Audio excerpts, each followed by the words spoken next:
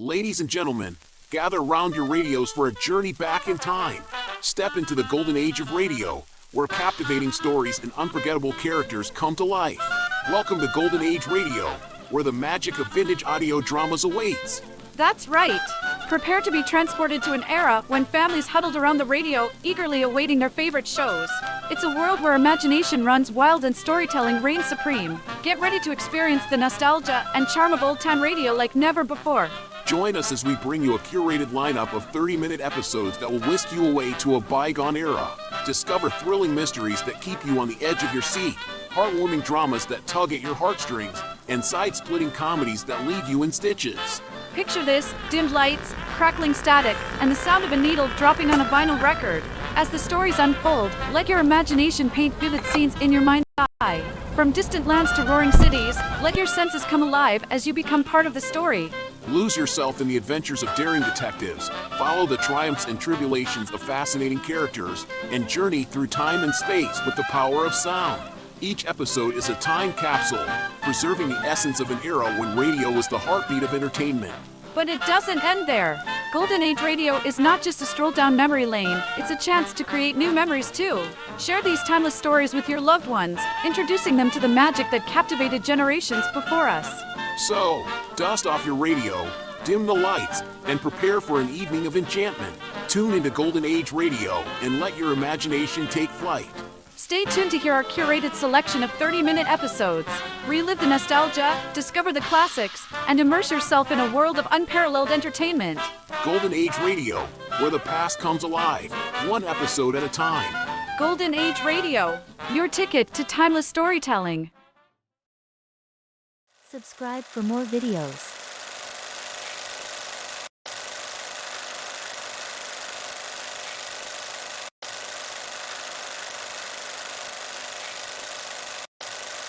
Exploring Tomorrow.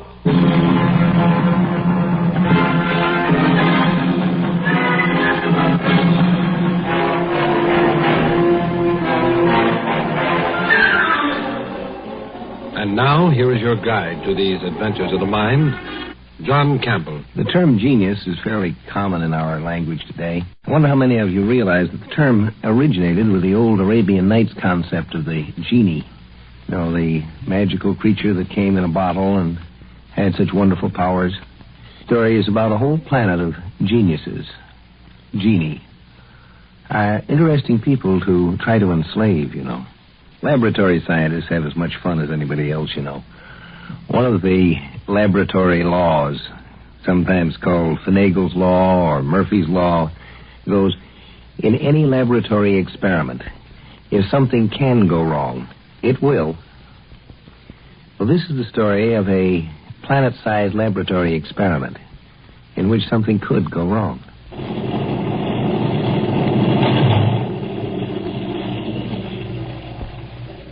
Professor Heim to His Excellency Marshal Gorham.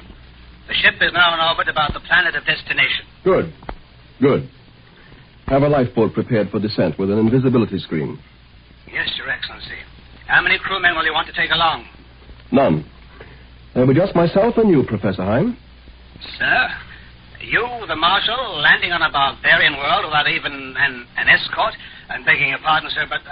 Do you mean that the Grand Marshal of the Galactic Imperial Armed Forces can't carry out an undercover inspection on a backward planet without a dozen Marines clanking in his wake? No, sir. And please remember that the people down there have no weapon more powerful than a bow and arrow. Whereas I will be carrying a nuclear blaster under my coat.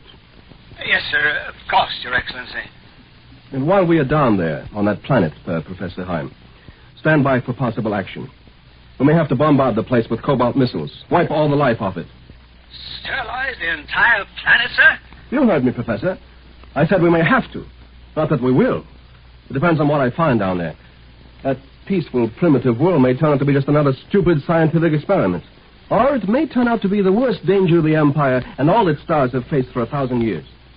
Now, I want you, Professor. I'm in my office at once. Over. Yes, Your Excellency. Over and out.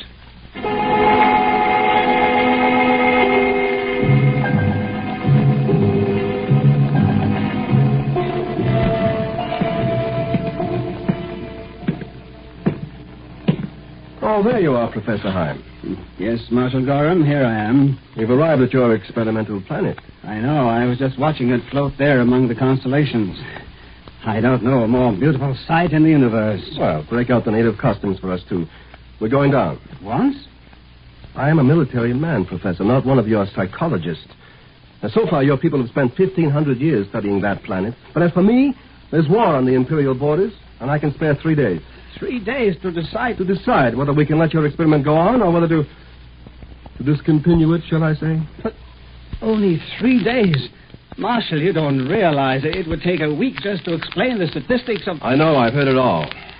1,500 years ago, the Psychological Research Foundation decided to learn what makes human history tick by running controlled experiments. So it took a lot of uninhabited planets and put different kinds of people on them. Oh, their memories wiped out, Marshal. The first generation started out knowing as little as animals. They had to discover everything for themselves. Fire, language, the wheel. Do you imagine that their descendants could have learned enough to menace us? To threaten an empire that for 3,000 years has controlled millions of planetary systems? We've been through all this before, I've told you again and again, I'm not worried about your other experimental worlds. They're still cavemen or less. But this planet here, pure genius stock. A planet where nobody has an IQ below 150. And God knows how high they go. Well, I just can't tell about them. And His Majesty is worried, too. There have been rumors. He sent me here himself to decide whether or not those rumors could be true. But the people down there don't even know the Galactic Empire exists. Why, the men there are still farming with plows and sailing in steamships. Sure. What of it? Ordinary men on Earth with an average IQ of 100 needed maybe 500,000 years to get as far as your geniuses have in 1,500. I understand they've already developed Newtonian physics, chemical batteries, telescopes, world governments. At that rate, they'll be visiting the other planets of this system in 50 years. They'll reach the stars in a century, and then they'll be loose in the Galactic Empire. Do you think they'd fit tamely into the caste system, like good subjects of the Emperor? Why, they couldn't even if they tried. They'd produce a new invention and a new philosopher every day. And that would mean the end of stability, and that, Professor, would mean the end of the Empire. So you say, but you're a soldier. You don't understand. Yes, I know. I'm a dirty militarist who can't see past the end of my own guns. All I'm good for is killing, huh? And you're a noble intellectual scientist. Yeah. I've heard that guff before, Professor, and I've gotten pretty tired of it. But I tell you, the genius people are cooperative in that. My orders are to inspect the place and decide for myself whether they're right or not. So that's what I'm going to do. Come along, Hein.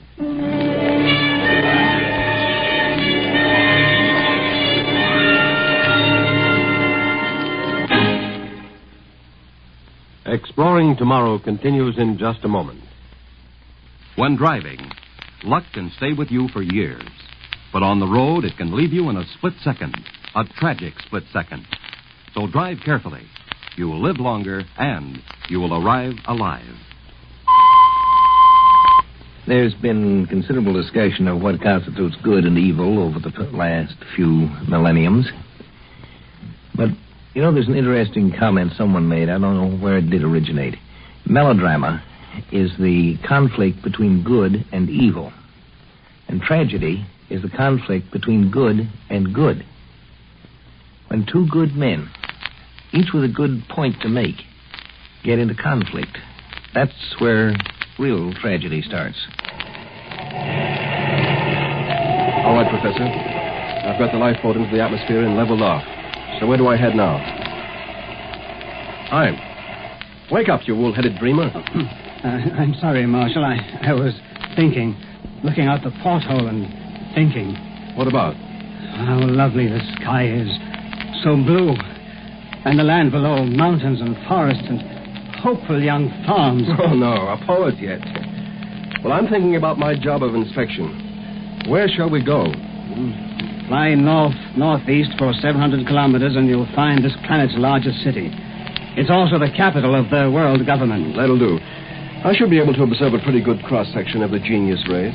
Do you seriously believe you can decide the fate of an entire world on the basis of what you see in one city? How do you expect to learn anything, even there? You don't speak any of the local languages, not even the international one they developed. You'll talk for both of us. We'll claim to be visitors from a long ways off, the opposite hemisphere. We'll just wander around town for a couple of days, and I'll get the feel of the place. You mean you decide whether these people live or die just on the basis of a hunch?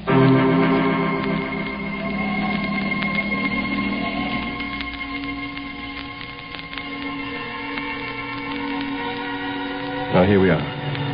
Landed in an empty meadow. You're sure nobody will happen by? Well, what do they do? The lifeboat is invisible. Even so. Well, we don't want the genius people learning the truth, do we, Professor? No, of course not. On that, you and I do agree. But my own motive is that I don't want to spoil the experiment. Come on, let's get moving.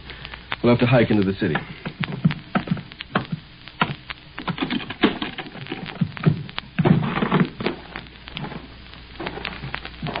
Oh, it's nice outdoors. Sunshine. I don't know when I last breathed air that didn't come out of a tank. And you turn all this into black radioactive ash. Come on, I said. Let's start walking.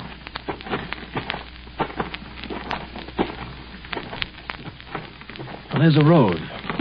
It's pretty well paved. Oh, yes. 10 years ago, this was a livestock trail. Today, they're driving steam automobiles over it. I predict that 10 years from now, the first airplane will use this for a landing strip. Where's the mass market to support all that progress? There isn't much of one. Actually, most people here are still riding around in buggies. You see, they have a unique social system. The average man on this planet would rather buy a new book than a new gadget. But at the same time, their engineers keep on making inventions because a mind of such power can't help being creative. And I tell you, the Empire can't afford what you call creativeness.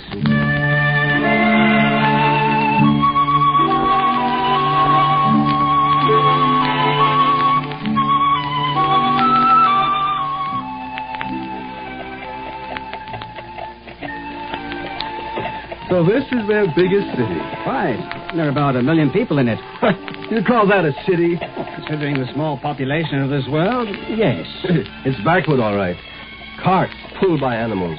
Water pumped by windmills. Bearded men in clothes of vegetable fiber. Wood and plaster houses. Gas lamps. That's what I keep telling you, Marshal. These people aren't demons. They're as human as you and I. They're born the same way as us. Grow up, learn, love, laugh, weep, and die like human beings anywhere in all space and time. They simply happen to be more intelligent. Let them live. 70 generations ago, they were savages. They didn't even know how to chip a flint. And now they've come to this. Yes. Our observers mingling with them in disguise have already learned more about historical dynamics than... Oh, sure, this city is still primitive. But in another 100 years, they have schools, laboratories. They don't frown on artists and scientists and philosophers. They glorify them. So, in 100 years, they'll be out among the stars. And we don't dare allow that. But they won't, Marshal. Not necessarily. If only you'd let me show you the economic data.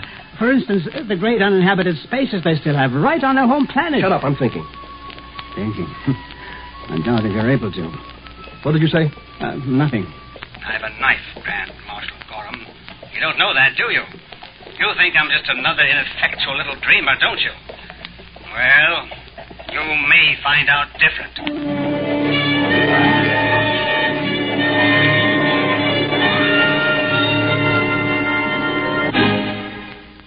If by militarist we mean someone who believes that it is necessary to use physical force to carry out, to implement a theory, a belief, then it looks to me like Professor Heim has become a militarist.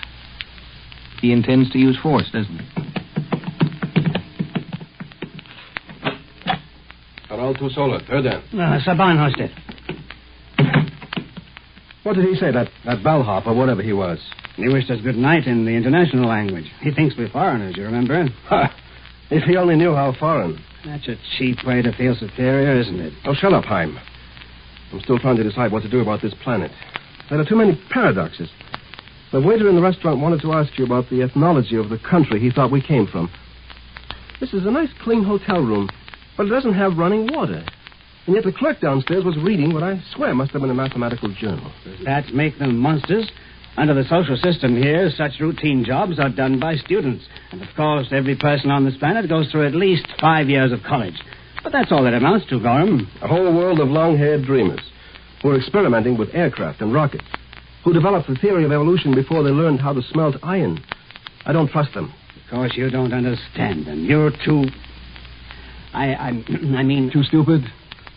Isn't that what you're going to say, Professor? I'm just a dumb militarist who worked his way from private soldier to Grand Marshal of the Galactic Empire. No fine scientist, just a hired hand keeping the barbarian raiders off your scientific back. Well, Professor Heim, I happen to be the man who will decide what's to become of this planet of geniuses. And have you decided yet, Your Excellency? Not yet. I can still take a couple of days to... 2 more days? After the Foundation work of 1,500 years? Hey, what are you doing? This is a knife in my hand, Marshal Gorham. Don't move. If you reach for that blaster, I'll kill you. You gone crazy, Heim? No. You're the crazy one. You're the lunatic who would blood out man's last best hope, this planet. You allow yourself 3 days to decide the whole future of a world. Now unbuckle that blaster. Don't let your hand come near the trigger. I'll drop it on the floor. Kick it over to me. So. Now I've got you where I want you. But, Professor, I haven't decided anything yet. I might decide this experiment is safe. I might still report to the Emperor. There's nothing to be afraid of. He can forget your race. Yes, you might. But I know you won't. I'm going to kill you, Marshal Gorham. I'm going to report to the spaceship captain that you died accidentally. And then I'm going to hope that the next Imperial Inspector will be more reasonable. Look out! Stand back, you fool! Don't! I only stabbed you in the arm that time, Marshal Gorham. But you're in a corner now. I'll get you this time. Go! Go, Varidan! Go along, or you don't go along, you rat.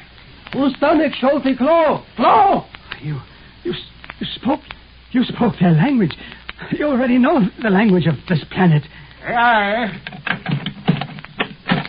The attendant has the key, of course. He's coming in. Drop that knife, Professor Heim. He's a husky chap. Shalom. Yai. Take la oderet. Drop that knife, I said, Professor. Yes, of course.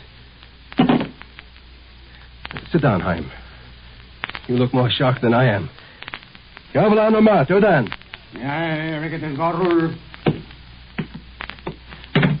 He's gone after the first aid kit for me. Not that you hurt me seriously. I'm sorry. It doesn't matter. And you're a native of this planet yourself. Yes. I was born here, though I've lived most of my life out in the Empire. We thought we were keeping a planet full of geniuses in ignorance. How long have you known? We began to suspect the truth 500 years ago. And we discovered that all life had evolved from lower forms, but couldn't find a subhuman ancestor for man. And finally, your disguised observers were identified. We even used blind man techniques to spot those wearing invisibility screens. Did you really expect you could go on fooling a race with twice your brain power? Well, we thought so. Yes, I suppose it was foolish. Some of us wormed our way into space as stowaways or in disguise, that sort of thing. People here live quietly, so as not to give the show away. We don't tell our children the truth till they're old enough to keep up the pretense. But meanwhile, for the past 300 years, our agents have been out in the Empire, learning everything you know, posing as citizens, working up into the key positions of your government. We can do that by sheer merit. Yes, obviously you can become Imperial Marshals. Quite. And when the Emperor got suspicious, he sent me, his trusted soldier, a notorious anti-intellectual, to check up for him. Naturally, I was going to give this planet a clean bill of health, but I had to string you along first to make it look good. Evidently, I put on a better act than I had planned. And now that I know your secret? I'll have to report that you were accidentally killed here, Professor. But don't worry. All you have to do is spend the rest of your life here as one of us. I don't think you'll mind that. Oh, no, not personally. I'd enjoy it. I used to envy the people on this world. But when you, well, your race, I mean, when you've completely taken over the Galactic Empire from within, what do you plan to do? Well, we'll remodel it, shall I say. I'm afraid you wouldn't understand exactly what we intend to do. It's a little beyond your grasp, but it will be for the benefit of the ordinary galactic citizen, too. The poor, backward, benighted galactic empire.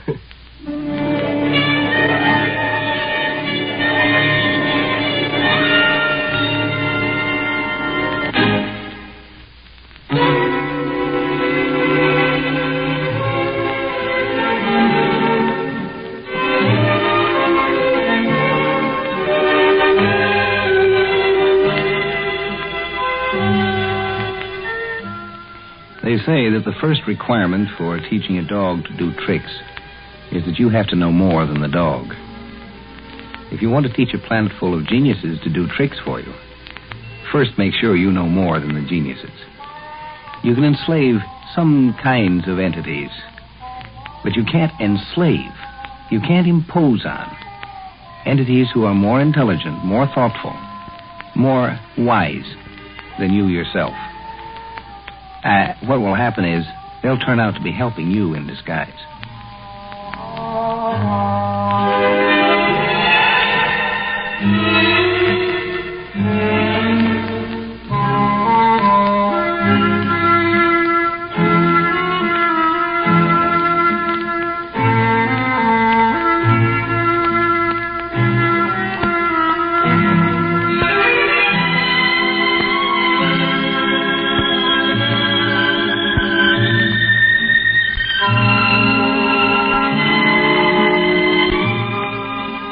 Join us for a fascinating adventure in Exploring Tomorrow.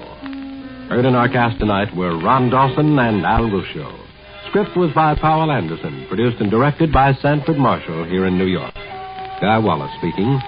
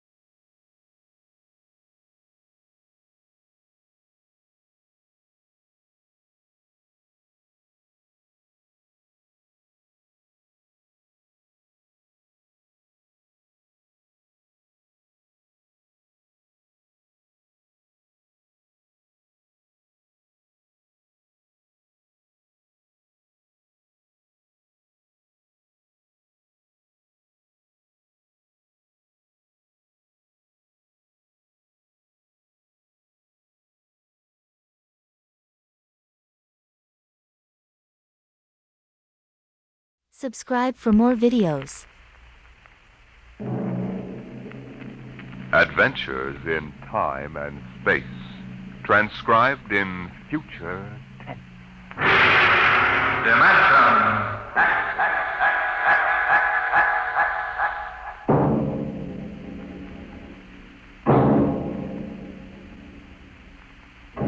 Can you predict what will come in 100 years? Or in 10? Or in the next minute? Can you see beyond the known dimensions of time and space into the unknown Dimension X? Today we tell you a story of America's largest city, a story that began in the bustling city room of a New York metropolitan jail.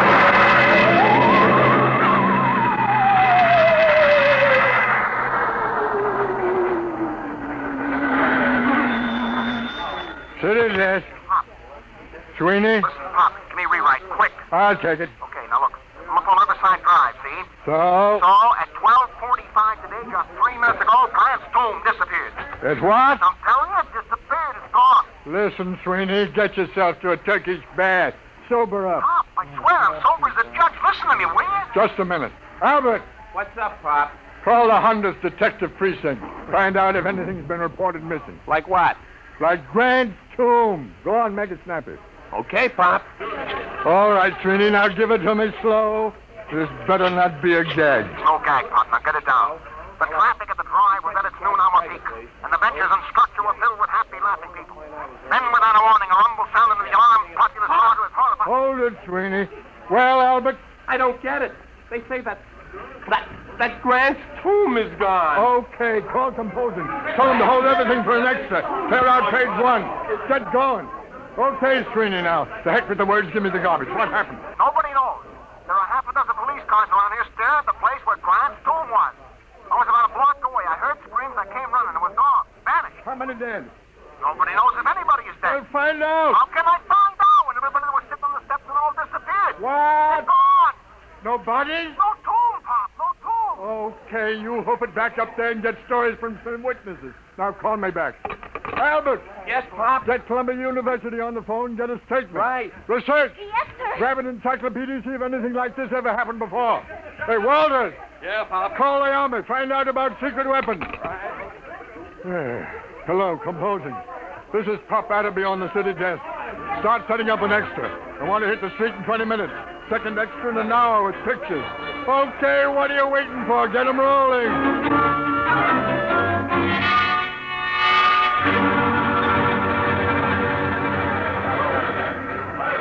Pop. Pop. Oh, I'm busy, Albert. Yes, sir. Pop. Mr. Colborne wants to see you. Pronto. Tell him I'm busy.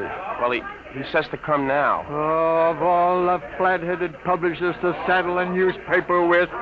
Okay. Sweeney calls, switch it to Colburn's office. Okay, Pop. Come in. Listen, Mr. Colburn, I'm very busy now. There's an extra on the rollers and... I know. I just called composing and ordered them to stop it. To stop it? Are you... Atterby, you've been on the city desk of the Herald for 25 years now. Since when do you waste thousands of dollars on an April Fool issue? April Fool? Listen, Grant's tomb is missing. Is that a story? Or am I dead from the neck up? Did you check it? Yes, and Sweeney... How do you know it's true? Well, if you... What do you mean spreading cold terror all over town? But Sweeney... The devil with Sweeney. How do you know it isn't just a hallucination? Mass hypnotism, something like that. Well, what if it is? Atterby, if this is a farce, we'll be in Dutch, but good. Civil suits, criminal action. We're the only paper in town on the streets with an extra. The other editors don't believe this story for one instant. It takes guts to run a paper. Well, if that's what it takes, you've got too many. You took the authority for this without even trying to find me and get an okay. Your father-in-law knew a story has to run while it's hot. All right. You ran this while it was so hot, our first 10 papers drove the city into a panic. How do we know this whole thing isn't a big... Hello. Now there's Corborn. Yes, he's here. It what? Oh, well, that's fine. That's fine and dandy. You're fired. What? It's your star reporter, Mr. Sweeney, formerly of the Herald. Formally? Give me that phone. Hello, Sweeney. Pop, Did you get the pictures? How are things up Pop, there? Pop, I'll need more witnesses. Pop. Hey, what? It's back. Fine. What did you say? It's back. Grant's tomb is back. I'm sorry. You're sorry. All right, Golden Boy.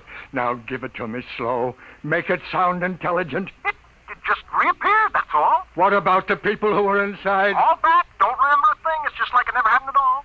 It's a miracle. Some miracle. We got an extra on the streets with 28 types screaming that Grant's tomb has vanished, and you calmly call me up to tell me that it's back. But it was gone. I tell you, Pop. Sweeney, What? do me a favor, will you? Yeah, what? Drop dead. Well, Atterby? I guess we run a retraction. Just doesn't make sense. 12 police cars saw it. We've got statements from witnesses. I told you it was hysteria. Look at the man from Mars broadcast that Orson Welles did. 1,000 people will swear they saw the monsters. Oh, I don't know. I'm all confused. Well, let's look at it this way, Atterby. Maybe you've had enough. Enough what? You've been on the city desk 25 years now. That makes you, 55? 54. What are you driving at, Mr. Colby? I mean, maybe you ought to retire.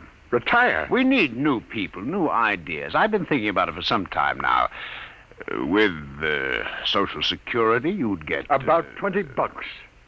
Fine. Now, you listen. I brought this paper into the world, and it's going to take me out.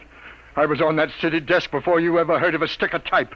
Then you come along and marry a publisher's daughter. That's enough. I made a mistake, okay. Anybody can make a mistake. I still think there's something in this story. Sweeney's been around too long to blow one like this. Even when he's drunk, he's a better newspaper man than most. I'm sorry. Effective today, you're relieved as city editor. Sanford will take over. Sanford? Why, he's green as grass. If you want to stay on in some minor job... Such as... Well, how about science editor? Science editor. You could have the office right next to mine. It'll pay the rent. Well? Oh, I don't know. I don't know what I'll do. I've been on the city desk so long. Well, maybe it's too much excitement for a man your age. Stop writing me off, will you? I'm sick. I'm 54. And a man at 54... is no longer a boy. Oh, I don't know. Maybe I am losing my grip. Gotta go somewhere and think it over. All right, Atterby. Take your time. I'll be across the street at Burley's bar if you need me. I'll let you know before the bulldog hits the streets.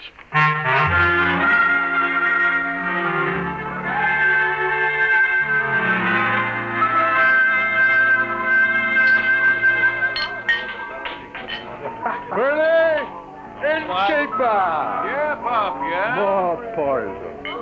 Haven't you had enough, Pop? Yeah, this is a solemn occasion, Burley.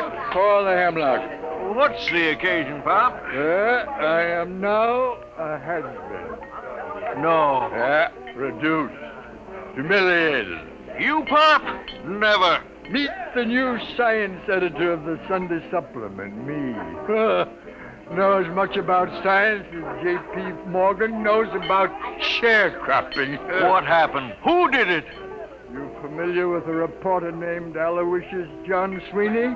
Former friend and drinking companion of mine? Sweeney got you busted? The same. If that gentleman should ever, by some misforgotten chance, thrust his head into this bar, Burley, my friend, I personally, with these two bare hands... Hey, Pop!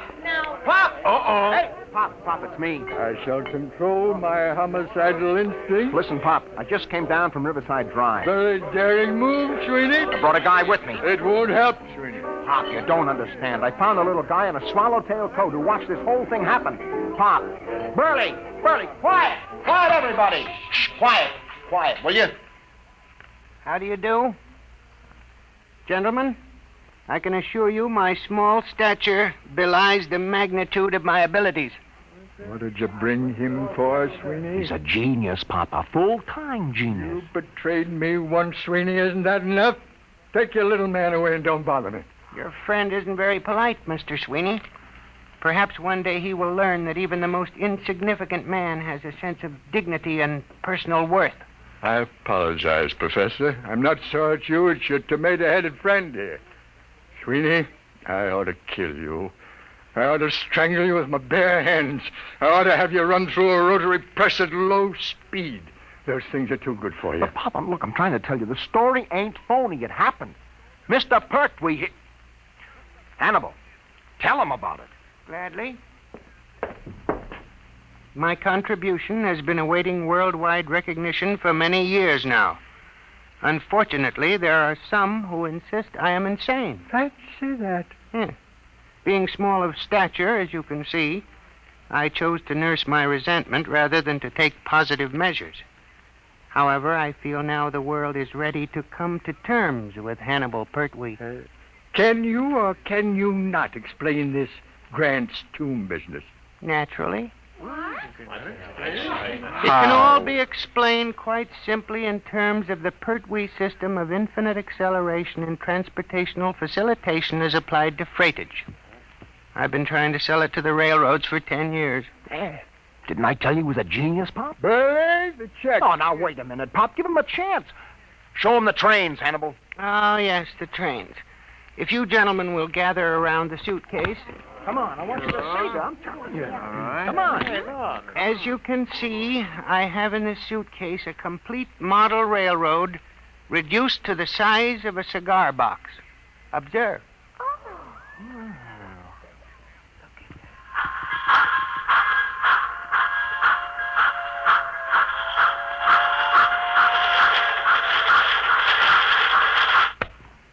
That's enough, I think. They run!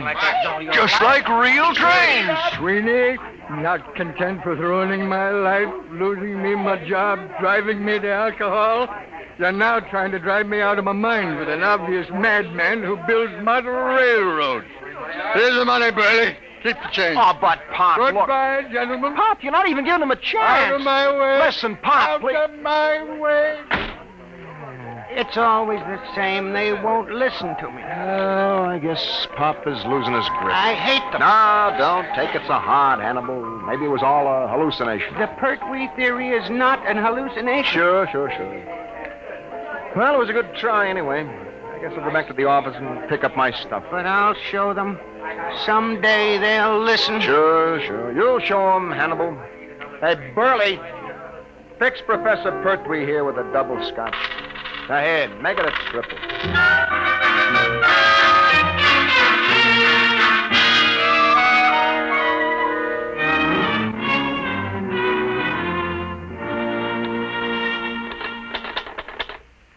The newest use of the isotope will enable medical experts to trace with accuracy the growth of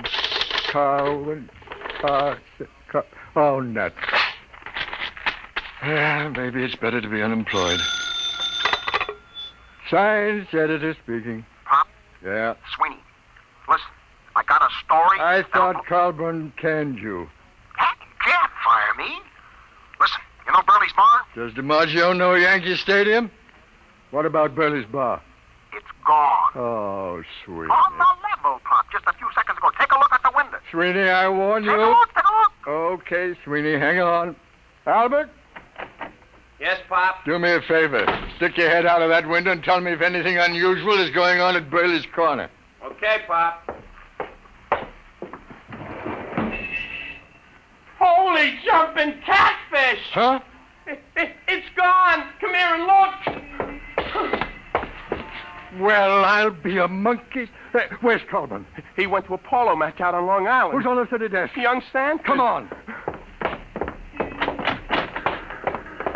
That's the city desk, Sanford. Okay, I'll give it to rewrite. Just a second.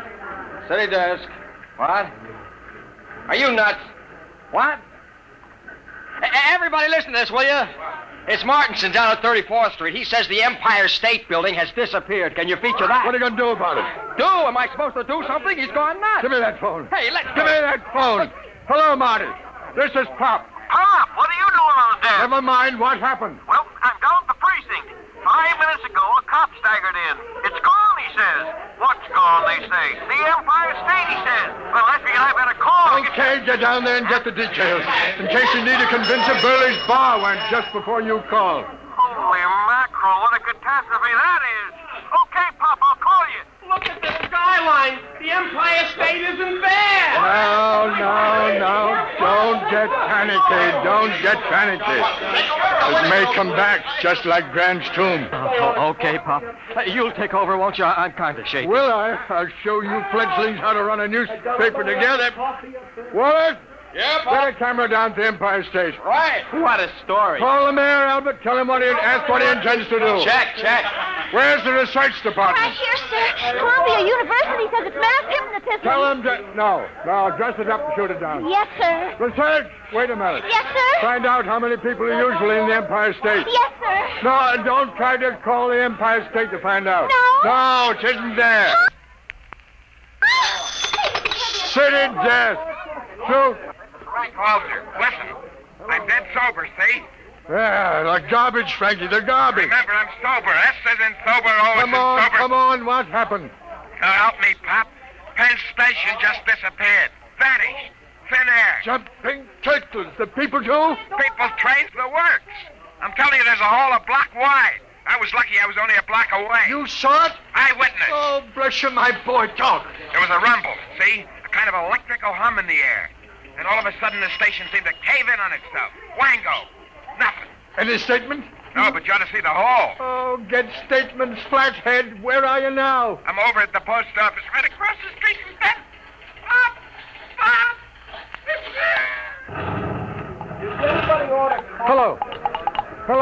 Hello, Frankie. Frankie, operator. Pop, we got a flash. The United States Post Office just went. The whole darn city is going piece by piece. Don't lose your head, Albert. Hello. This is the composing room about that Empire State Building story. Still, it's old news. We've just lost Penn Station and the post office. Get out a new banner head. New York City vanishing. What about copy? You don't need copy for a story like this. Tell the linotype operators to use their imagination. Albert! Pop? Anything else missing? Chrysler Building, maybe? Nothing yet, Pop. Oh. Anything reappeared yet? No word on anything. Maybe things are stabilizing. Call composing. Tell them to start rolling. Right, Pop. And find Sweeney. Telephone from downstairs a while ago. I forgot all about him. Tell him he's hired again. I'll print any statement that isn't immoral. Uh-oh, Pop. Here comes Mr. Trouble. Adam B! Oh, now, take it easy, Colburn. Adam B., what are you doing at the city desk? Where's Sanborn? What's going on here anyway? Has everyone gone out of his mind? Listen, the Empire State, the Penn Station, and the post office have all been missing for almost 5 minutes. Get away from that desk, you. Drop that telephone. Listen. I don't care if Washington, D.C. has been bombed by the Martians. I want you out of this office in 2 minutes. Albert, cast those extras. Pop, you get out, you're fired. Oh, you're not being reasonable. I'm not interested in the other papers. Just get out of here before I go stark raving mad.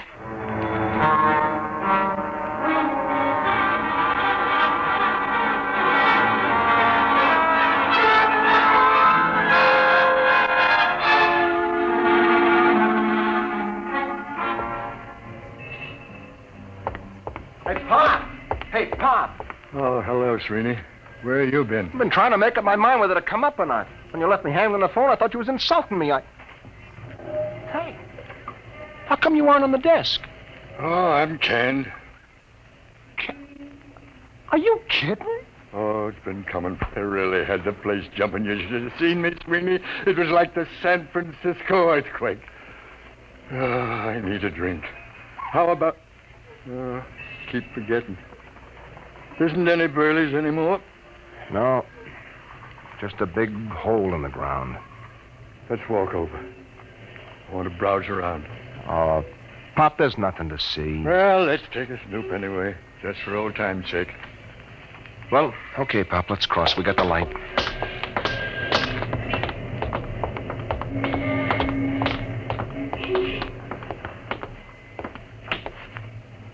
Well, will you look at that? Who'd ever thought that less than 10 minutes ago there was a building here? Yeah. Let's climb down and have a look, Sweeney. Well, what for, Pop? It's getting dark, you know. We'll break our necks. Sweeney, where's your old reporter spirit? Come on. Well, okay, but I don't see what you expect to... Ooh, my ankle. Easy, easy.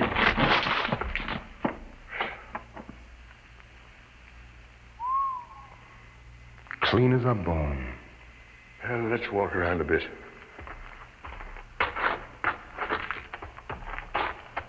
See anything? No, just rocks, pieces of the foundation. I'll bet you that... Pop, wait a minute. What? Will you look at this? So small, I almost missed it. Well, I'll be a son of a... A perfect scale model of Burley's. Less than 4 inches tall. What do you suppose this is doing here? I don't know. Can I help you, gentlemen? Pertwee. What are you doing down here? I'm looking for my model. Thank you for finding it. Oh, this is yours, is it? Certainly. Now, if you'll be kind enough to hand it to me, I'll just put it back in my suitcase. You better give it to him, Pop. All right. Thank you. There we are. Thank you, gentlemen. I thought you just went in for model trains. I have always been preoccupied with tiny things, but lately I've been branching out. Well, I really must be going. Thank you very much. He's as loony as a bat. The geniuses are all crazy. I read it in a book. Sweeney, did you get a look in that suitcase? Sure, I seen in it when he opened it in the bar this morning. I mean just now. Oh, why? This morning when he opened his suitcase, he had a little round tube and a set of model trains in it. Nothing else. So? This time he had 3 other models. So what? Nothing. Except they happened to be models of the Empire State, Penn Station, and the United States Post Office.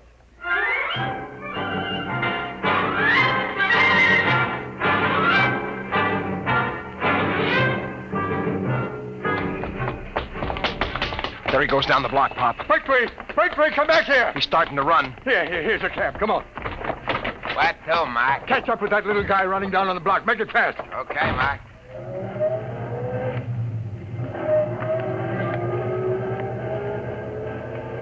There he is. Hold it, cabby, hold it. Come on, Sweeney. Hey, how about my dough? Hey, you bums! Stop, gentlemen. Stop, I warn you. Hey, Pop. He's got that little tube out of his suitcase. He's pointing. Grab him, Sweeney. All right, give me that thing. Let go my arm. Give it to me. There. I warn you. Never mind the warnings. Just you come along with us. We're going to have a little talk. Take him up to the office, Sweeney. Pop. What? Where's the taxi? What? The taxi. If you look at the curb, you'll find your taxi. Jumping saints. Pop, look at it. Now, gentlemen, perhaps the world will believe in the validity of the Pertwee system of infinite acceleration.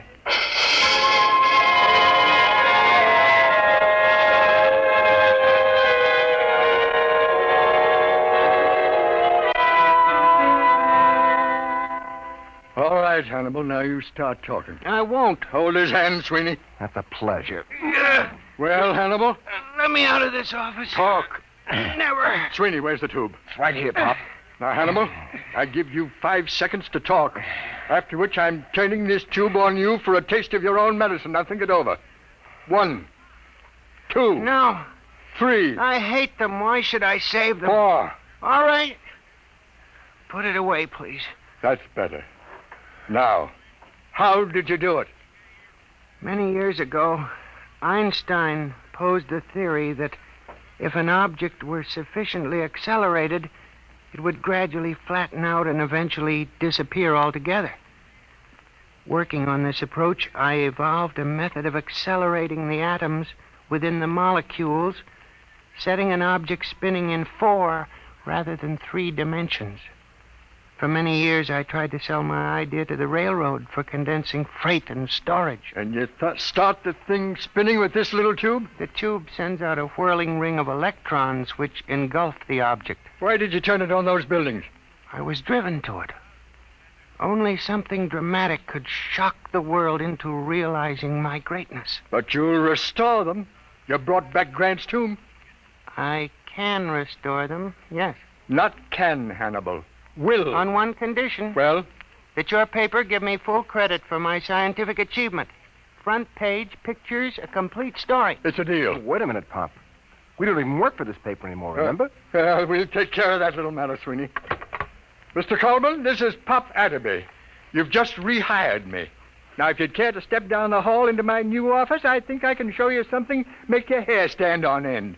I have 3 missing buildings in my desk drawer. Well? He's on fire. Says he's coming down here to have me committed to an institution. Fine. All right, Atterby. All right. What's going on here? I fired you. I ordered you off these premises. If this is a joke, Well, Mr. Coleman, you see these models? What about them? What would you say if I were to tell you that these 5-inch models are actually the Empire State, Penn Station, the United States Post Office, and Burley's Bar, and a taxicab, all compressed 500 times, that there are people in them so tiny they can't see them, that even time is so compressed inside these buildings that movement is impossible. This is insanity. Who is this man? Sit down, Coleman. The show hasn't even started yet. Sweeney, put the taxicab out in the middle of the floor. Okay, Pop. Now, stand back. Hannibal, here's the tube. Now do your stuff. Stand back. Now. Good Lord. I don't believe it. It's getting bigger. I reversed the polarity of the spin very gradually. What's the idea of blocking traffic, you lousy bum? Hey, where am I? Hey, what happened? How did my cab get in this office? Take it easy, George. What is this? Who are you? Hey, ain't you the fare that skipped out on me? Hey, what is this, a bug house? Well, Mr. Coleman? I don't understand. But you do believe. Well, yes, I saw it right before my eyes. Okay, well, then here's the deal. You give our boy Hannibal a front-page spread with pictures. He'll take these other buildings back to the original sites and restore them just like they were, with our cameras getting exclusive shots. Now, is it a bargain? Is it a bargain? I may not be the best newspaper man in the world, but this is the biggest thing since Noah's Ark. You're rehired as city editor at your old salary. My old salary? All right, plus a 500 bonus. There's a deal. Sweeney, call composing. Tell them to double the size of the front page. Have them hold it for a red banner full-page headline. Got that? Right. Hello, Albert. This is Pop. Listen, I want all photographers up in my office right away. Call research. Tell that girl to have Columbia send a battery of big shots over to the former site of Penn Station. Copy, Mike. Copy, boy! Hey, Mike. I'm busy, George. Sweeney, what's the word? What must that? All right. What is it? All I want to know is, how do I get my hack out of this office?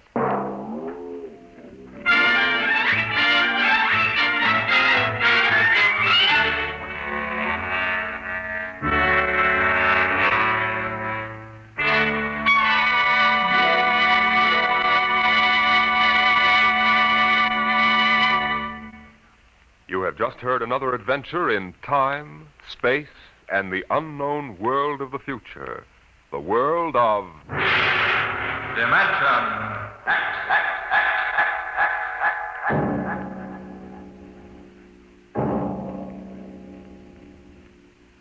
How would you like to leave your home and friends for a trip that might last for 10 years or forever? You'll hear all about it on Dimension X next week when we present Shanghai. Today, Dimension X has presented The Professor Was a Thief, an adaptation by George Lefferts of a story by L. Ron Hubbard. Featured in the cast were Arthur Maitland as Pop, John Larkin as Sweeney, and John Gibson as the Professor. Your host was Norman Rose. Music by Bert Berman, engineer Bill Chambers. Dimension X is produced by William Welch and directed by Edward King.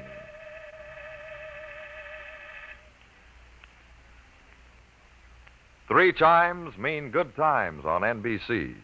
Tonight is the time for the premiere of NBC's gigantic Sunday night broadcast, The Big Show.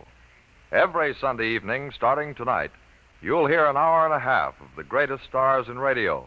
Performers like Fred Allen, Jimmy Durante, Ethel Merman, Frankie Lane, Meredith Wilson, and many, many more. And your MC will be the lady who invented the snappy retort, Tallulah Bankhead. It's the big Subscribe show. for more videos. Countdown for blast off. X minus 5, 4, 3, 2, X minus 1, fire.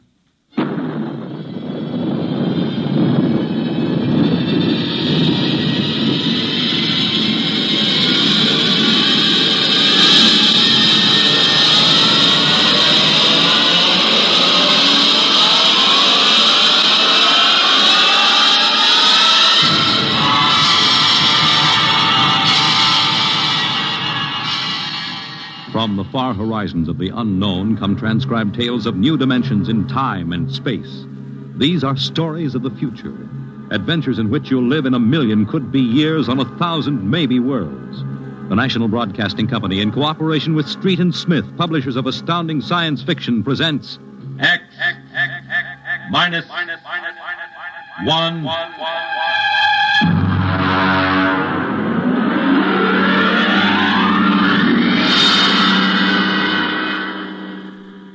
Tonight's story, 0 Hour, by Ray Bradbury.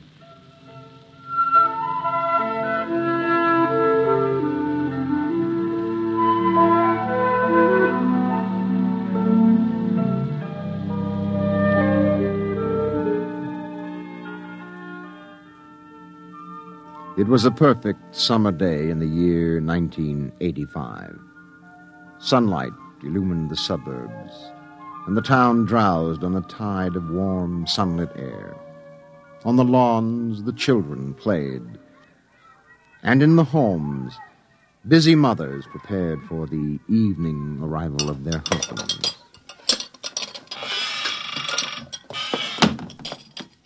Excuse me, Mom. Good heavens, Mink. What's all the excitement? We're playing a game, Mommy, the most exciting game ever. What are you doing in that cabinet? I need some tools from Daddy's kit. Your father may not I'll want... take good care of them, Mom, I promise. Very well, dear. Don't lose anything. Oh, what's the name of the game, Mink? Invasion. Invasion. What will they think of next?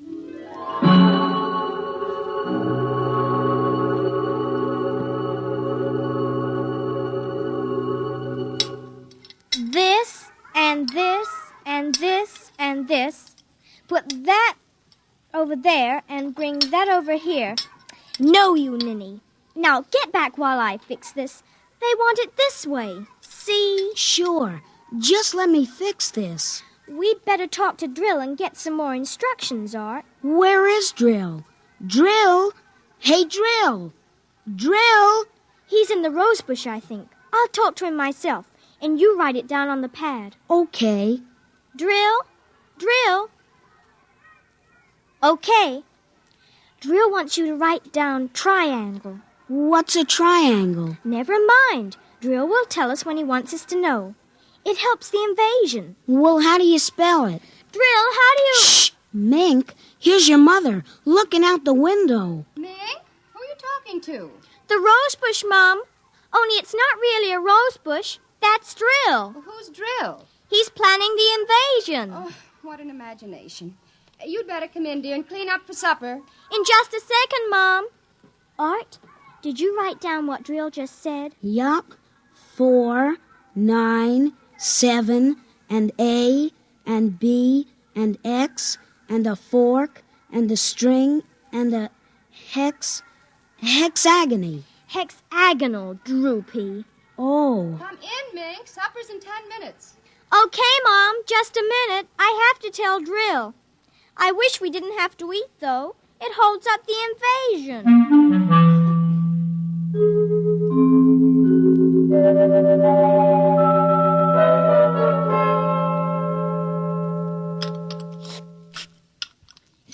Mink, for heaven's sake, slow down. You'll choke on that soup. I can't, Mom. It's a matter of life and death.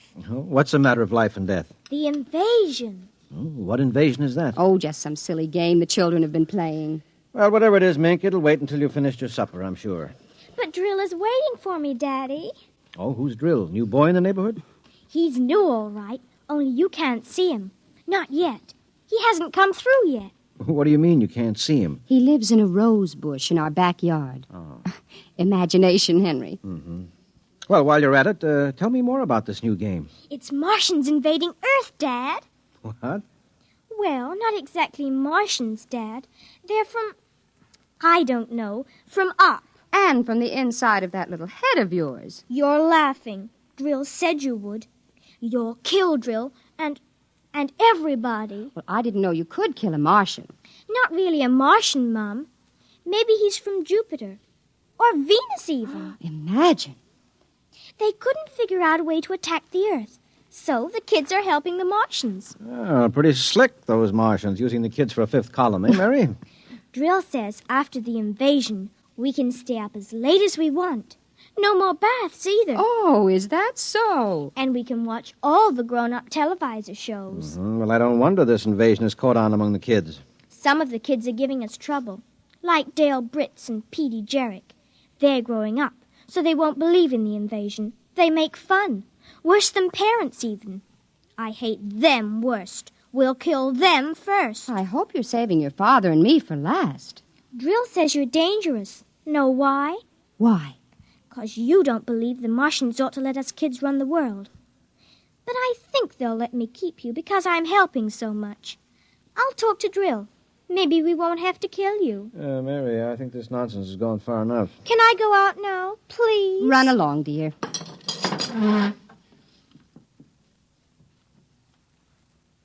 Don't worry, Dad. I won't let them hurt you.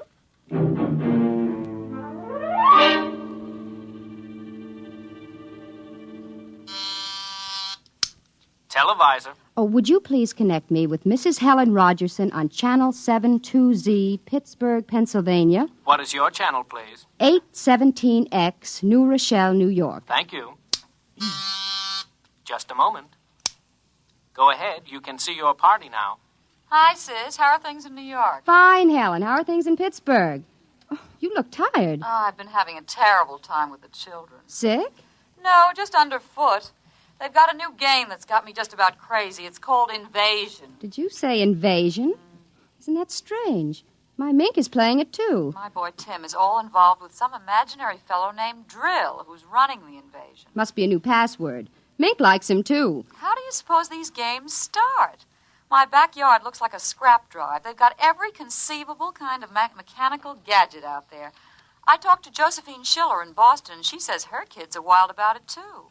It's sweeping the country. I can't understand it. Helen, do you suppose... What? Oh, nothing. Just a wild thought that crossed my mind. Oh, say, the reason I called is that black and white cake recipe... What was that? I don't know. One of the children might have hurt himself. I'll have to run and see, dear. Call me back tonight, will you? All right, Mary. Bye. Mink? What is it? Who was that who screamed? Peggy Ann. What happened? She got scared and ran home. Did you hit her? Nope, she just got scared. She's a scare baby anyway. Now, Mink, tell me why she screamed. No, I can't. Mink, you'll answer me or come inside this instant. I've had enough nonsense. I can't quit now, Mom. It's almost 0 hour. Then tell me what frightened Peggy Ann. Okay, she saw Drill. He almost came through. Through what? Those pipes and things we set up. She looked into one of the pipes and screamed. I guess she saw Drill. And no one hit her? No, Mom. Very well, Mink. I'll call Peggy Ann's mother and see how she is. If we could only get Drill through, it would be easy. Then all the others could come through after him. I'm going in now, Mink. I'll call you in for your bath in half an hour. Your father and I want to go out tonight. You won't be able to go out, Mom. Why not? 0 hour's 5 o'clock, Mom.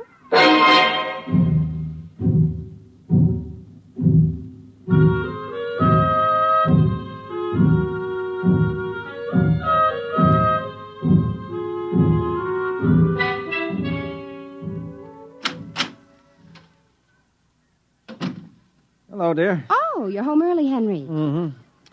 Thought I'd relax a little before we went to the theater. Where's the little one? Out back. Oh, same game? Mm-hmm. Same game. They've got a stack of pipes and hammers and spoons a mile high out there. Oh, my children. Why do we have them? Well, they are strange creatures, aren't they? Even Mink. She's a part of us, and yet... Yeah, look, dear, I'd like to discuss this with you, but we do have a theater date, and it's almost 5 o'clock now, so... Say, what's happened to the kids? They're so quiet.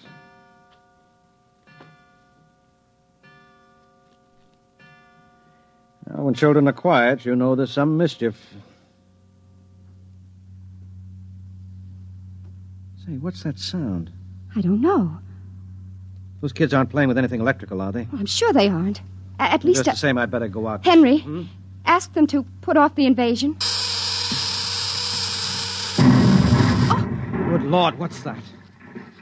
Mary, look out the window. Henry! What is it? Where are the children? Mary, why are you shaking? What did you see? Henry! Quick, up to the attic. Well, they aren't in the attic. Yes, the attic, quick. No, Mary, come back here. Mary, don't go up. They aren't up there. Mary, are you out of your mind? There's no one up here. Quick, shut the door. Lock it. But there's nothing up here. What is wrong with you? Now, Mary, come to your senses. Henry, we've got to stay here and hide. What are you talking about? I saw it through the window. Henry, it was horrible. They weren't making believe. It is an invasion. Oh, Mary, for heaven's sake, let's get down out of this attic and talk this over sensibly. I want to find out if Mink is all right. She's all right. I saw her. She was leading them around the corner of the house. Leading who? The kids? Shh. Listen. Well, there's nothing. Listen. The front door. They're coming. Good Lord, those kids sound like 50 men with boots on. No, not men. Oh, please, God, don't let them find us. Don't let them, please, God. I don't understand this. Who's there? Don't shout, they'll hear. Who's down there? I demand that you answer me. Oh, they're coming. The whole house is shaking. Who's there? Hush, please be quiet. They might go away. Henry. Mom? Dad? Are you in the attic? Henry, listen. That's Mink. It's Mink. We've got to save her. Henry, don't you understand? She's leading them. What? She's leading them. She's on their side, Henry. Oh, please, God, forgive them. The children on their side? She told us, but we wouldn't believe her. Shh, listen. They're coming up. Oh, God. Mom? Dad? We know you're in there. I guess you better melt the lock drill. Henry, the lock. It's melting. The door. Oh, dear God. Mom, Dad? Oh, I see you now. Peekaboo!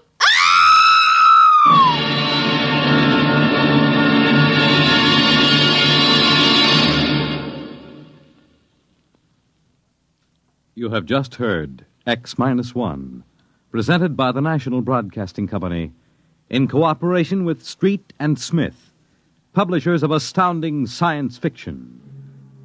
Tonight, by transcription, X-1 has brought you 0 Hour by Ray Bradbury, as adapted for radio by George Lefferts.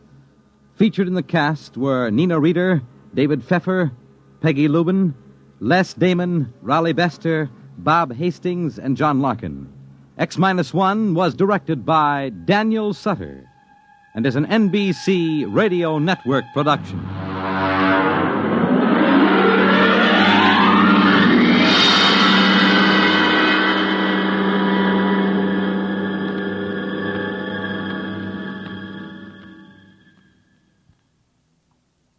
And now, next week, The Vital Factor by Nelson Bond. The story of a man who sought to rule the universe and then discovered that this formula for gaining that power was minus one precious ingredient. You'll hear it on X-1.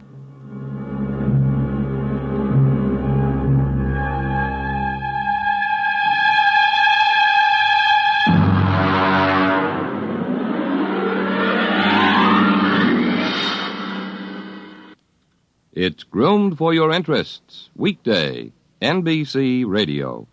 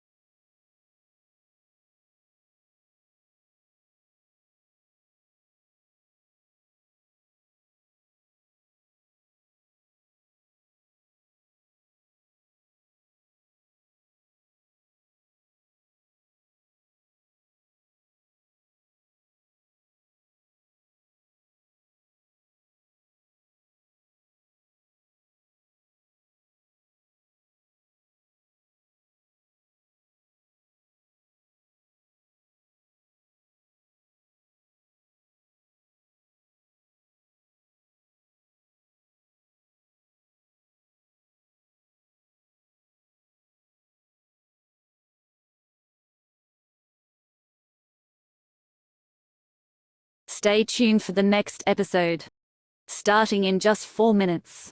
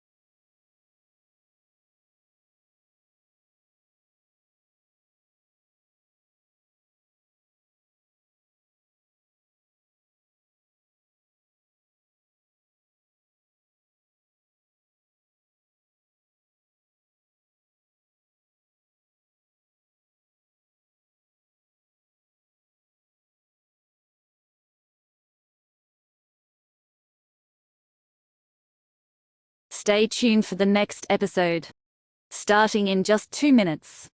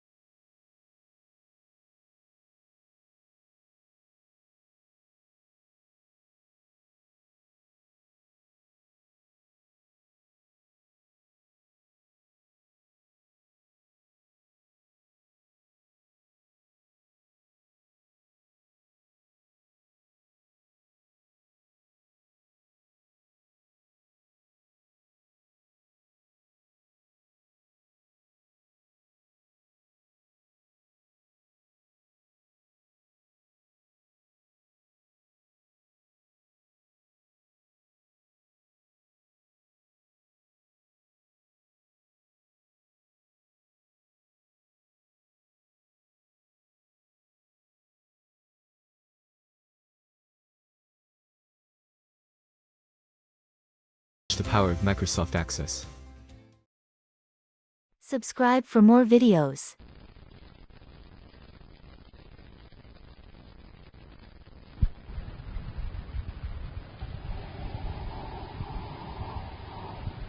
Wheat Chex, Rice Chex, and Good Hot Ralston present Space Patrol! High adventure in the wild, vast reaches of space. Visions of daring in the name of interplanetary justice. Travel into the future with Buzz Corey, Commander-in-Chief of the Space Patrol. In today's transcribed Space Patrol adventure, Buzz and Happy are in a private space cruiser heading toward Jupiter when suddenly... It's a cosmic torpedo right off our port side. Who could be firing at us? I don't know, but he's within range. The next blast will get us sure. He hit us that time, sir. The power's gone. That's not all. Half the hull's punctured. We're losing all our air. We'll return in just a moment with today's exciting Space Patrol adventure, Treachery in Outer Space.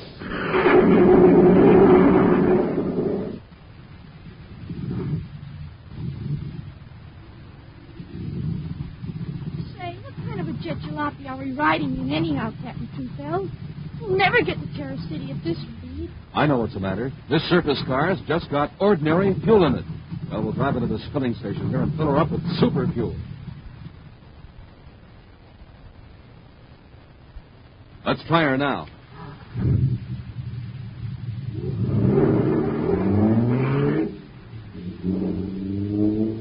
Wow, this jet car is supercharged now. Sure thing. There's super fuel in it. And, gang, there's a little lesson in this for you. Ordinary fuel for breakfast, you're just a putt-putt. Super fuel for breakfast, you're supercharged. So, gang, my advice is eat the super fuel Buzz Corey has in the morning. I mean wheat checks and rice checks, the super cereals that help to supercharge you. Real swell tasting, and they both have that modern bite-sized design for easy eating. So don't be a putt-putt. Eat the delicious super cereals that help to supercharge you. Rice checks and wheat checks. And remember, inside the package, there's a mysterious magic space picture. And now, today's Space Patrol adventure, Treachery in Outer Space. Commander Corey and Cadet Happy and their space battle cruiser Terra 5 are headed toward Jupiter, where Buzz is to hold a conference with the governor of that giant planet. But they've just received a message concerning a wanted bandit ship reported in the area, and Buzz has changed vector to head toward Jupiter's third moon. There's no sign of another ship in the viewscope, Commander. Maybe the pilot of that Saturn patrol ship was mistaken. The ship he was chasing may have already landed on Jupiter's third moon. Then it's going to take us a long time to locate it, sir. Number 3 isn't a very big moon, but it's still got a lot of surface. More area than we have time to search right now, even for 1 million credits worth of amplifon. But, sir, if we're not going to search for this ship, why are we going to the third moon? I'm going to pay a visit to the Gold Star Express spaceport. It's the one spaceport on number 3 moon where they don't ask many questions. Well, didn't he say it was a small cargo job? But that's all. There are dozens of small cargo ships shuttling between Jupiter's 12 moons, and the Saturn's moon, for that matter. The Gold Star Express operates 3 or 4. Not a very big outfit. No, but you get a lot of revenue by repairing ships owned by even smaller operators. A working ship isn't always a very high standard, you remember. Yeah, that's what Gold Star got in trouble about last year. Of course, Rex Scranner may have learned his lesson. We'll have a talk with him, and then we'll blast off for Jupiter City.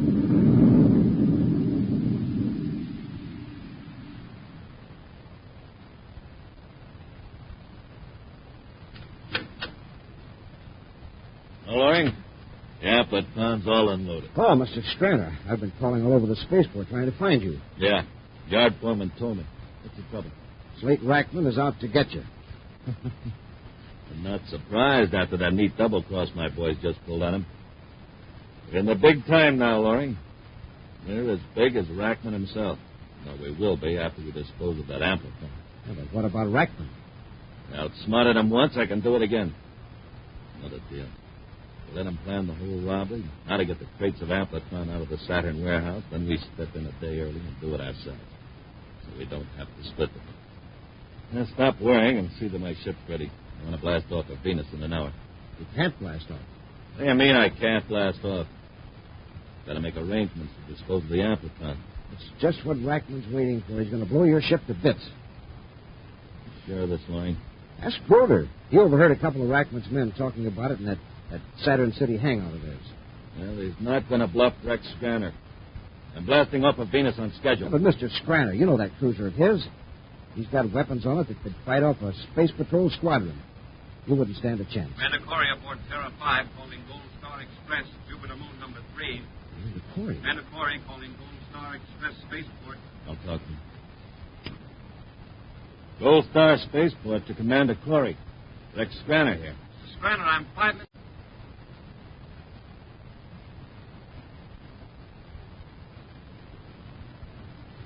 I'm sorry, Commander. Your ship's the only one to come into our Gold Star Spaceport in the last 16 hours. Business has been pretty slack. Well, has any ship requested landing permission and then canceled within the last few hours? No, I've been here all the time myself. I'd know about such a call. Happy, you checked over those ships and repair hangars. What do you think? Well, 2 of them were small cargo jobs, but by the looks of them, they've been there for days. The rocket exhausts aren't even warm. I see.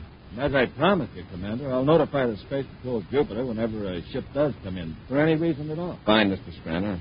What was that? Came from the direction of our ship. Come on. It sounded like the whole atmosphere dome collapsed. Hey, smoke and rockets, Commander. Look, somebody backed the truck into our ship. Worse than that. He rammed a metal beam right through the hull. That clumsy ox. I'm going out there and tell him.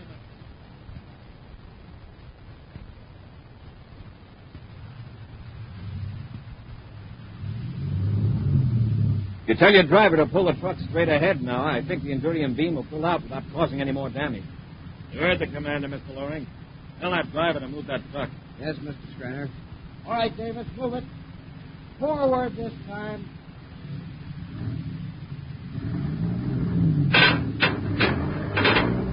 That's clear. Well, the next thing is to get it repaired. Commander, I hold myself personally responsible for this inexcusable accident. My company will repair the damage. All right, Mr. Straner. But let's wait till Happy comes out of the ship. Maybe you won't have the men and equipment. Some delicate wiring is affected. Fool couldn't have backed his truck into that old cargo hull. No, he's got to pick the flagship of the Commander-in-Chief of the Space Patrol. That could have been worse. The driver didn't do it intentionally. He's very gracious about it, Commander. And since you insist, I won't fire them.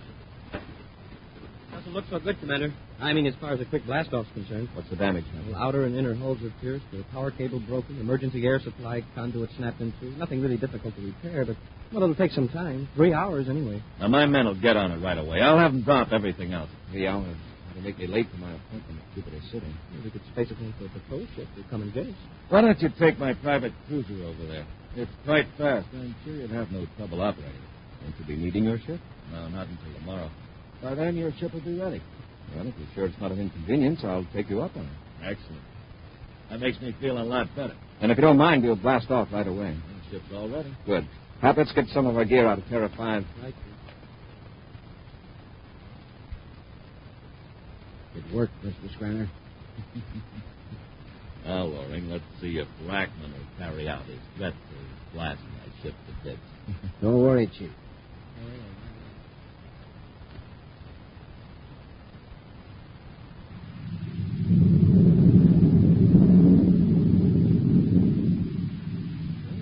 Bad little ship, Commander. Straner keeps it in pretty good shape. Yes, but I don't care much about using a civilian ship for official business. You know, I honestly think Straner would have been offended if you had refused. Still, if it wasn't such an urgent appointment with the governor, I'd have waited for one of our patrol ships. Well, we ought to get to Jupiter City right on the nose, sir. Wow, what was that? Cosmic torpedo right off our port side. Cosmic torpedo? I'll take the controls, Happy. Put on the rear view scope. Yes, sir. One of our patrol ships must be firing at us. Without a spacephone challenge? Maybe Straner's spacephone receiver's out of order. Seems all right. The meter's checked. Wow. That was too close. It rocked the ship. Commander, look in the view scope. It's another private cruiser, and it's closing in. Happy, go to the locker, get a couple of spacesuits. If our hull gets punctured, we'll still have a chance. All right, Commander. I'll try to find out what this space pirate wants. Private cruiser J3587 calling private cruiser S642. Hold your fire. Hurry with the suits. Cruiser S642. Hold your fire. This is Commander Corey of the Space Patrol and cruiser J3587. What do you think you're fooling, Straner? You're done for. This is not Straner. It's Straner's ship, but this is Commander Corey. Who are you? Yes, well, I'm the Secretary General. Who are you? Stop firing those torpedoes and answer me. Nice try, Straner. That Commander Corey gag, I mean. But you can only fool space, wreck, and one. Happy, knock the power out. Hurry with those spacesuits. He's blasting the ship to pieces. We're losing air. We'll return to Space Patrol in just a moment. Hey, watch it. Hold everything. Here he comes. And he's running right this way. Wow! That's a boy here in the neighborhood, gang, and he's always supercharged. Eats rice checks and wheat checks. That's why they're the super cereals that help to supercharge you. Uh-oh, he's running right in this direction again. I better get out of the way fast. Man, that boy has the speed of Buzz Corey himself. Well, gang, how about it? How about getting supercharged so you can whiz along just like that? Here's all you do. Have a good power breakfast with Rice Chex or Wheat Chex, the delicious bite-sized super cereals. They help to turn on your starter, help to make you bright as a light, help to keep you right on the beam. So don't wait. Get Rice Chex and Wheat Chex today, the swell-tasting super cereals that help to supercharge you. And remember, inside of every Rice Chex and Wheat Chex package, there's a mysterious, magic space picture. And now, back to our Space Patrol adventure, Treachery in Outer Space. Slake Rackman is blasting Rex Spanner's spaceship, believing his double-crossing partner is inside it. Actually, Spanner has plotted so that Commander Corey and Cadet Happy are in the ship. Thus, Spanner figures he's saving his own life and at the same time eliminating Buzz Corey. At this moment, Buzz and Happy are in the badly battered private space cruiser trying to get into spacesuits as their air pressure rushes through twisted hull plates into outer space. Into the airlock. Quickly, Happy. I can't breathe. We can put on our spacesuits in there. Hurry, Hap. Yes, sir. There's no air in the lock either. It escaped when we open the hatch. I'll turn the valve up. Oh, that's better. Get your suit on quickly, Happy. We're going to jump out of the ship, sir? Yeah, not if that cruiser stops firing at us. What did he say his name was, sir? Rackman. He's after Spanner. Isn't he ever going to stop? He's going to be sure no one's left alive in this ship. I've got my suit on, sir. I'm ready to leave the airlock anytime you want. Close your helmet faceplate and we'll go back into the control section. Ready, Commander. Open the inner hatch.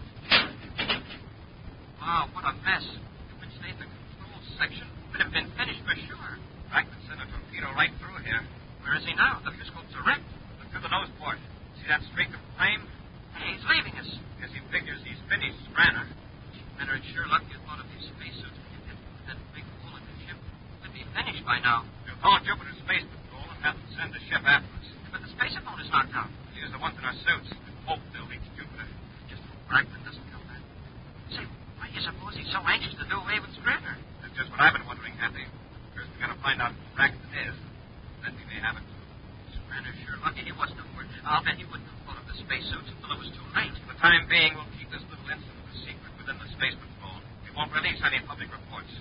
Let this Rackman assume he got rid of Spanner, then we'll watch for his next move.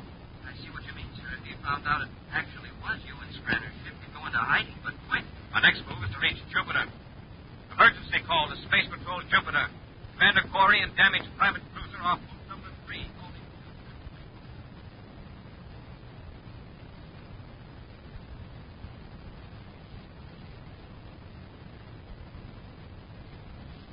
Well, Loring, I'd say Corey's had plenty of time to reach Jupiter City. Should we check to see if he's arrived yet? Just to be sure? Yeah. We'll notify Jupiter City Space Patrol the commander's ship has been repaired, that it can be picked up any time it's convenient. That'll show the Space Patrol that we're very cooperative. Then maybe they'll let us know if something happened to Corey. What do you mean, if? What chance would Corey have in your ship against Rackman's armored job? Right. Now, while I call Jupiter Space Patrol, you give the boys orders to start loading those crates of Amphitryon. I'll take them to Venus right away. But suppose the Space Patrol comes to pick up Corey's ship while we're loading. What if they do? Are they going to suspect us of loading stolen goods right in front of them? I guess you're right. You're sitting pretty, Loring. Rackman got rid of Corey for us. And when he finds out it was Corey and not me, he'll go into hiding. He won't dare show his face anywhere. Order the men to load the Amphitryon. I'll call Jupiter Space.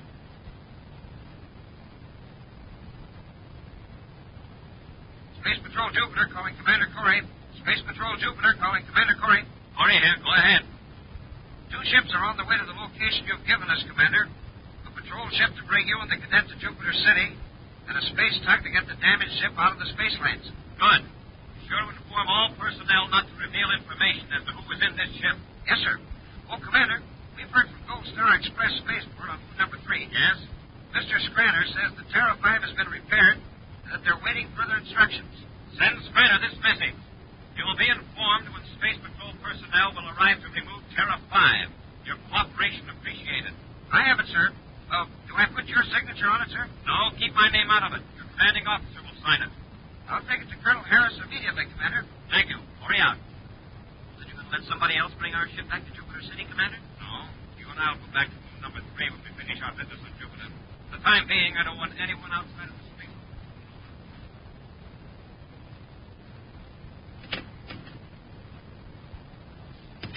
Men are loading the Amplitron cases into that Class C cargo ship, Mr. Scranner. They ought to be ready to blast off in an hour. Good. Heard anything about your ship? Or Corey?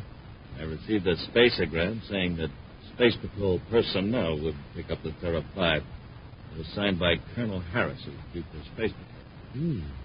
If it's just a routine pickup of the ship, why would the Colonel be involved? Exactly. Well, why wouldn't Corey's name be on the message? Obviously, because there's no longer a Commander Corey. I've seen it happen before, Laurie. This is the kind of official smokescreen that always goes up before some important announcement. Private cruiser S642 calling Gold Star Express Spaceport on Jupiter Moon number 3. That's Rackman. I know what he wants. But remember, you don't know anything about me except that I blasted off some time ago. Private cruiser S642 calling Gold Star Express Spaceport Jupiter number 3. Gold Star Express, Jupiter number 3. Go ahead, Cruiser S642. I would like to speak to the person in charge. Oh, that'd be Mr. Scranner, but he isn't here now. I know that. But who is in charge in Mr. Scranner's absence? Why, I guess I would be Bart Loring. Oh, Laurie. Yeah, sure. Well, this is Slate Rackman. Yes, Mr. Rackman. Well, you probably know I had an arrangement with Mr. Scranner. Yes, he mentioned it. I'm sure he did. However, since Mr. Scranner isn't coming back, that puts you in charge of Gold Star Express. I don't understand. What do you mean Mr. Scranner isn't coming back? Well, he made the mistake of double-crossing me on that Saturn Amplitron deal. I have just blasted his spaceship apart. Now I want to land at your port and talk to you. Oh, what about? My share of the Amplitron. I don't know what you're talking about. Now, don't be a fool, Laurie. Now that Scranner is gone, come in with me. If you don't, I'll send a cosmic torpedo into your atmosphere shell and destroy every one of you. Well, what do you say? Laurie, when you make a deal, act scared. What do you mean, act? You heard what he said. Mr. Rackman. Yeah, Laurie. I'll be glad to discuss your proposition. Good. And in case you plan anything clever, one of my men in another spaceship has instructions to blast your atmosphere shell down. If I'm not spaceborne in 30 minutes. Just come in, Mr. Rackman. I'm sure we can reach you.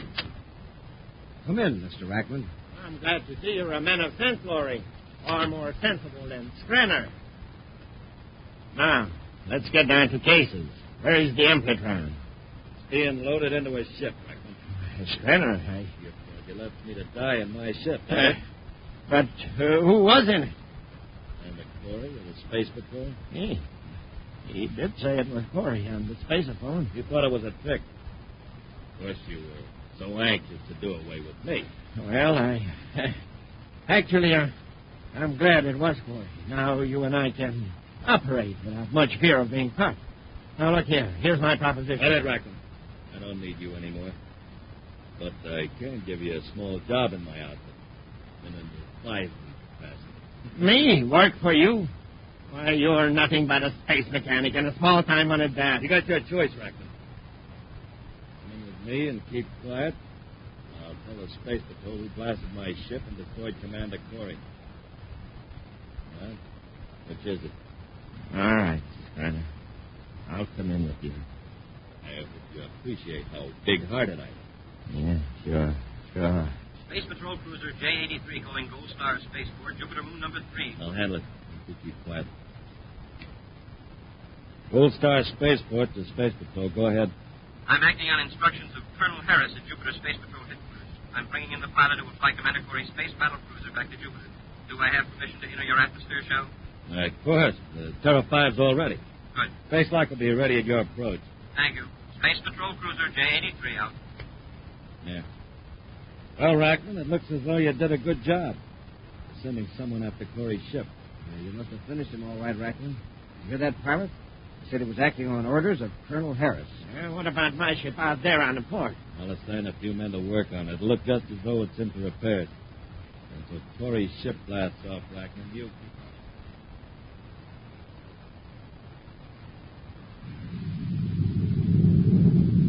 Set the velocity, Happy. Here's the Gold Star Spaceport dome.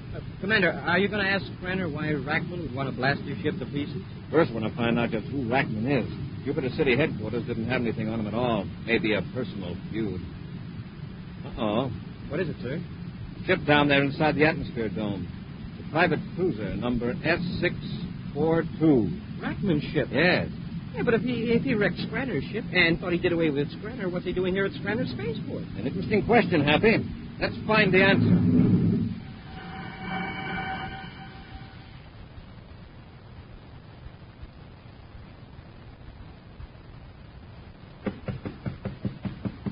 Come in. Well, gentlemen, there's a ship. And a clerk. Yes, Scranner. Why the surprise? Oh, hey. Didn't you expect me to come back to my ship? Yes. Except that you didn't identify yourself when you called in for landing procedures. Well, where's Rackman? Rack, the man who brought in that private cruiser out there near the east hangar? That ship was merely brought in for repairs, Commander. It seemed to be in good condition when it was blasting cosmic torpedoes at your ship. Don't understand. Look, Scranner, somebody blew your ship to pieces thinking you were in it. Someone named Rackman. Now his ship is here in your spaceport. How do you explain it? What is there to explain? Quit stalling, Scranner. Cadet Happy and I saw some men loading a cargo ship, hauling crates out of an underground storage vault. The crates look very much like the type in which Amplitron is packed. How about it? I think it's about time someone took over who can handle things. Don't move, Corey. I suppose you're Rackman. That's right. Corey, move in and get the commander's weapons and the cadet. Go ahead. I got them covered. Sure, Mr. Rackman. I see I wasn't thorough enough when you were in Scranner's ship. But that's a mistake I can easily correct right now. Hurry up, Loring. Take the commander's ray gun. Hand me your ray gun, Commander. All right, Loring. Here it is. Get Scranner, Happy. Yes, sir. You're a fool, Corey. You're 2 against 3. Not now. That evens it up, Commander. Watch Loring. Hello, Loring. All right, Scranner. Want some more? Wait. Commander, please. Had enough? Yeah, you've got to revive Rackman. Hurry or we'll all be destroyed. Oh, fine. He told me if he wasn't out of this atmosphere shell in half an hour, his men had blasted a cosmic torpedo in us. We've only got 5 minutes. Oh. Bring him to. Let him tell his men he's all right. Come on, Scranner. Commander, I mean it. A torpedo through this shell would destroy us all. Forget it, Scranner. I don't think Rackman's men are worried about him right now. Look out there, above the dome. Space? Doesn't. I took the precaution of making a spacephone call when I was inspecting Terra 5. You're safe, Scranner. Yeah, Scranner. Where you're going, you'll be safe for a long, long time. We'll return in just a moment with a preview of next week's exciting Space Patrol adventure. Gang, there's not much time. What do you mean, Captain Truefell? No, sirree, there's not much time. Hey, Captain, not much time for what? To get a projectoscope. This offer will soon end. You had me scared. I already got my projectoscope. Ah, lucky you, but say, gang, how about you?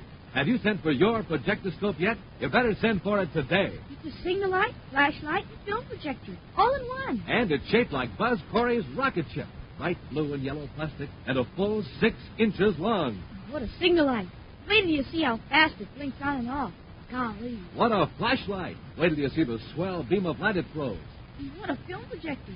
Wait till you see the wonderful pictures it shows on the wall. Gang, it comes with a strip of film containing Buzz, Corey, and Cadet Happy in 4 Space Patrol adventures. Mighty Meteor, Space Pirates, Men from Mars, and Robot Invasion. Slip the film in your projectoscope, darken the room, push the radar antenna, and a picture flashes on the wall. To show a whole adventure, you just slide the film from picture to picture. But remember, the projectoscope offer soon ends. So send in for your projectoscope today. Just buy a box of Rice Checks or Wheat Checks. Then with your name and address, send 35 cents in coin and a Rice Checks or Wheat Checks box top to Space Patrol, Box 686, St. Louis, Missouri. This offer good only in the USA and may be withdrawn at any time. That's Space Patrol, Box 686, St. Louis, Missouri. And now, a preview of next week's exciting Space Patrol adventure. Buzz and Happy are in a surface car driving through the Venus Mountains toward the Space Patrol testing grounds. As they speed over the dangerous road, they're unaware that a container of sleeping gas hidden in the car is expelling a dangerous vapor. Wow, I've seen these cliffs from the air, but I never realized how high they really are. Oh. From this road, it's 1,000-foot drop to the bottom of the gorge. Hey, Commander, you sure you don't want me to drive it? If you get sleepy, we'll take the goes off. Hey, Commander. Huh? Hey, Commander, look out. We're headed for the edge of the cliff. Hey, Commander, wake up. We're going over.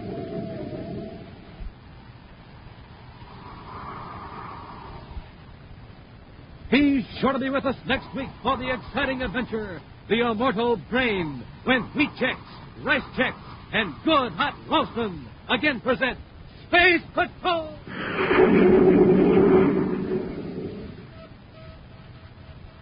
Special bulletin for boys and girls in Columbus, Ohio, Wilkes-Barre, and Scranton, Pennsylvania. Buzz Corey's own space battle cruiser, the Ralston Rocket, will be in your area next week. Don't miss it. The Ralston Rocket. Space Patrol, an original Mike Moser production starring Ed Kemmer as Commander Corey and Glenn Osborne as Cadet Happy, was written by Lou Houston and directed by Larry Robertson. Other players were Ken Mayer, Bela Kulvach, Norman Jolly, and David Duval. Dick Tufeld speaking. Now, don't forget to tune in next Saturday and every Saturday when Wheat Chex, Rice Chex, and Good Hot Ralston again present Space Patrol! And be sure to see another exciting Space Patrol program on your local ABC television station. Consult your local paper for time and channel. Space Patrol comes to you transcribed from Hollywood. This is ABC Radio Network.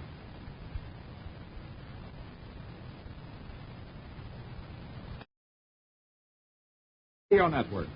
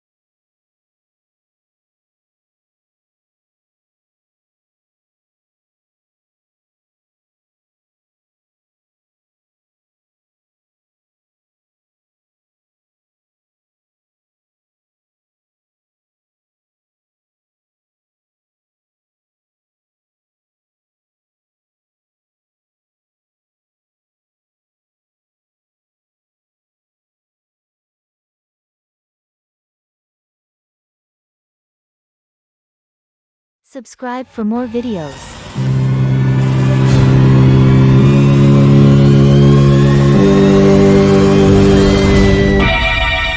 Lipton Tea and Lipton Soup present Inner Sanctum Mysteries.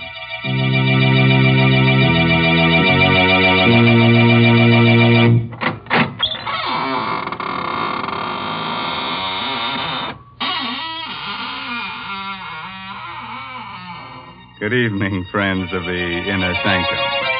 This is Raymond, your host, at the squeaking door. Come in, won't you? Well, you're shivering. Cold? Oh. Well, don't let it throw you. Just remember that many are cold, but few are frozen. Well, our story, to be different tonight, is about murder. murder, and a clock.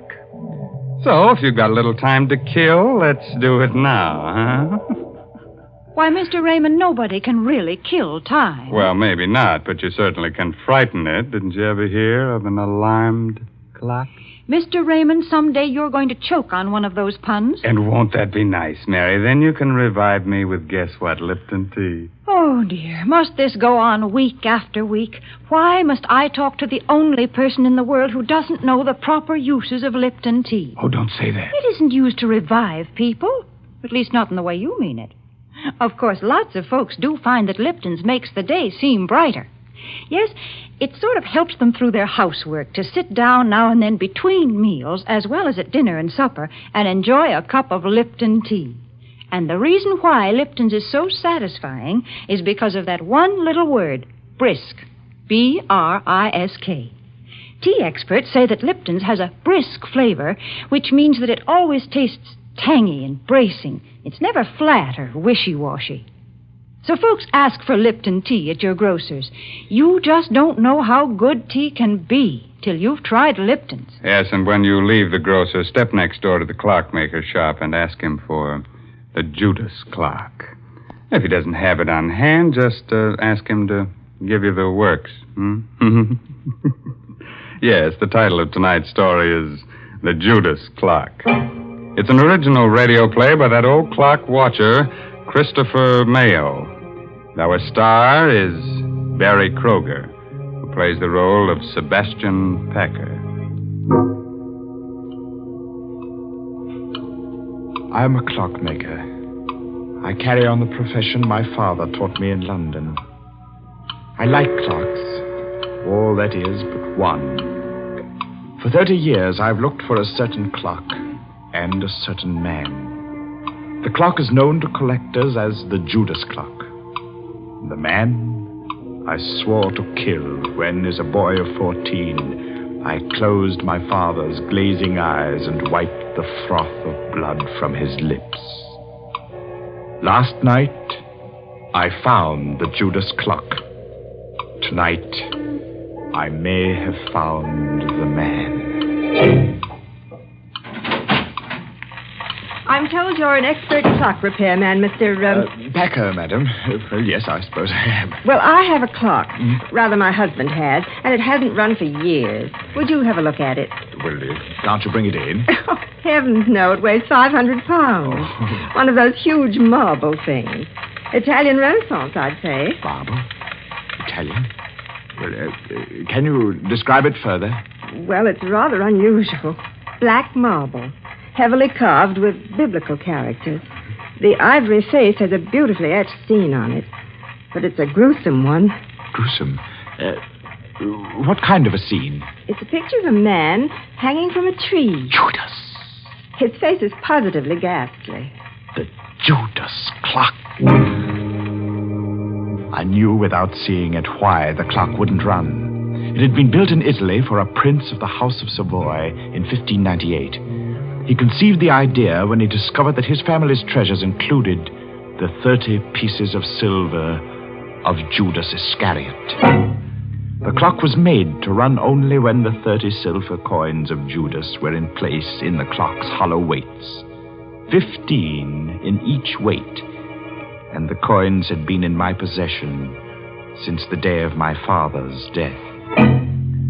Somewhere inside me, that clock still beats its deep-throated song, and I have but to close my eyes to hear again my father's voice. It's an evil clock, son, as evil as Satan himself, and it's cursed. There is a legend that every man who has owned it has died a violent and bloody death. Well, Mr. Packer, can you fix it? Oh, I'm sorry. I was daydreaming. Well, yes. Does Mr. Arnold. Arnold. Does Mr. Arnold know that you're having the clock repaired? No. We've only been married a few weeks, and I'd like to have it working when he comes back to town tomorrow. Sort of a surprise. Yes, I see. Well, I'll be there in half an hour, Mrs. Arnold.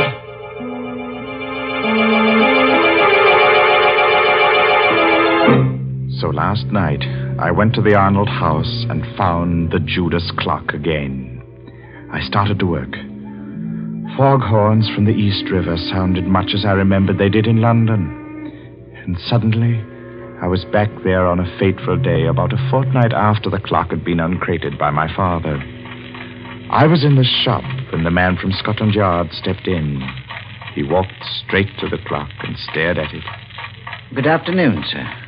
Does the clock interest you? Very much. When did you acquire it? A cousin bought it at an auction in Italy, and I'm displaying it for sale and consignment. My name's Pettibone, Scotland Yard. I've been looking for this clock for a month. It was stolen in Italy. Stolen? Yes, Mr. Packer. And worse, murder was done. Afraid you're involved in a bit of something here. Murder? I'm taking possession of the clock in the name of the Crown. I shall never forget the look of horror on the detective's face a moment later. He laid his hand on the clock's carving, and it froze there, while his face drained white and his eyes bulged. He opened and closed his mouth soundlessly and crumpled to the floor with his hands to his throat. He was still and twisted and very dead. Mr. Pettibone had died of a heart attack the moment he took possession of the clock. I helped Father drag him into the stockroom. Father wanted time to think, so I went to my room. I dozed off only to wake hours later at the sound of angry voices. Well, Cousin Andrew, you've done me a fine turn, haven't you? I've told you I didn't mean to kill the old girl. It was an accident. Don't talk so loud. Boy will hear us. You killed her as soon as you learned she'd made out a will in your favor. Then when you thought it was safe, you sold all her furnishings and sent the clock to me to sell. Very well, I did. You're in it to the ears. I'll go to the police. Oh, and how will you explain poor, stiff Mr. Pettibone lying in your stockroom all this while? Besides, Timothy, there's nothing to fear now Pettibone's gone. He was the only one who suspected me. Now, you're the only one who knows. I'll crate this cursed black monster tomorrow, and you leave with it. And will you also crate Mr. Pettibone? I have a plan. Here, sit down in this chair, right here. I'll show you how we can solve the whole thing. My young heart beat with a wild dread as I listened. I could only see Cousin Andy's back, but I could see Father seated dejectedly in the chair near the Judas clock, his head in his hands. It was midnight. All the clocks in the shop began striking the hour, and louder than all the rest was the chime of the evil clock. If only then I had known, I might have done something, but the slow strokes beat on. 8, 9, 10, 11, 12. And before my horrified eyes, the heavy marble piece leaned slowly from the wall and crashed across my father's back. And Cousin Andy stood facing my father as the clock crushed his frail form and choked him. He made pitiful little sounds, his eyes begging for life. And the murderer just stood, his back to me, and watched. Thundering sinners, you die hard. Cousin Andy ran from the shop crying for help. He would claim an accident. I raced into the shop. My father was dead. I choked back my tears, and I closed the poor, staring eyes. I took the coins of Judas from the weights of the clock and ran from the shop, the blood-stained pieces jangling merrily in my pocket.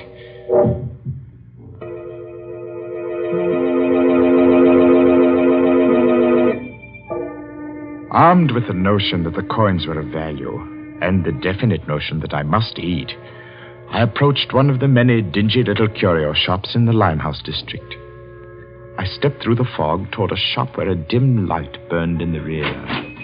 Every inch of wall and ceiling was hung with curios, old armor, swords, and shields. I would have run out, but a weazened, apish man barked at me from the rear. Well, what you want? I have something to sell. What you got? I have the 30 pieces of silver that belong to Judas Iscariot. I'll twist this scrawny neck off you. Pulling me leg, eh? Oh, no, sir, I'm not pulling your leg, sir. Here they are. Blimey. Silver, right enough. Where'd you cop them? Oh, I didn't steal them, sir. They belong to my father. A likely tale, that. Will you buy them? Buy him, he says. Buy him. Get out of here before I cause a bobby, you scamp. Get out! Oh, no, give me my coins. Get out or I'll come about and fetch you a sound one. The ugly brute came toward me. He held my coins clutched in a tight, hairy fist. Before I could move, he had struck me. And I hit the wall with a clatter. And then it happened again. For the second time that night, the curse of the Judas clock struck. As I hit the wall, my eye caught a metallic glint above, and a heavy object dropped from the ceiling. The man was about to strike me again when the object struck his head. And remained part of him. He fell. His skull split in two by a hangman's axe. I clamped my mouth on a cry and pried the man's fist open. The fresh blood made it hard, but I recovered the coins. And I stumbled in panic through the shop and out into the night. And the fog of London never swallowed a more frightened and lonely boy.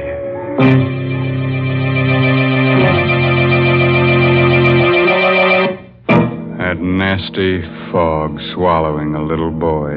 That reminds me of a little nursery rhyme. Hickory dickory dock, the mouse ran up the clock. The clock struck 2. Look out, it might strike you. Heavens, I'm glad I don't own that terrible clock. Oh, don't say that, Mary. Just think if you had the Judas clock, then time wouldn't hang heavily on you. No, it would fall on you. Well, if it did fall and you rescued me, wouldn't that make you a time saver? Well, split my sides with an axe if Mary didn't make with a joke. Well, a very little one, Mr. Raymond. That's true. But seriously, I do have something to say about a time saver. And I'm thinking about Lipton tea. You know, Lipton's is such a handy beverage. It takes so little time to prepare, and it's always so welcome.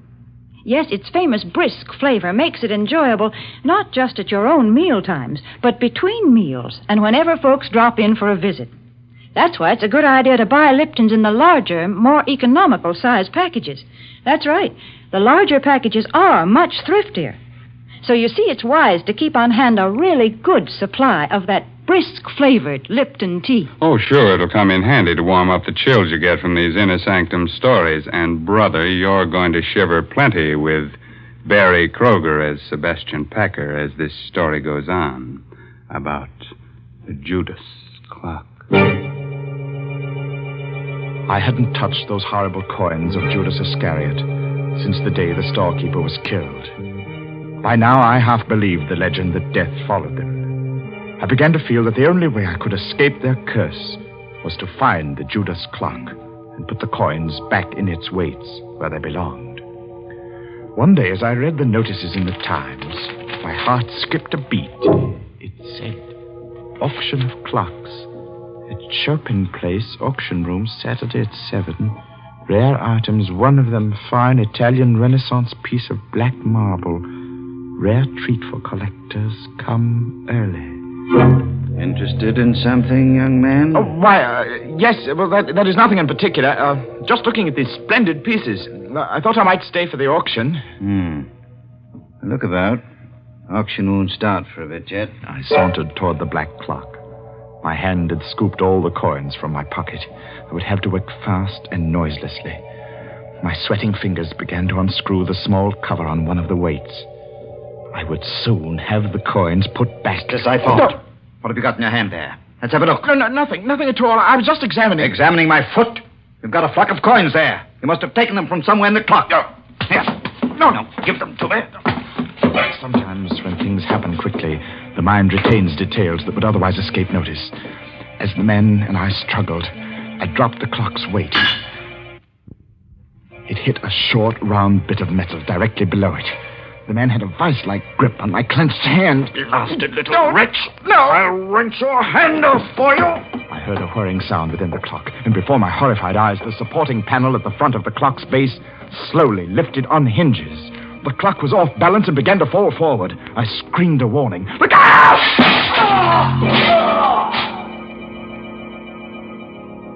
The auction man was dead.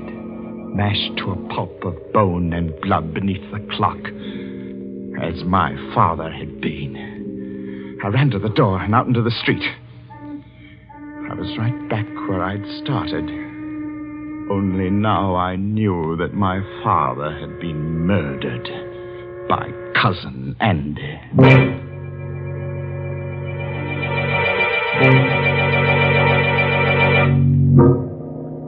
I walked for miles, trying to pull myself together.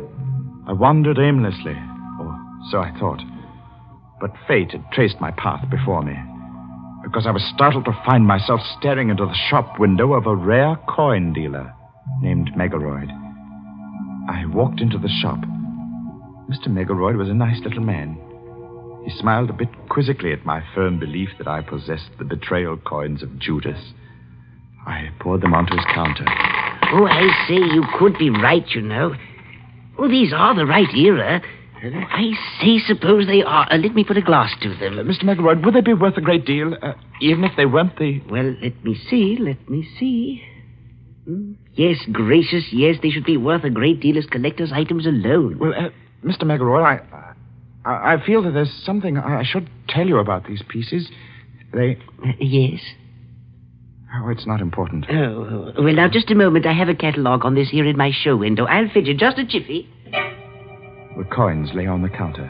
I watched Mr. Megaroyd run down the aisle.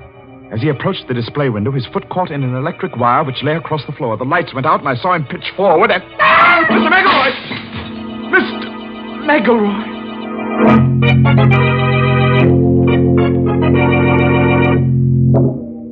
The street light peered through the broken plate glass and played across a grotesquely sprawled form in the show window. I needed no more light than there was to see what had happened. The upper half of the heavy plate had broken and dropped flat against the solid lower half. There was no need to ask how he was. No guillotine could have done a neater job. Mr. Megaroyd had no head. Who else but death can own the coins of Judas?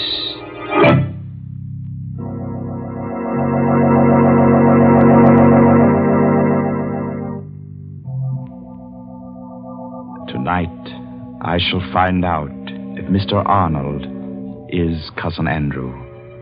If he is, I shall feel no remorse in killing him tonight. Because while working to repair the Judas clock last night, I discovered how my father's accidental death had been well-conceived, diabolic murder. When the right-hand weight reached the floor of the clock on the 12th stroke of midnight, it tripped a trigger which collapsed the base of the clock and caused it to fall forward.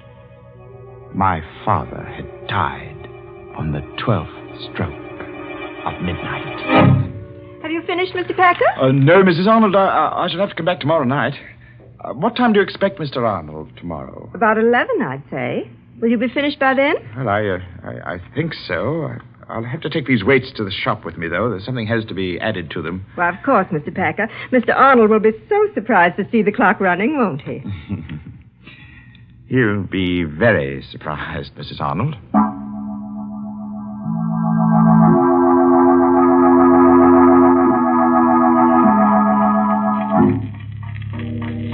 I've put the coins in their place within the weights. Not 15 in each weight, but 15 in one and 10 in the other. The other 5 coins are in my pocket. In another pocket, I have a small 38, although I don't plan to use it. 8 o'clock, and I have a 30-year-old date to keep. Good evening. Oh. Mr. Packer? Yes, but I'm closing now. I see you are. My name is Arnold. Just came in from Chicago. Sorry to spoil your little surprise. Or my wife's, rather. You surprised her instead? Yes. She had to confess. I wanted to go out, so she had to tell me about engaging you to repair the Judas clock. You don't want it repaired? By all means, I insist. It's a splendid idea. But what I came for, really, was to tell you that you and I have much to talk about. Oh, do we? Yes. But look, Close your place and bring along whatever you need to fix the clock, and we'll talk about it at my place. I'm all set. Let's go.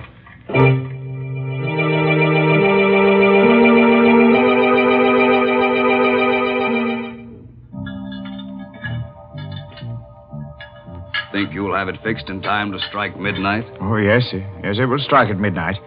Right. Well, there we are, Mr. Arnold. Weights are in place. Let's see. It's exactly 10 minutes before midnight. Set the hands. And just a little shove on the pendulum. So. And the Judas clock ticks again. It's an evil clock, son. Evil as Satan himself. The Judas clock wakes from a 30-year sleep. Hey, Cousin Sebastian. Cousin? What? That's what I wanted to tell you. My wife told me your father owned this clock in London. Well, yes. I was your father's cousin. You're Sebastian Packard, the little boy who ran away that night. Cousin Andy. Yes. I wonder how much you know of that horrible night when your father was killed. Well, I know the clock fell on Father. I heard the sound from my room, and I was so frightened. I ran down the rear steps in time to see them carry Father away. He was all covered up. So that was why I didn't find you in your room afterward. It happened so fast. We were sitting, talking. The clocks were striking 12.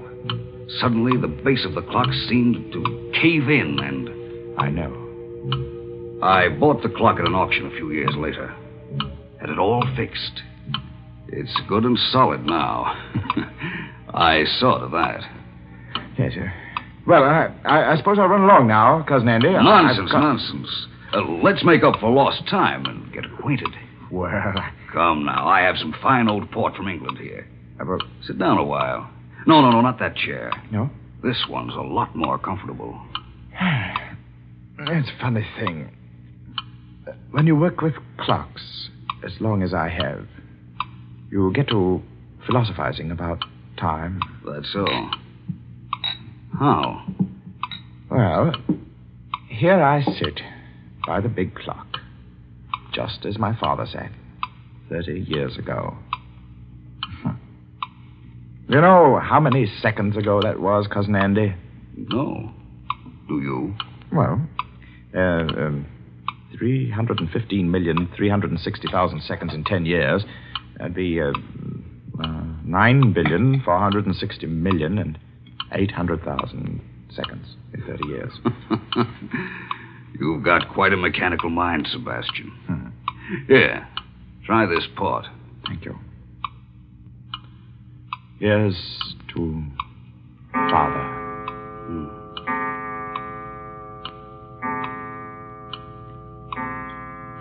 What's the matter, Cousin Andy? Are you ill? No.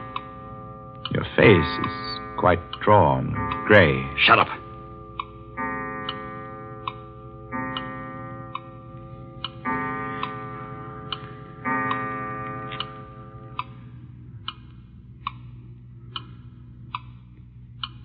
Well, Cousin Andy, it's late. I guess I'd best go. You know, you do look awfully sick. Oh, don't get up, old man. Sinners, Here, sit down and relax. Take my chair. It's the more comfortable. Why, you're shaking like a leaf. Now, just sit quietly. I'll see myself out. Thundering sinners, Good night, Cousin Andy. Oh, Sebastian. Get it off. Back in heaven's name. Poor Cousin Andy. You're choking to death. You die hard, too, don't you? It was just a matter of timing. I set the hand a minute fast and the weight didn't touch your clever little spring device till just now because it's lighter by 5 pieces of cursed Judas money.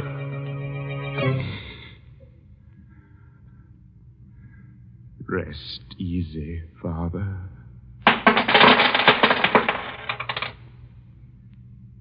And he cast down the pieces of silver in the temple and departed and went and hanged himself.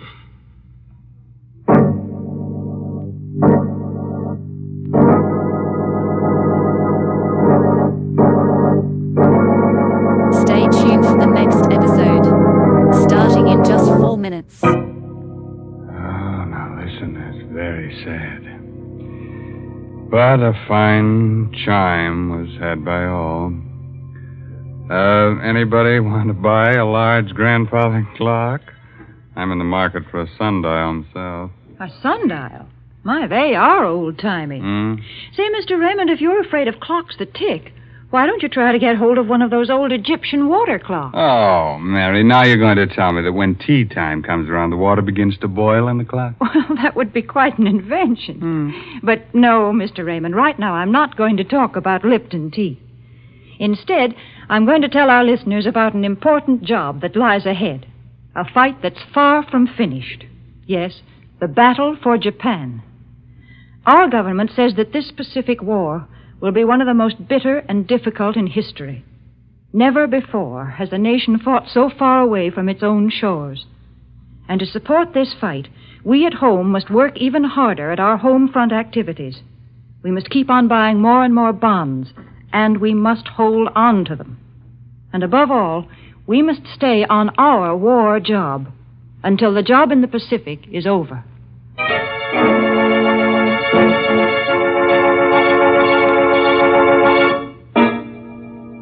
Well, I'll leave you with a cheerful, timely moral. Oh, that goes with tonight's story. No extra charge. Now, you can figure out how many seconds you've lived.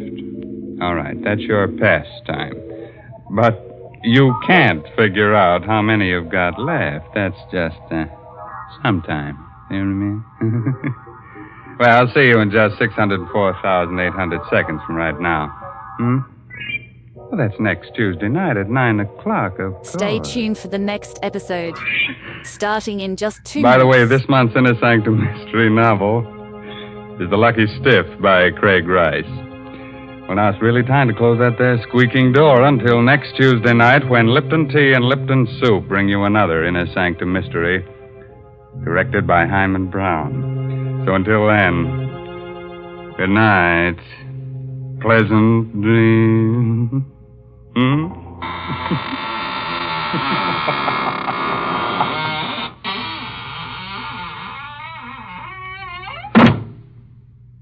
Folks, if you'd like to give the boys overseas a real taste of home, then why not include a package or two of Lipton's Noodle Soup Mix the next time you send them a box of food? Yes, Lipton's has the same homemade, chickeny taste as the soup you make right in your own kitchen. That's why it's a thoughtful, welcome little gift to send Lipton's. And as you know yourself, Thank you for Lipton's tuning Noodle into our Soup makes a captivating radio grand program. snack. But hey, there's So more for remember, you. Are you ready to take send your a skills to the package or next two to level? your boy. If you're looking for Microsoft And Access remember to training tune support, in next you have come Tuesday to the night right place. for Whether you're a another beginner seeking Inner advanced Sanctum techniques, mystery. I have got you. Welcome to Microsoft Access. CBS, the Columbia Broadcasting System.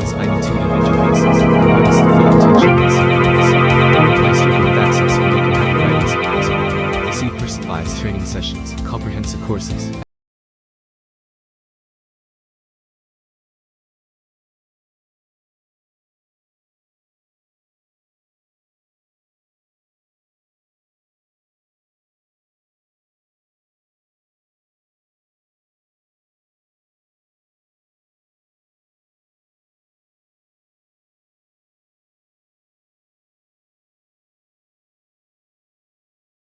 Unleash the power of Microsoft Access.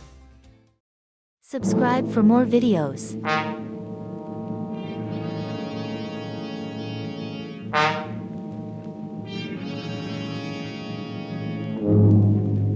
You were trapped in the native quarter of Mozambique. 2 dead men at your feet, the police closing in on you. And beside you, a sultry girl who offers you escape.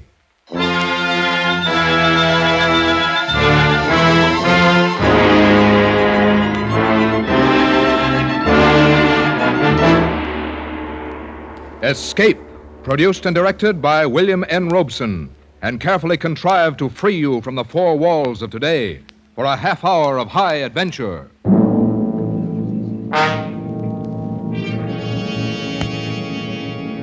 Tonight we escape to Portuguese East Africa, to the fetid alleys and dangerous rooftops of Mozambique, in the highly incredible yet somehow thoroughly plausible adventure by Percival Gibbon, entitled The Second Class Passenger.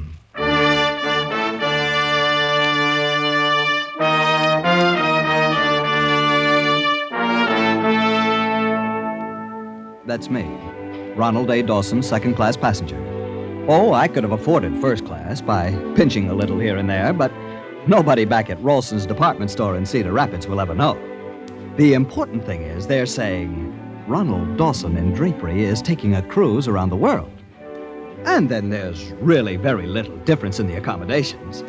And the second-class passengers are every bit as interesting as the first-class crowd. Take Miss Patterson, for instance. You'd look far to find a more charming, likable, altogether desirable young lady. Just the life of the party. We'd gotten to be quite good friends by the time our cruise put in at Mozambique. Although the competition was always stiff, I can tell you. There were times I wish those other two, Jones and Twitchell, had missed the boat somewhere along the line. Well, we've still a good couple of hours before we sail. How about a ride in one of these native carriages, Miss Patterson? Oh, dear, do you think they'd be clean? Personally, I doubt it. Although I don't know as I should care too much now. That Woozo made me so woozy. Great stuff, Uzo. It would take a Greek to think up a drink like that. Or to drink it. Por favor, senor. American gentlemen like to buy pictures? No. Very interesting pictures. Take a look. Oh? No. Go away. You know, we might do the fort, though. The guidebook says it's the main point of interest. Now, let's see. Built by the Portuguese in 1600. Oh, dear, never mind the statistics. I dare say the fort would be as dreary as the rest of the place. Oh, yes. Mozambique's not at all like what you would imagine Mozambique to be like. No. Well, it's a one-horse town, all right. Main street and a couple of alleys. Oh, and it's so dirty. You know, you'd think they'd do something about it in this day and age. I'd like to buy fine knife. No. Field Point. Look, all fine work. Him belong to big Tanganyika chief. I said no. Maybe someday wanna need fine sharp knife. No. Now get out. What did I need a knife for? To protect yourself from the savage natives, old man. All you'd have to do is call a policeman. He isn't doing anything else. You see him? Look at him out in the center of the street directing traffic like he was at the corner of State and Madison. And the traffic consists of 2 donkeys and an ox cart. Yeah. It will be a relief to get back on board ship and have a nice hot bath. Yes, and real American food instead of that greasy fried octopus we had for lunch at that Greek place. Oh, my, weren't they awful? That's part of the broadening experience of travel. Yes, I suppose so. Like that cute idol that I bought. I can't wait to show that to the girls at the bank. You know, oh, dear, Mr. Dawson. Yes, Miss Patterson? Where's my idol? Why, I thought Jones had it, or Twitchell. Oh, not me, old man. Well, you insisted on carrying it for Miss Patterson, don't you remember? Oh, dear, I must have left it back at the Greek restaurant. I'm so sorry. Oh, I did so want that idol. Don't you think you could go back for it, Mr. Dawson? Well, yes, of course. But I wonder if I'll have time before the boat sails. Oh, I'm sure you will if you hurry. Certainly, old man. You got more than an hour yet. You're sure? Oh, yes. The steward told me. Well, then I'll go at once. Oh, that's kind of you, my dear Mr. Dawson. Now, mind you don't miss the boat. Well, I'll try not to. Why, chances are I'll catch up with you before you've reached the landing stage. Fine. We'll wait for you till the very last minute. I could have throttled that supercilious Jones insisting I had time. I knew there was time, but I had no desire to run off after a heavy bronze curio and leave Jones and Twitchell alone with Miss Patterson. She was too nice a person, and, they were such dreadful bores. Yes, and I suspected them of being phonies, too. But there was no helping it now, so I made my way back up the main street toward Lazarus Restaurant, where we'd had our indigestible Greek lunch. Somehow, this main street of Mozambique looked different now in the quick African twilight. The little saloons and the sidewalks were filling with men of every nationality and color. Many of them wore knives thrust through the belts of their thin white suits. Knives that looked as sharp as the glances they threw at me. I must confess, I felt a little strange and unwanted. Then, lounging toward me in the crowd, I saw a large woman, clad in a sort of burnous, but her brown face unveiled. She had very wide lips, and they were painted scarlet. And from the corner of her mouth, she dangled a cigarette. Her eyes were heavily mascaraed, and when she looked down at me, terror seized me. I was afraid she would speak to me. I didn't know what I should do or say, but she didn't. Instead, she laughed. And the way the loiterers responded, I was convinced that they were laughing with her at me. I must say I was relieved to reach the entrance of Lazarus' restaurant. Good evening, sir. A little dinner for the gentlemen? No, thank you. As a matter of fact, I just lunched here today. Very good. Excellent meal. Thank you, sir. I left a curio here, probably under the table. Have you found it? Curio? Yes, some sort of a brass god. It was wrapped in newspaper. Oh, yes. We got him right here for you. Oh, that's good. That's fine. I'm in a hurry to get back to the boat. Yes, you better hurry. Pretty soon she rains. Rain? Why, there's not a cloud in the sky. You see, every night she rains in Mozambique. Well, you ought to know, but I still doubt it. Oh, here. Buy yourself a cigar. Thank you, sir. Thank you. You hurry quick before she rains. Don't worry about me. I'm not made of sugar, you know.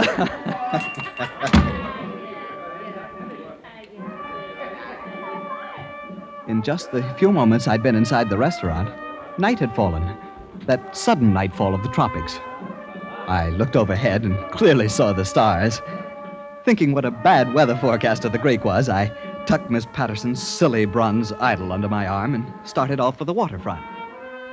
I hadn't gone 200 yards when a large, warm drop of rain splattered on the back of my neck. Then 2 more on my hat.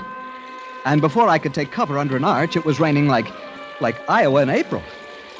It didn't look like it would let up soon, and I wondered if there might not be a shorter way to the waterfront than the long walk down the main street and then the long way to the left along the docks. Surely one of these alleys that turned off to the left would lead me directly to the harbor and the landing stage. So I left the protection of the archway and turned into the alley at my left.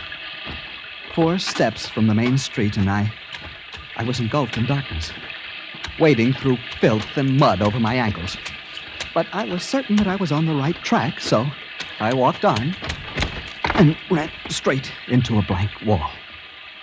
I turned to retrace my steps, but I could see no lights anywhere.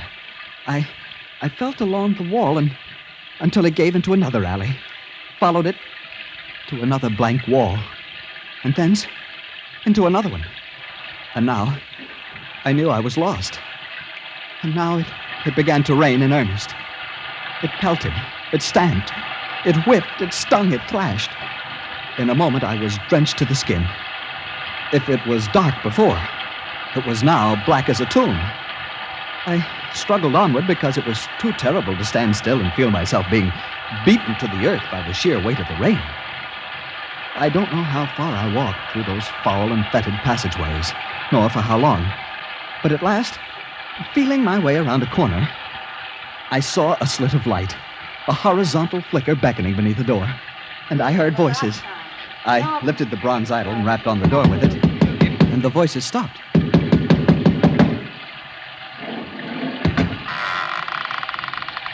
What do you want? I've lost my way. I'm wet through, and I don't know where I am. Please let me in. Please, let me in.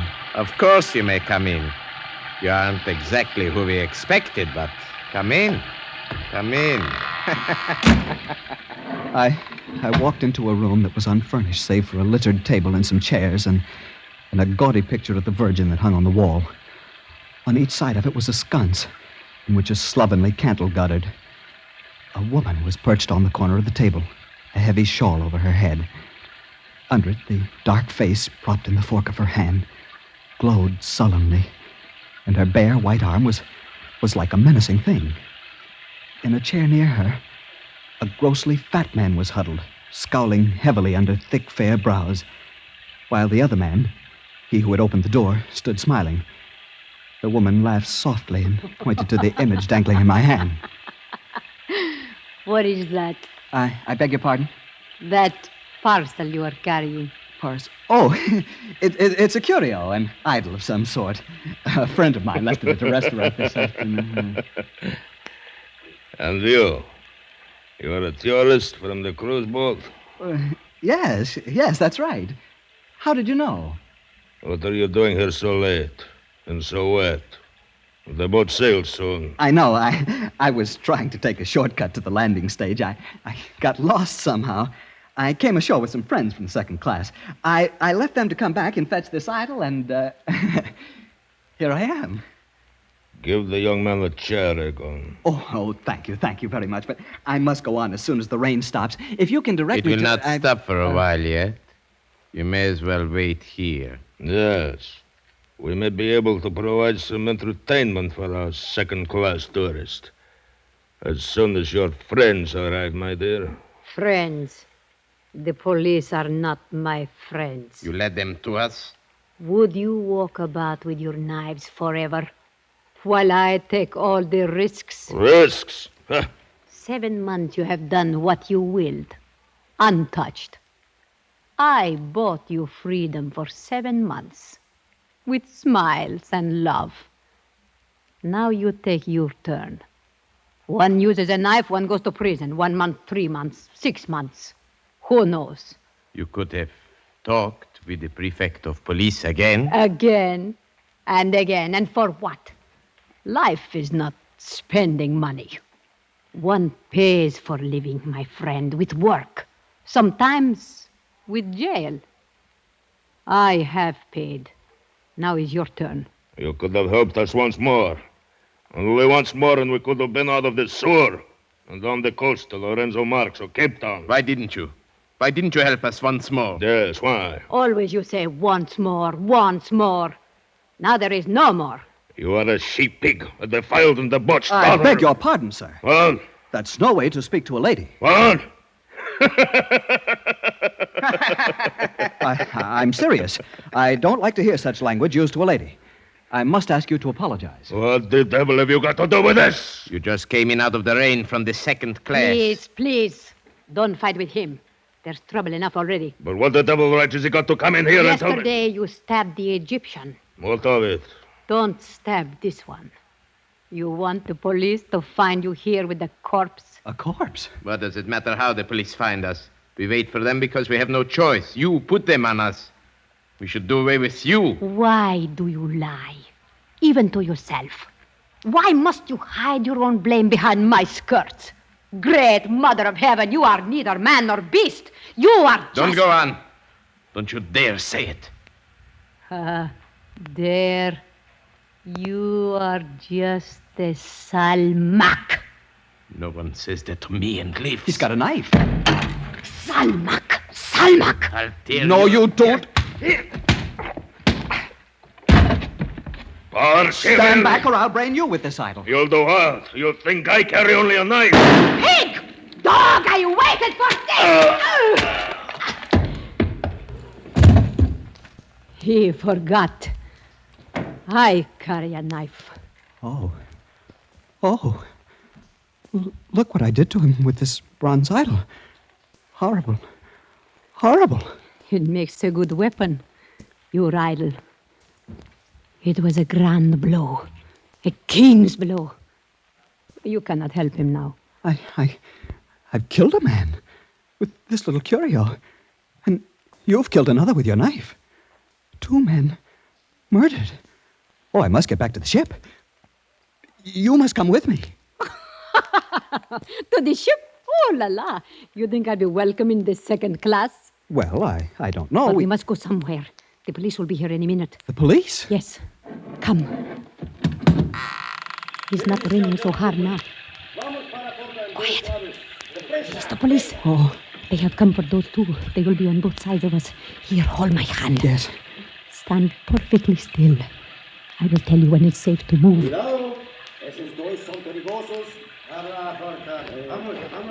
Now. They are all around us, so they won't hear us. Come, now.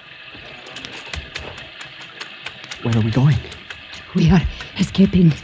But if you know from what we are escaping, you would not care where. Hurry. Hang on to my hand. And hurry.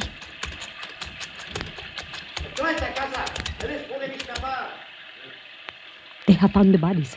Now they are after us. What will we do? There is a door nearby. We must find it. Or here, feel along the wall. Here. Father. Father. It must be here. Yes, here it is. Push. Push it in. It won't budge. It's bolted from inside. You must push it in. It's the only way. Here, hold this idle for me. I have it. Now. Not yet. Hit it again. It's giving. Once more. Good. My friend, my great, strong friend. Up the stairs now, quickly. Where are we going now? To the roof. Wait. Huh? The rain has stopped. Yes. The stars are coming out. There is your ship out in the harbor. I must get to it. Listen. You hear them?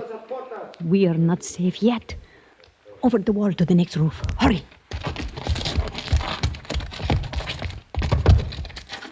Now, over to the next parapet. Up you go. Are you all right? Come up quietly. Yes.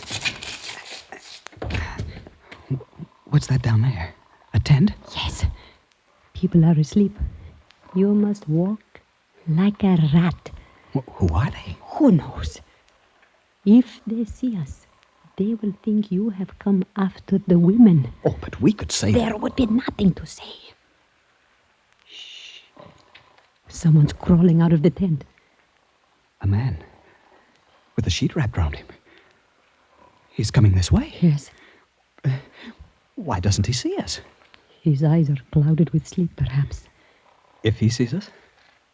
It will be too late. Then he won't. There. And there.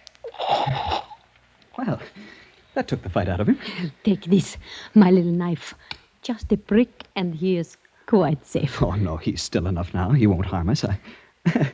I really did him in, didn't I? It was splendid. With only the bare hands to take an armed man. Armed? I didn't know he was armed. Of course. Of that you may always be sure. Look, there in his loincloth. A dagger. At least 6 inches. Yes. You are truly magnificent, my friend. You are a man. You are a woman. Then? Wonderful woman.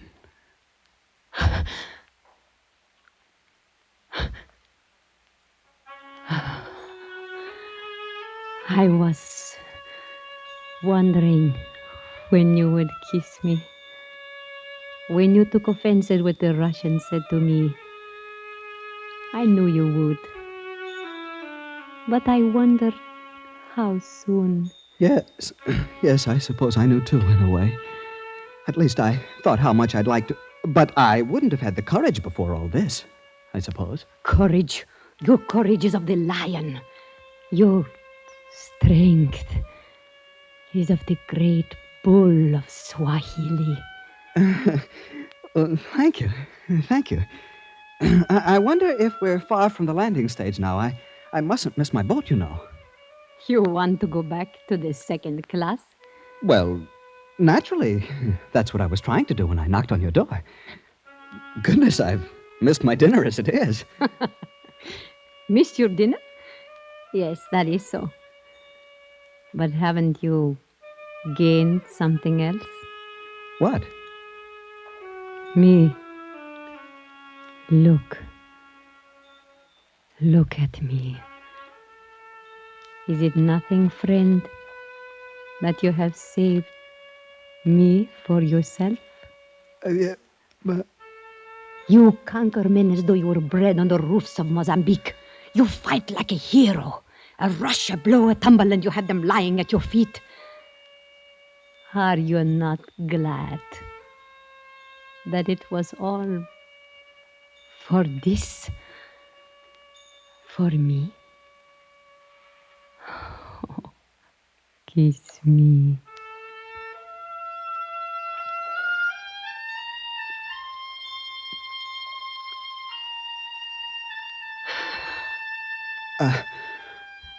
I'd fight.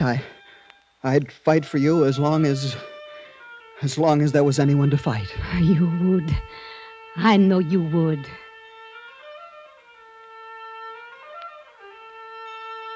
You lead on. Where? Wherever you will. Come.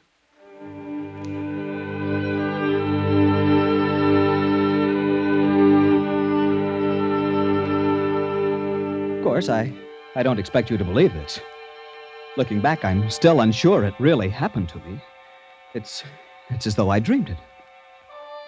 Well, I don't know how many roofs we crossed after that. A dozen, perhaps. Maybe 20. It was mad, I know, but I must have surrendered completely to the wild spirit of the African coast. I didn't seem to see the great ship lying out in the harbor, her lights blinking with the comforts of civilization. All my senses were focused on this slim, breathtaking figure leading me across the rooftops to a shadowy destination in which only one thing was certain. She would be there.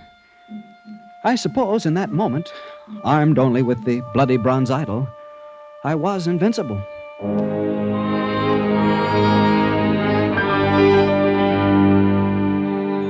At last, she led me down a creaking wooden stair that hung precariously on the sheer side of a house, and once more we were in the mud of a gloomy alley.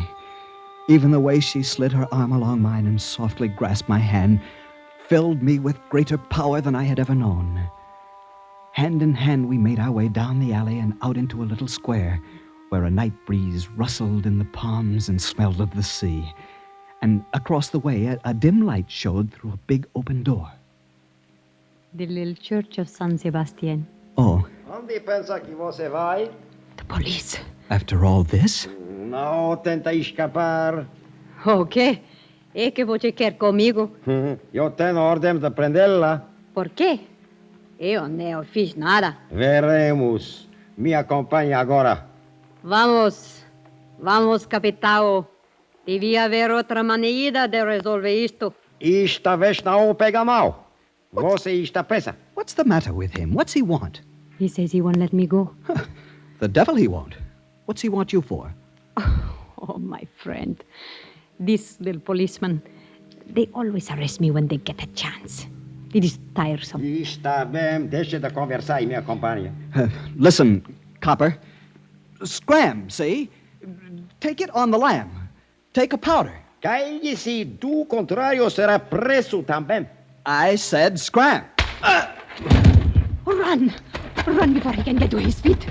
No, not that way. Into the church. The sanctuary.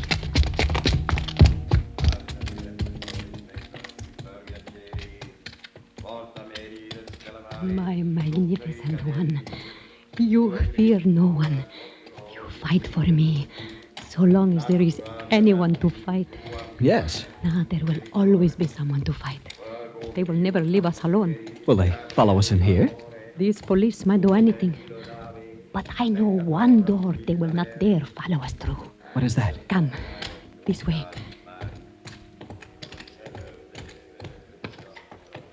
Here, this door. First, I must wrap my skirts close. Now, come cleanly through the middle. Please do not rub the walls as you come.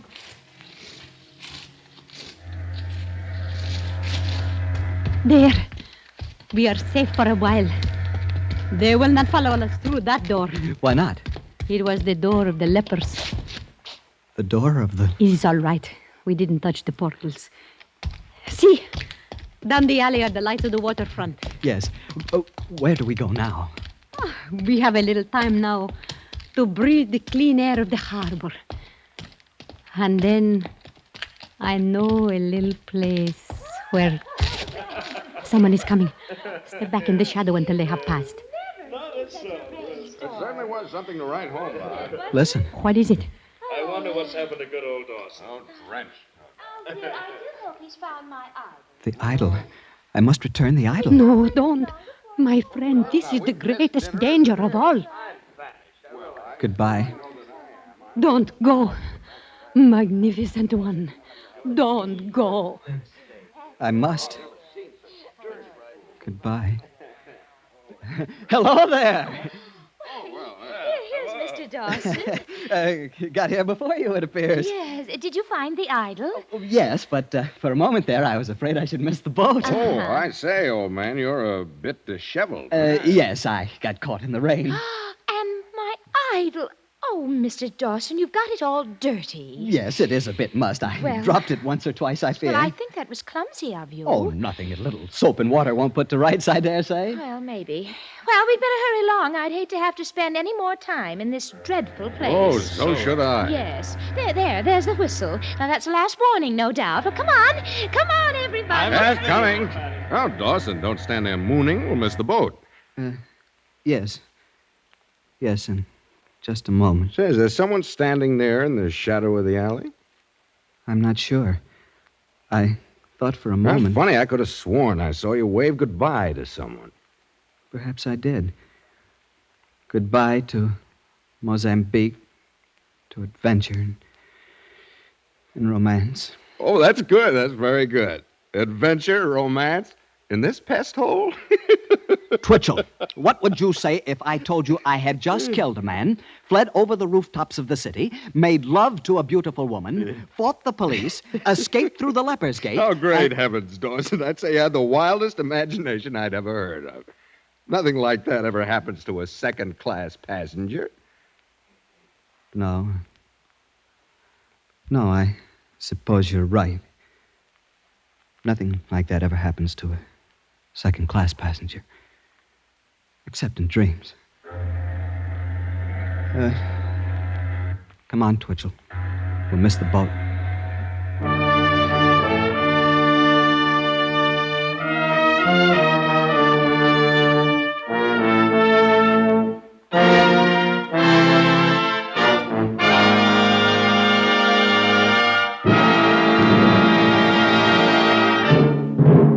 Escape, produced and directed by William N. Robeson, has tonight brought you The Second Class Passenger by Percival Gibbon, adapted for radio by Mr. Robeson, with Harry Bartell as Dawson, Jeanette Nolan as the woman, and Kathy Lewis as Miss Patterson. Original music conceived and conducted by Cy Feuer. Next week. You were isolated on a remote plantation in the crawling Amazon jungle, and an immense army of ravenous ants is closing in on you, swarming in to eat you alive. A deadly black army from which there is no escape. Next week, we escape with Carl Stevenson's terrifying story, Leiningen versus the Ants. Good night, then, until this same time next week, when again we offer you Escape. This is CBS, the Columbia Broadcasting System.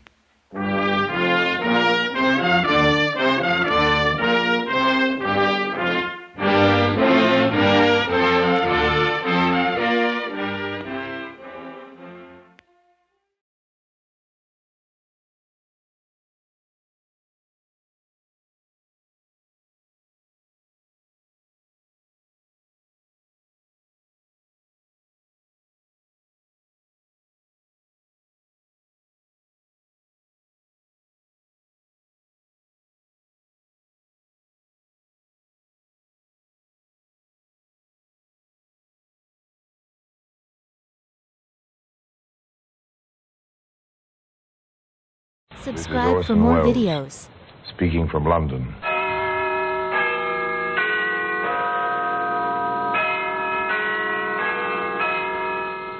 The Black Museum. Here, in a grim stone structure on the Thames, which houses Scotland Yard, there's a warehouse of homicide, where everyday objects, a simple glass, a piece of rope, a woman's handkerchief, all are touched by murder.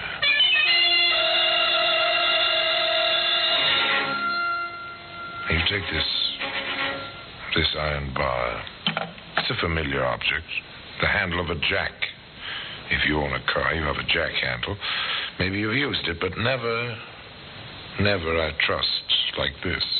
Gracie, quick, give me the jack handle. Here, let me go. What do you want? No, don't hit me.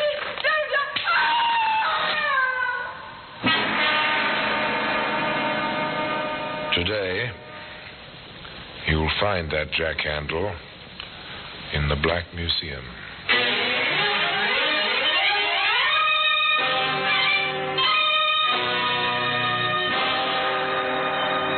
From the annals of the Criminal Investigation Department of the London Police, we bring you the dramatic stories of the crimes recorded by the objects in Scotland Yard's Gallery of Death, the Black Museum.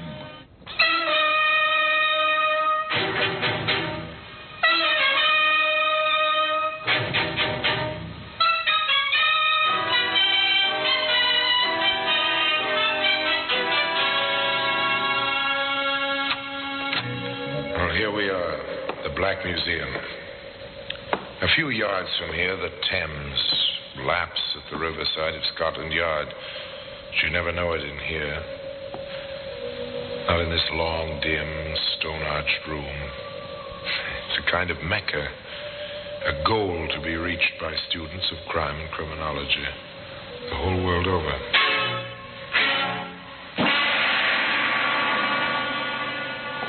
Yes, here in this room lies death and the mementos and souvenirs of death on these shelves, in these cabinets, under this well-dusted glass.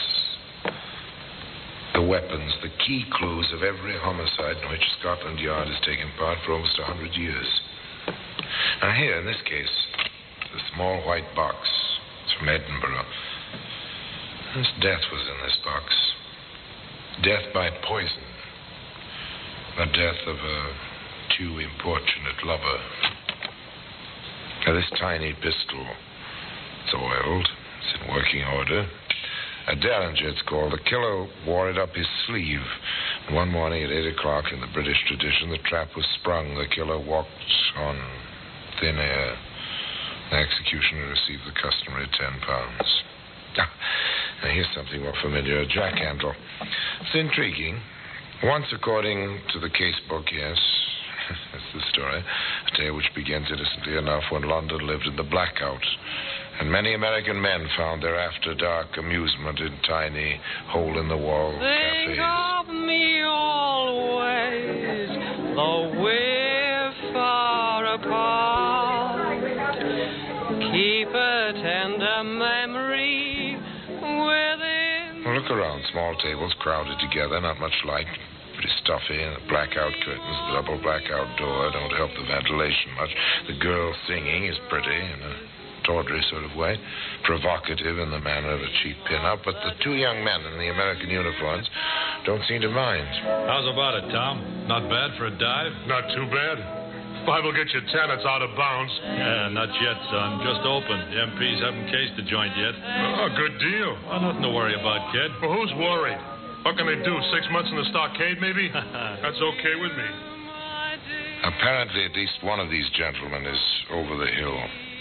Now, their interest has shifted, and quite naturally, of course. You think she has to sing for a living? It can't be much of a living. She's not too bad. Maybe she dates. You wouldn't know what to do about it if she does. Says who? That says me. What were you stateside, anyway? A parson's son or a school teacher? I worked in a bank. So what? I got along. I did all right. Hiding in the army? Hiding in the... Oh, maybe. Could be. I get it. Still water runs deep and all that stuff. Now, look, Teddy. What you don't know won't hurt you, see? Does that apply to Gracie? Gracie? You mean the babe? Well, who else? Grace Harwell, the London thrush, who don't sing half as good as she looks. You know her?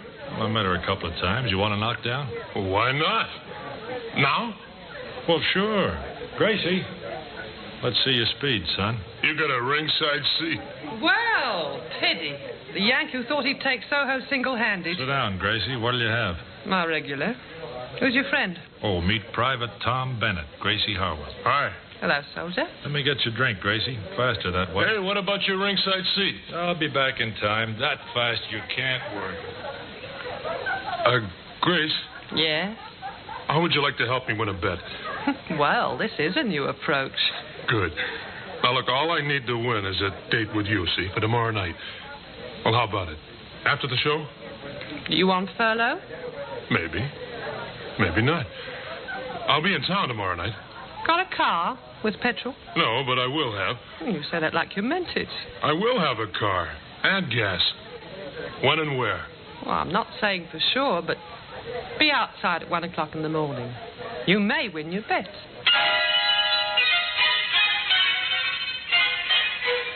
So, they met. That was the beginning. Next morning, Tom was at the appointed place, complete with jeep and fuel. Hi, Gracie. Hello, soldier. Come on, climb aboard. Where'd you get it? Let's say I borrowed it. Shall we go? Why not? A boy, a girl, a jeep. In the London blackout without benefit of cherry planes and bombs. A time to relax, to make an impression on the girl. The former bank clerk made his play to the girl who sang club dates on the seamy side of London. It's too bad. No moon tonight. The moon means bombers. At this point, that's not too bad. Well, that's silly. Oh, look, bombers mean there's a war on. No war, I wouldn't be here. Well, what's good about that, being here? I could itemize. One, I met you. Let's leave it at that. You start early. That's the States. Don't waste time. You didn't waste time borrowing the Jeep. What's one Jeep, more or less? I worked in the carpool. I know my way around. You must. You went back to get the car. What are you getting at, sister? The car is out without a pass. So are you. Smart girl. I know my way around. Want to sell the Jeep?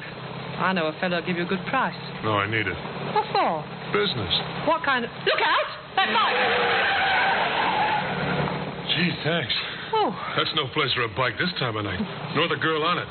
What kind of business? I have a small problem. Being out without a pass, I don't get paid. Oh. Money's necessary even in wartime. I had my ways back in L.A. Mm-hmm. Los Angeles to you. But I need a car. You get it, Gracie? Now, if you'd like a small demonstration, we can begin. You know, a man boasts to a girl and decides to make good the boast. This very modern variation on that theme consisted of stopping the Jeep at the side of the road, cutting the engine, waiting. Half amused, half interested, the girl sat quietly as the soldier climbed out of the car and stationed himself in the shadows. Along the road came the bicycle, the girl on it pedaling swiftly, her thoughts 1,000 miles away. She drew alongside the parked, half-hidden Jeep. Okay, sister, I'll take that bike. Hey, what's the idea? I'm going to get home. I want that bike, do you hear? I won't give it. Shut up. You want one across the mouth? Oh, no. You leave me alone. You leave me alone. You leave me alone. How was that, Gracie? And she left her bag. There ought to be enough left in it for a couple of beers. So that's the way you do it in L.A. Yeah. You're all right, Tommy. Only next time, let's crack it for more than the price of a couple of beers.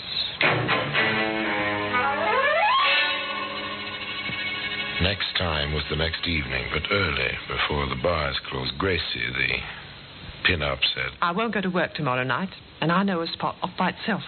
With a Jeep, we can get away fast, like you did it in L.A. And they drove up to the spot, a small pub on a side road, and Gracie said, Let's get to it, Tommy. They've got customers. That means money in the till. But Tommy hesitated, and he said, Too many. Scared? Oh, why take chances? There might even be a cop in there. Maybe later. You promised. You said I'd be the lookout while you went in and collected. Maybe later, not now. Well, let's do something, Tom. We'll find something. You want a thrill, we'll find something. They drove away. A well-lighted, well-populated pub was not to Tom's liking. He preferred the dark roads, the byways, the lone victims. But Gracie wanted her thrill. Tom found it for her. Hop in, miss. Oh, this is really awfully nice of you. But, Tom... You wanted a thrill, baby. Well, you'll get it. Where are you headed, miss? Well, out to Kingston, if it's on your way. Yeah, it's on our way. You all set? Let's go. Two girls and a boy racing along the unlighted road toward Kingston. Not much conversation. There never is with a hitchhiker in the car. Tom drove, Gracie waited. River flowed close to the highway, black glass, silent in the starlight. What's wrong? I think I have a flat. Oh, I didn't hear. I said I think I have a flat. Oh, yes, it does feel off a bit. The Jeep, I mean. Felt like the left rear. Can I help? If you'd get out, miss. You can leave your suitcase. The tools are under your seat. Of course. What can I do? I'll need the jack. The handle is on the floor, Gracie. Yeah, I've got it. You, miss. I want your handbag. What? Oh, no. No, you keep away Give me that from bag. Oh, help, somebody. Help. Oh, no, get away from me. Get away. Let go of my dress. Go on, Tubby. Grab her. Rough her up. No, I won't. Gracie, quick, give me the jack handle. Here. Let me go. What do you want? No, don't hit me. No. Fight back, will you? Hit her again, Tommy. Hit her. What for? She's done. We got her stuff. I think she's breathing. So what? Give me a hand. What do we do with her? Into the river. What do you suppose I picked this place for? Get her feet. Stop them. Now, into the drink she goes.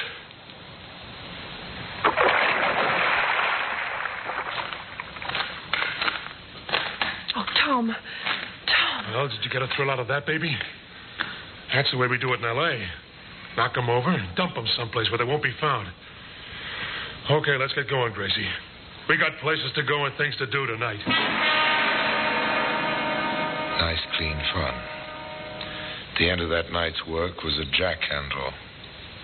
A jack handle. It lies today in the Black Museum. In just a moment, we will continue with The Black Museum, starring Orson Welles.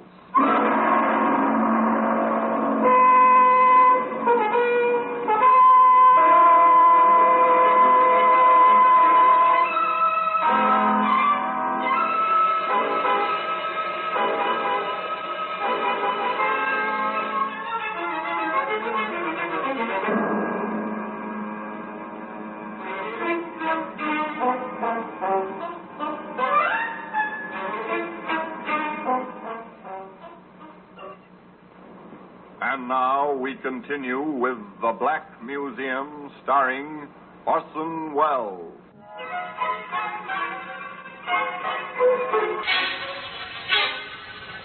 It was to be some time before the jack handle came to rest in the Black Museum. A trail of blood and misadventure was yet to be blazed through wartime London. Tom and Grace were amateurs at crime like this, but they knew enough to cover their tracks. They ditched the Jeep, parking it in a rubbed street. They took cover during daylight, but night and the blackout were their cloak as they prowled for further victims.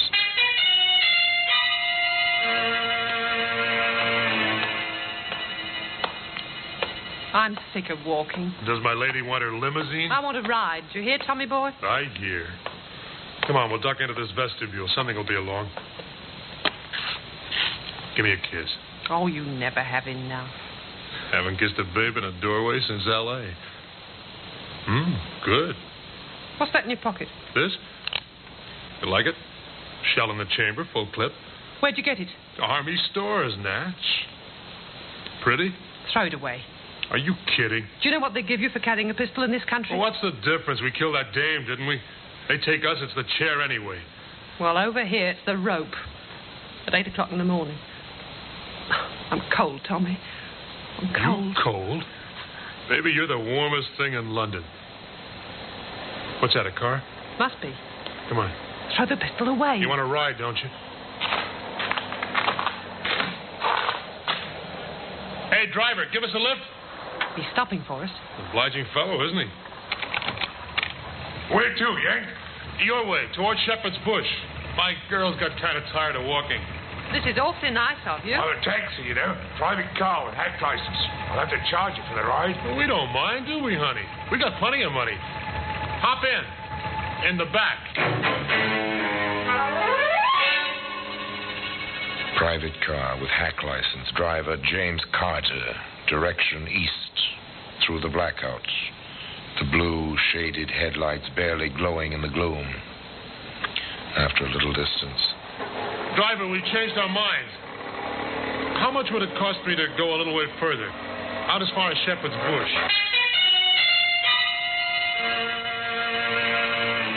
Driver Carter obliged. It was his job. Pick up passengers, deliver them through the blackout wherever they wanted to go for a price. A living of sorts. Driver Carter thought of it as a living. It's plenty deserted out here. The Jerrys did a thorough job out this way. It's near the docks, isn't it? I suppose so. It's a good place. Perfect. You think he's got any money? All right, driver, stop here. Yes, sir. Nothing here but the rubble. You heard me. Stop. You know what this is? Service pistol. You hold it, Gracie. Got it. Don't move, driver. She's got an itchy finger. You can have my wallet. Keep him covered, Gracie, while I open the front door.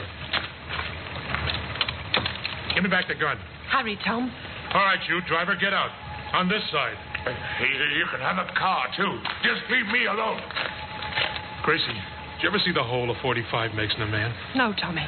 Never. No, don't! Big enough to put your fist through in the back where it came out. Let's toss him in the rubble. That'll do it. Now we can ride any way you want to go. It doesn't take much to kill a man. You pull the trigger. The firing pin strikes the cartridge. The powder explodes. And then the bit of lead tears into the man. That's all. Nothing left but a few chemicals, which once were living flesh. A few rags of clothing. Toss it into the rubble. Dust to dust.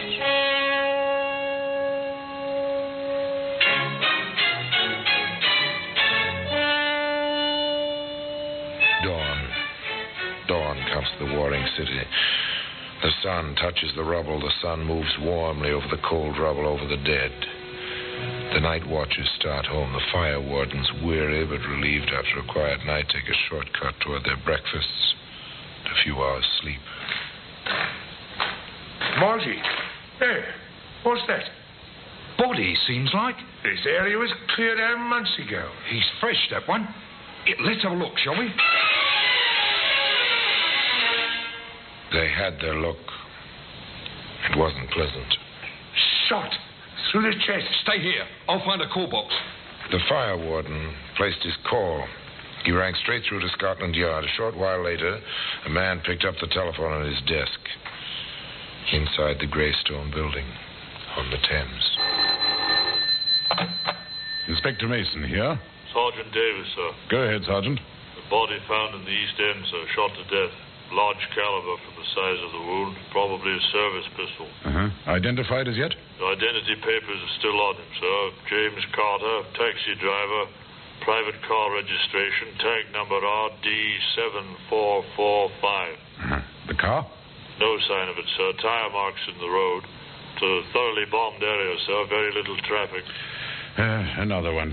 Very well. Send out the usual teletype. Description of the car. You know, check for relations, friends of the deceased. Well, that's all we can do for now. Routine.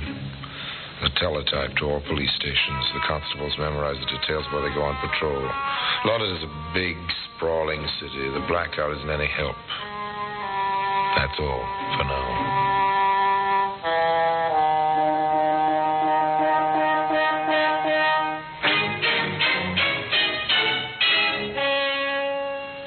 But the wheels have begun to turn. Routine, inexorable, never-ending. And so, another telephone call. Constable Gray, Inspector. Yes? Ladbroke Station. I believe I have the car that was posted this morning. RD7445. Black sedan. It's parked in Bush Mews. Yeah? That's a dead end, sir. It's facing out. Oh, very good, Gray. Stand by. We'll be along shortly. A sharp-eyed constable on the blackout, the parked car. Routine. Inexorable. Inevitable. Cut your engine, Sergeant. This'll do it. Yes, sir. Usual routine. If there's an attempt to drive out, turn on your headlights. The driver will be blinded. Very good, sir. Gray. Constable Gray. Yes, sir. Inspector Mason, CID. Anything yet? No, sir, not yet. There's a pinhole in the blackout curtain, second-story window of the house behind the car. There was a light up there. Mm-hmm. Nothing now. It went out a moment ago, sir. Take post behind the car, Gray. Accost anyone who approaches it. The area's covered. There'll be no escape. Yes, sir. The constable's footsteps fade and stop. Silence. Darkness. The trap is set. They wait. No movement, no sound. Not even the glow of a cigarette. Just darker shadows in the darkness. In the depths of the little mews, a door opens and closes. Footsteps briefly. 2 pairs of footsteps. A car door opens. Then Constable Gray calls out, Don't start the engine there. You're under arrest. Sergeant, your lights. Tommy, the coppers. They got us boxed. Gray, you won't take me. Hold him, Gray. Got him, son. You got nothing on me. Never mind that. It's my duty to inform you that you're under arrest. You'll be charged with murder. And I warn you that anything you say will be taken down in writing and may be used in evidence. You can't prove anything. Run the rule on him, Constable. Yes, sir. This, sir. Service pistol. Oh, good enough. Take them along. All right, you two. Don't touch me. I'll go along. He made me go with him. He threatened me with a pistol. He made me go along.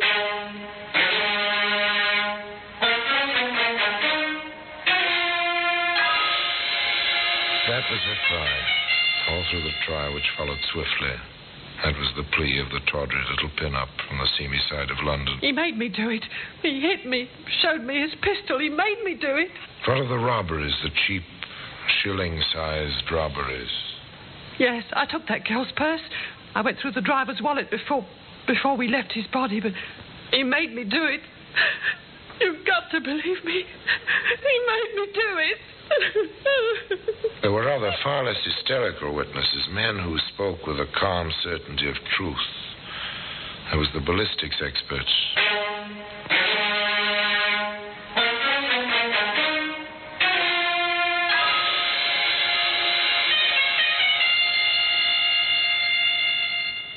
There is absolutely no doubt. The bullet which killed James Carter, the driver of that hired car, was found in the flooring of the car. We have compared it with test bullets fired from the pistol found on the accused. The rifling marks are identical. The death bullet was fired from that pistol.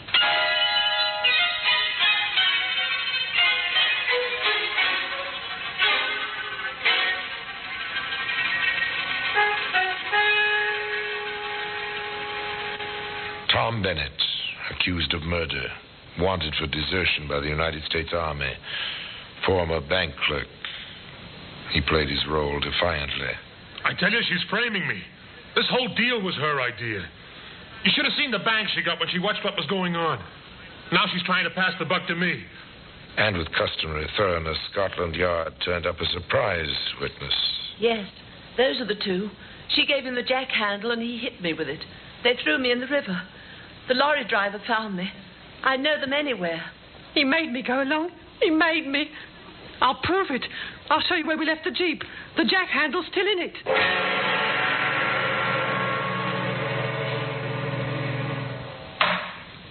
Gentlemen of the jury, have you reached a verdict? We have, my lord. Let the prisoners face the jury. What is your verdict? We find both defendants guilty of murder and add a recommendation of mercy for the female prisoner.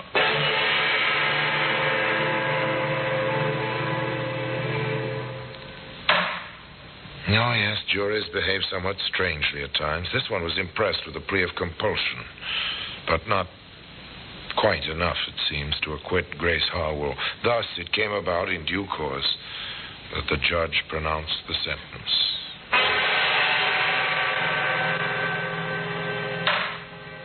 Thomas Bennett, you have been found guilty of murder. The sentence of the court is that you be hanged by the neck until you are dead. And then may the Lord have mercy on your soul.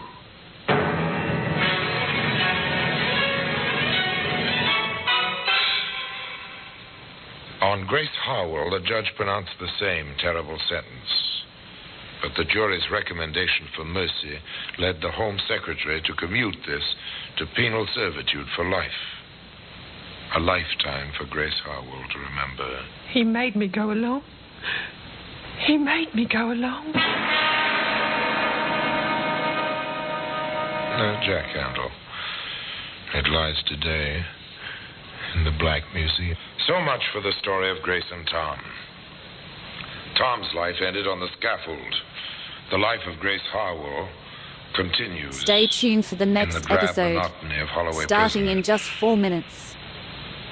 The service pistol, of course, and the jack handle remain in their places, their special places of honor, on a shelf in that curious room which is known in Scotland Yard as the Black Museum. And now, until next time, till we meet again in the same place, and I tell you another story of the Black Museum, I remain, as always, obediently yours.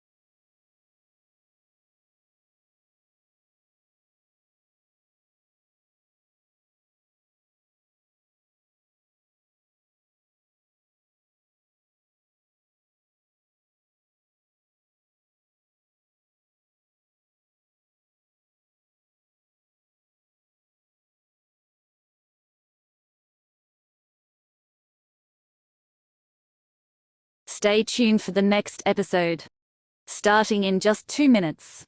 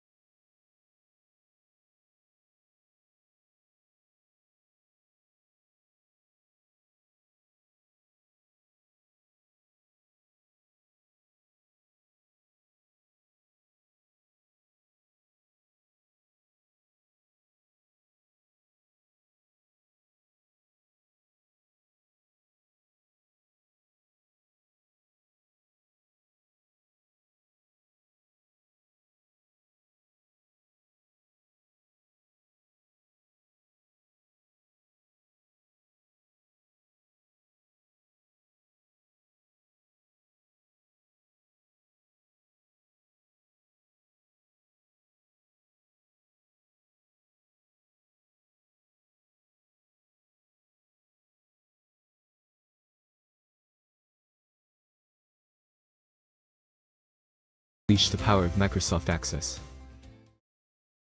Subscribe for more videos.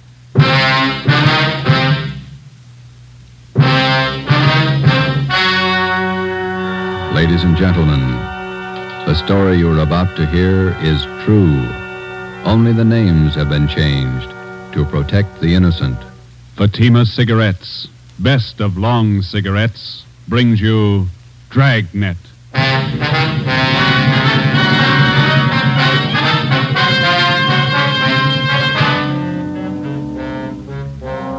You're a detective sergeant. You're assigned to Juvenile Bureau. A rash of crimes has broken out in your city. Suspicion points to an organized gang of juveniles. Your job, stop them. If you want a long cigarette, smoke the best of long cigarettes. Smoke Fatima. It's the long cigarette that contains an essential ingredient of all the very popular cigarettes, Turkish tobacco. That's why you see the Turkish symbols on the attractive gold and yellow Fatima package. That's why Fatima has a much different, much better flavor and aroma than any other long cigarette. That's why Fatima doubles and redoubles its smokers. Yes, if you want a long cigarette, smoke the best of long cigarettes. Smoke Fatima. Dragnet, the documented drama of an actual crime. For the next 30 minutes, in cooperation with the Los Angeles Police Department, you will travel step by step on the side of the law through an actual case from official police files.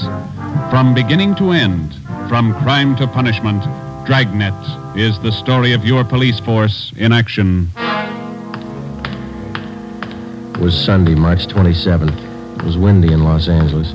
We were working the night watch out of Georgia Street Juvenile Bureau. My partner's Ben Romero. The boss is Ed Backstrand, chief of detectives. My name's Friday. I was on the way up from the Juvenile Bureau, and it was 11:25 p.m. when I got to the receiving hospital, room 5, the treatment room.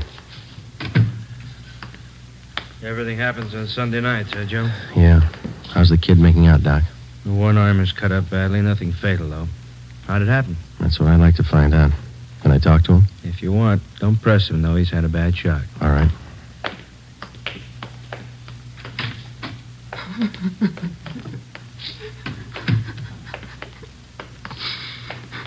Officer here to talk to you, son. I can't. Tell him I can't talk, please. Just a few routine questions, son. You're going to have to answer them sooner or later. Please, can't you see what's happened already? I can't tell you anything. Jack Monroe, is that your real name?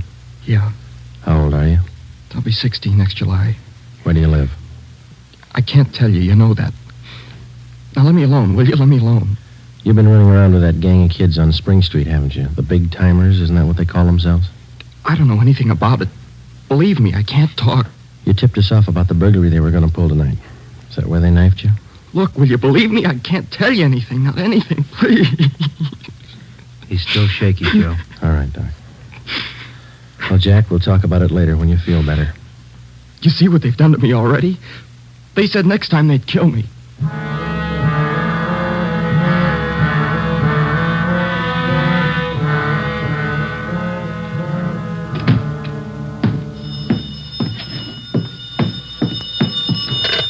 Juvenile Bureau, Friday. Yeah. Yeah, okay, Fred. Goodbye.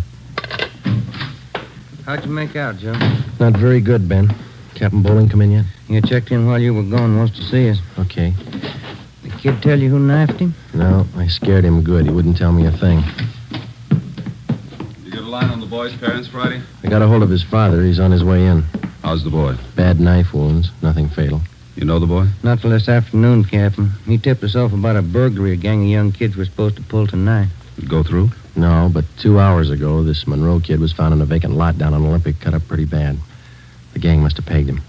How long is it going to take you to break that up? Well, we're just starting to get a line on him, Bob. Must be nearly 100 in that gang. And every one of them working hard.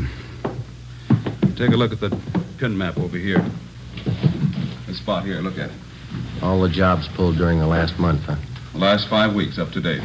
Red tabs for burglary, must be more than 100. The robberies, green pens, count them, at least 50. And there's 5 more orange ones I added for the weekend, auto thefts. You bet those kids are working hard. We got a lead on them. That's more than we had last week. You have to push it harder. Here's the big reason. This line of pins, brown and black. Purse snatchings. Purse snatching and rape. 26 of them in the past 5 weeks. They're pretty well concentrated in one area here. That's right. Now, what's the lead you're working on? Right there on the pin map, Captain. Huh? Well, these 2 blocks here, Bob, where Franco Alley intersects Spring Street. Well, what about it? Well, it's the only clear area for a dozen blocks around. There's not a colored pin on it, you see? Yeah. Now, all the rest of the pins, the robberies, burglaries, attacks, they all seem to branch out from this same spot right here in definite patterns. Franco Alley and Spring Street. You figure that's the focal point for the gang? Well, it's got all the marks. For instance? Well, we've been checking that neighborhood for a week. We got it narrowed down to one place. Right on the corner of Franco and Spring. What is it? It's a soda fountain. It's pretty typical.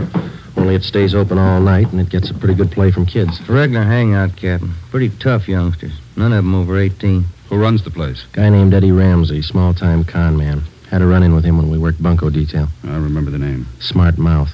Tried to give us trouble when we talked to some kids in there last night. He's got a place set up for him in the back of the store, kind of a club room. It sounds like a good lead. What are you doing about it? Well, just a minute. Captain Bowley. Yeah? Who? Yeah, we'll be right down. The Monroe kid, his father's downstairs, cursing every one of us. What's his problem? Can't understand how his boy got into trouble. Come on, Ben, let's tell him.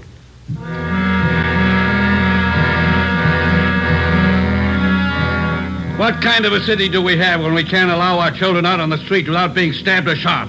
What's our great police force doing when this is going on? I'd like an answer if you got one. I demand an answer. We got an answer for you, Mr. Monroe. Will you sit down? My boy's lying in there in that hospital bed, cut to pieces. What did you do to prevent it? Tell me. You tell us, Mr. Monroe, what'd you do to prevent it? I'm no cop. That's your job. I pay my taxes and I help pay your salary. We look out for your kids, but we don't raise them. That's You your talking job. about? Just a minute, Mr. Monroe.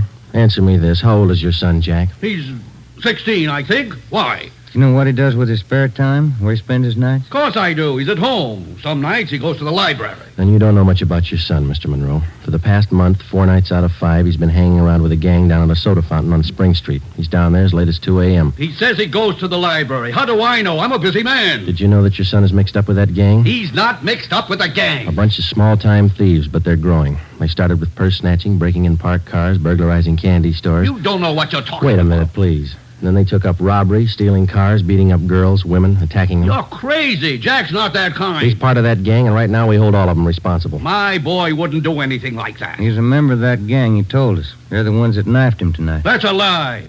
Jack's not mixed up with anything like that. You believe anything you want, Mr. Monroe. We're going to protect your boy as much as we can, but don't expect us to raise him for you. Now, you better take a free piece of advice. You keep your advice. Jack's not in this. You can't prove he is. We're not out to prove anything right now.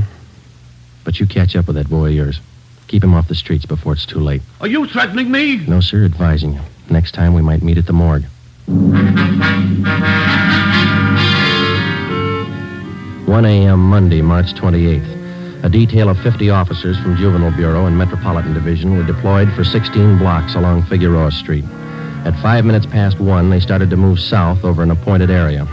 In the space of half an hour, 18 young kids, none of them over 17 years old, were picked up off the streets and brought to the second floor at 1335 Georgia Street, the Juvenile Bureau.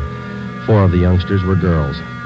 At 1:45 a.m., Ben and I checked the soda fountain on the corner of Franco Alley and Spring Street.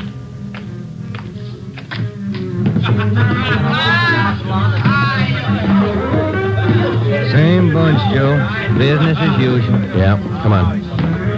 Hey, Teddy, the Bulls. They're back again. Same guys. Go back and tell Eddie. Hey, look, why do you guys have to keep tracking us, huh? You'd think we were crooks or something. You were here the last time we checked in, Teddy. You ever go home? Sure, when I'm tired. I ain't tired. What's the matter? That's your money on the table there? Sure, it's my money. You want to borrow a buck? $28. That's a lot of money for a boy your age. You keep pretty late hours, son. You have to go to school in the morning? Maybe. I can sit here, can't I? It's free country. I'm drinking coffee. You gonna make me on that? You've been drinking more than coffee. Where's your driver's license? Oh, every time the same thing. There. March 10th, 1933, 16 years old. Hey, they giving you trouble, Ted? Eddie's on his way out. What's your name? Jones. Clyde Jones. Huh, Ted? Sure. He's got money, too. Rich family. You can save the smart talk, boys. Any of your pals in the back room? What's the trouble now, Sergeant? How many times a week do we get a checkup? Go ahead, Eddie. Read them off. We told you the last time, Ramsey. Clean up your place here or we'll ride your back till you do. I told you the last time, Sergeant. There's nothing wrong with my place. It's almost 2 o'clock in the morning. You got a dozen underage kids hanging around here doing nothing. Some of them have been drinking. Schoolboys. Better to have them in here than hanging around outside in the street. I keep an eye on them. You're not the guardian, Ramsey. This time of night, they've got no business in here or on the street alone. That's your opinion, huh? That's the law, Ramsey. Now, either you shut down that back room and keep these kids out of here late at night, or we'll go after your license. You don't scare me, Sergeant. You can't prove a thing. A couple of these kids have juvenile records. They're on probation. We can tag you for contributing. You still don't scare me. Now, why don't you leave the kids alone? That's right, Eddie. Read them off. Ben, get Benson and Bell. Roger.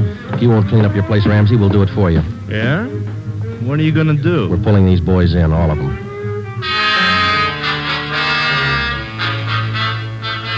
"2:25 a.m. Monday, March 28th. The dragnet operation had netted 30 juveniles, 26 boys, 4 girls. 24 of the children were between the ages of 16 and 17. They were lodged in the assembly room at the Georgia Street Juvenile Bureau. The other half dozen were 13 and 15-year-olds. They were taken to the juvenile hall at 1369 Henry Street. At 2:43 a.m., we met with Captain Bowling. All checked in, 30 of them. All right, in the morning we file petitions to have every one of these cases brought to the attention of the juvenile court. Make a note of it. Okay, Bob. For the kids with records, ask for detention from the probation department. Right. We'll call their parents in the morning. Call them now. They've got some explaining to do. By 6 a.m., all but 3 of the children's parents had shown up. To most of them, it was nothing new. Their kids had been there before. They'd be there again. They took the lecture from the juvenile officers calmly. As long as it didn't mean trouble for them, they wouldn't worry. When they got their children home, they would reprimand them, not for running the streets, but for being picked up by the police. Ben and I had seen the cycle of the young criminals start before, 100 times over. It had a lot of different endings, most of them sour.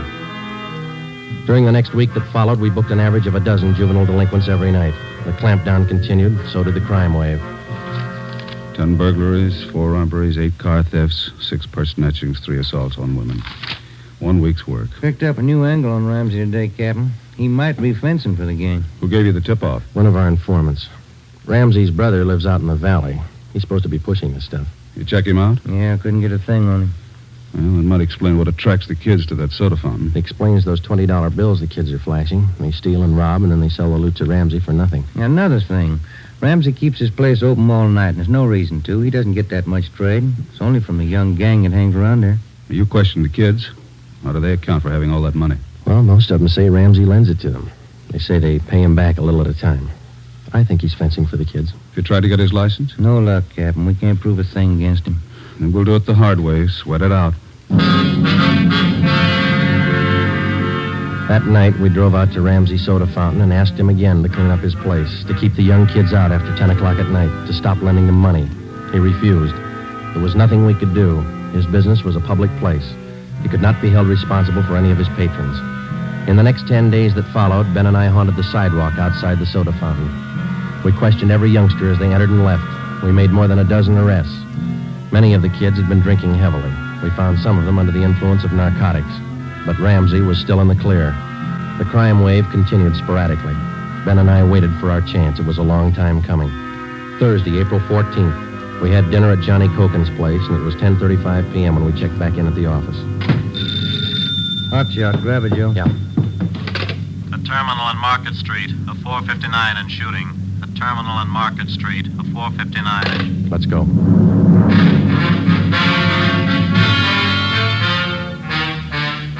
He was approximately 5 feet 4 inches tall, 125 pounds, brown hair, brown eyes, slight build, fair complexion.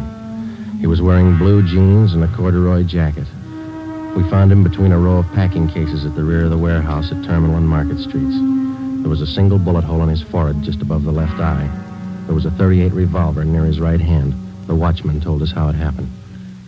He broke in the back of the warehouse, Sergeant. He wanted to shoot it out with me. Here's his ID card. Fell out of his pocket. Teddy Cameron, age 15. Dear God. A kid. I didn't know, Sergeant. He didn't either. He thought he was grown up.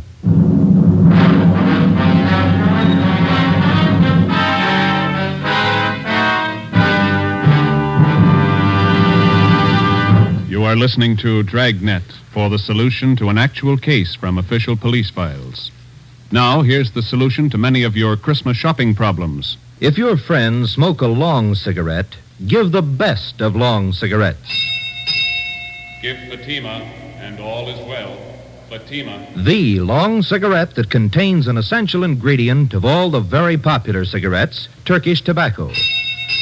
Give Fatima, and all is well. Fatima. The cigarette that has a much different, much better flavor and aroma than any other long cigarette. Give Fatima, and all is well. Fatima. The cigarette that has doubled and redoubled in popularity. Here are the authentic reports. New York Division. Fatima sales up 132%. Chicago Division. Fatima sales up 453%. Los Angeles Division. Fatima sales up 545%. More and more smokers agree Fatima is the best of long cigarettes. So enjoy Fatima yourself and give Fatima for Christmas in the attractive golden yellow carton. Everyone who smokes Fatima says that this great new long cigarette is the best of all long cigarettes.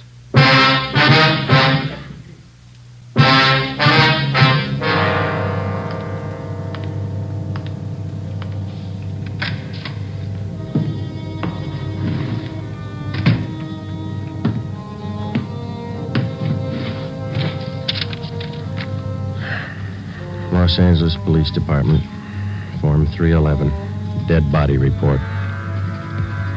Type, gunshot. DR number 437695. Victim, Theodore Cameron. Residence address, 960 Charter Street. Date and time of death, Thursday, April 14th, 10:35 p.m. Place, Terminal and Market Streets, South State Warehouse. Cause of death, gunshot. Motive or reason, attempted burglary. Time discovered, 10:40 p.m. Removed to County Morgue. Discovered by Carl Hyba, night watchman. Identified by Barbara Cameron, sister. Description of victim, male, Caucasian, age 15, height, weight, so-and-so, occupation, student, descent, English, and was a witness, signed Joe Friday, serial number 2288, age 15.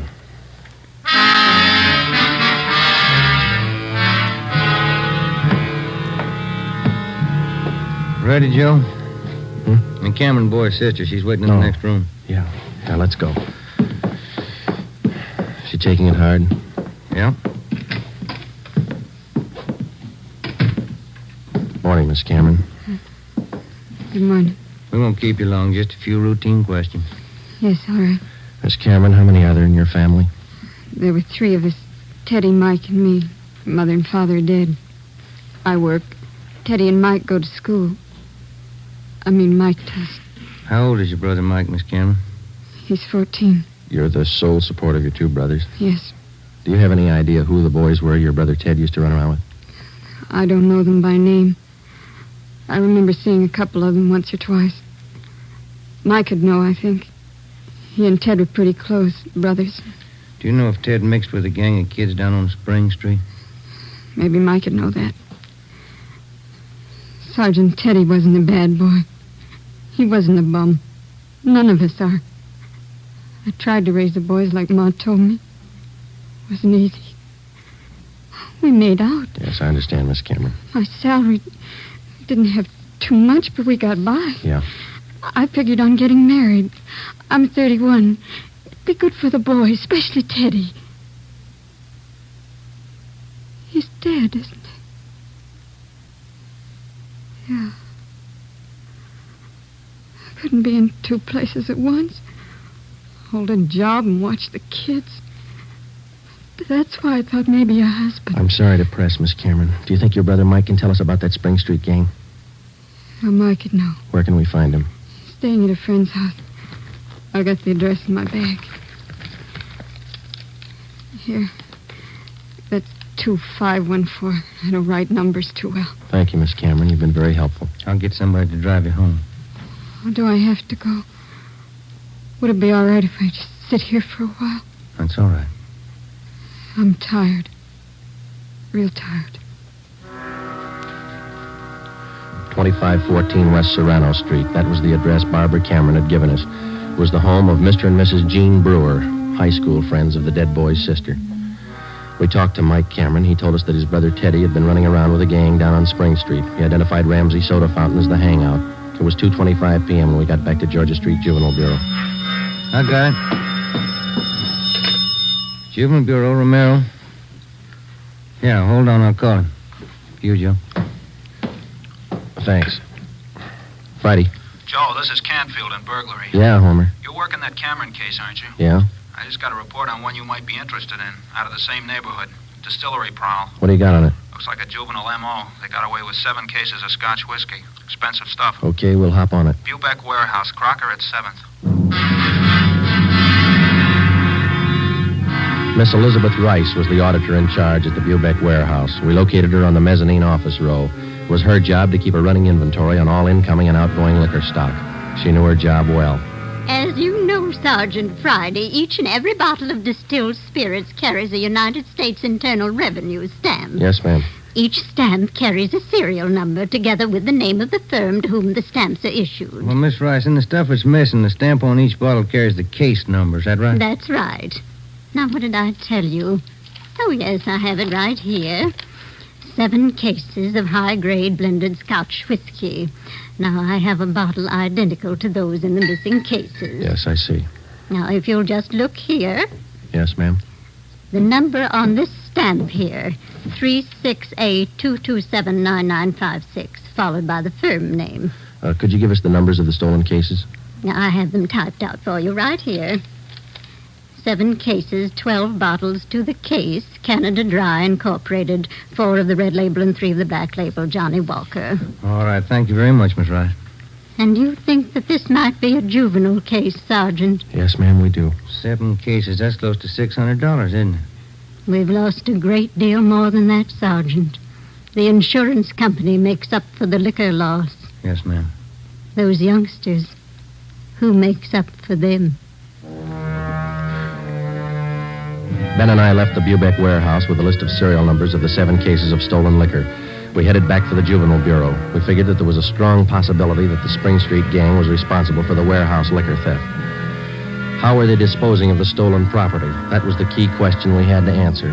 Ben and I had a hunch and a tip from an informant that the young gang was operating under the guidance of a fence, a man or woman whose job it is to dispose of stolen property. The gang members were close to Ramsey at the soda fountain. Ramsey was the logical suspect. All right, now suppose they did steal the liquor. Suppose Ramsey's a fence. What's he done with the stuff? I don't think he's turned it this fast, if he's turned it at all. He wouldn't keep it at the soda fountain, no liquor license. And we've been around too much. He wouldn't keep it in his house. He lives in the rear of the fountain. It's too hot. Only leaves one other location that we know about. His brother's place in the valley. It was 5 minutes to 10 when we turned left off Ventura Boulevard onto Sepulveda. Ramsey's brother had a small farm about a mile and a half off the highway. It was a modest white frame house planted squarely in the center of an acre of ground. An unpaved driveway led off to the left of the house to the garage. Pull up here, huh? Yeah, okay. Yeah, it looks kind of quiet, no lights. Let's go.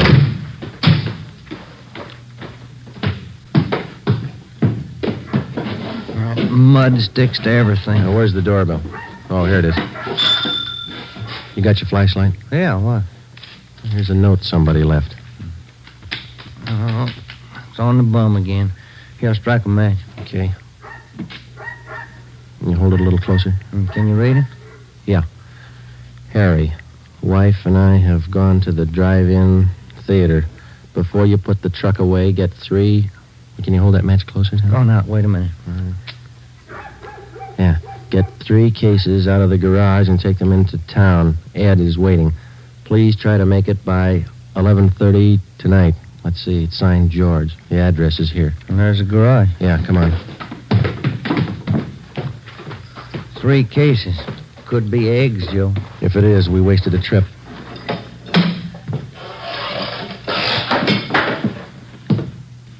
Oh, I'm out of matches, Joe. All right, here, use mine. What was that? Checking. Come on. See anything? No. There goes the light. Just a minute. I'll strike another one. You can save your matches. We found it. We found 5 cases of Scotch whiskey on the floor of the garage. We checked the serial numbers against the warehouse list. They matched. We went back to the car and called communications. We had an immediate stakeout placed on George Ramsey's place, and then we headed back for the city. It was 11:20 p.m. when we got to the address we found on the note. Oh, it's about time, Harry. Hello, Ramsey. We can do without the music. What's your problem this time? You're almost out of scotch, Ramsey. Serial numbers check out, Joe. Sorry I can't offer you a drink. We're too old to drink here, aren't we, Ramsey? Where's your phone? You want to invite somebody? You can see we're out of booze. You got a phone? In the hall. Ben, call the office. Yeah. All right, what's it all about? We've been out to your brother's place. What happened to the other 2 cases? You drink them here? I gave it to the kids. What are you looking at me like that for, Sergeant? Anything wrong, Eddie? Party's over, kid.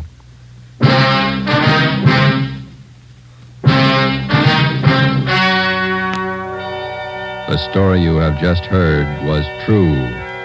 Only the names were changed to protect the innocent. On June 5th, 1949, trial was held in Superior Court, Department 74, City and County of Los Angeles, State of California. In a moment, the results of that trial. Earlier tonight, you heard the reports of amazing increases in Fatima smokers from New York to Los Angeles. Yes, all over the country, Fatima is doubling and redoubling its sales. And here's reason 1.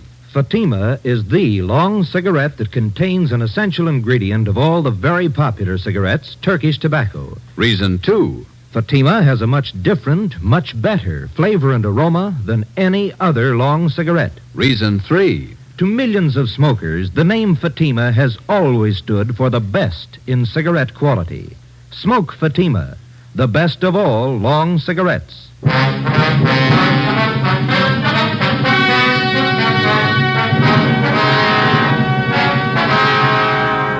Edward and George Ramsey were tried and convicted in Superior Court of receiving stolen property. After serving their terms as prescribed by law in the state penitentiary, they will be returned to the county jail where they will serve a 1-year term for contributing to the delinquency of minors. You have just heard Dragnet, a new series of authentic cases from official files. Technical advice for Dragnet comes from the Office of Acting Chief of Police, W.A. Wharton, Los Angeles Police Department. Honoring the city of Greenwich, state of Connecticut, and the men who make up the Greenwich Police Department, another of America's great law enforcement agencies. One of these men, Chief John M. Gleason, FBI National Police Academy graduate, who dedicates his life to making yours more secure. Fatima Cigarettes, the best of long cigarettes, has brought you Dragnet from Los Angeles.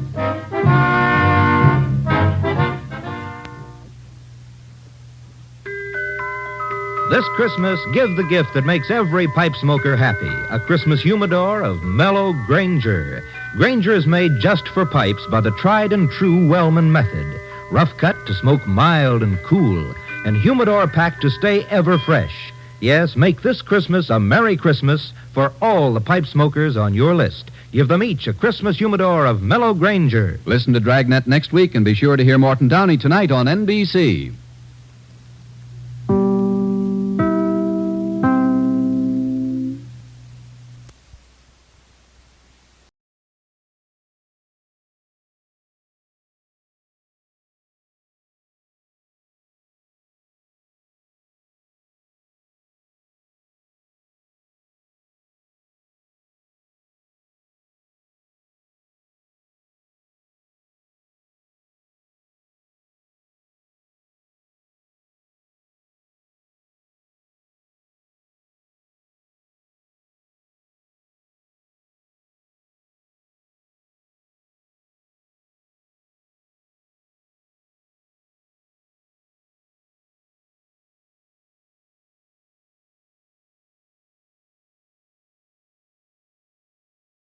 Subscribe for more videos.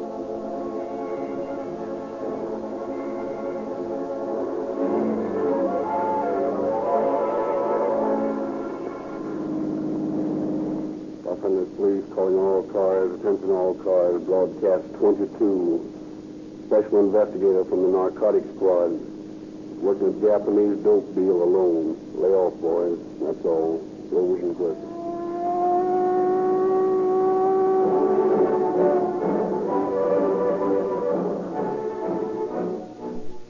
Ladies and gentlemen, may we take a minute and dramatize for you an episode that might have occurred at any downtown intersection this morning. We have entitled it Embarrassing Moment. And the cast includes Mr. Jones and the traffic officer on the corner. Listen. Darn it, this is the 5th time today the blame thing has failed its car. Hey, can't you get going? You're holding up about 40 cars. What's the matter? Well, she stalled. The 5th time today. I got a new battery, I had the plugs clean, and the ignition's okay. Here, I'll help you push it over to the side. Ever tried Rio Grande crack? No. What about it? All I know is the boys with the radio cars sure rave about it. They use it in their own cars. Yeah? Well, that sounds like the answer. I'll fill it with crack right away. And we are sure that Mr. Jones' troubles are over if he switched to Rio Grande crack. For crack powers more police cars and fire engines in Southern California and Arizona than all other brands combined.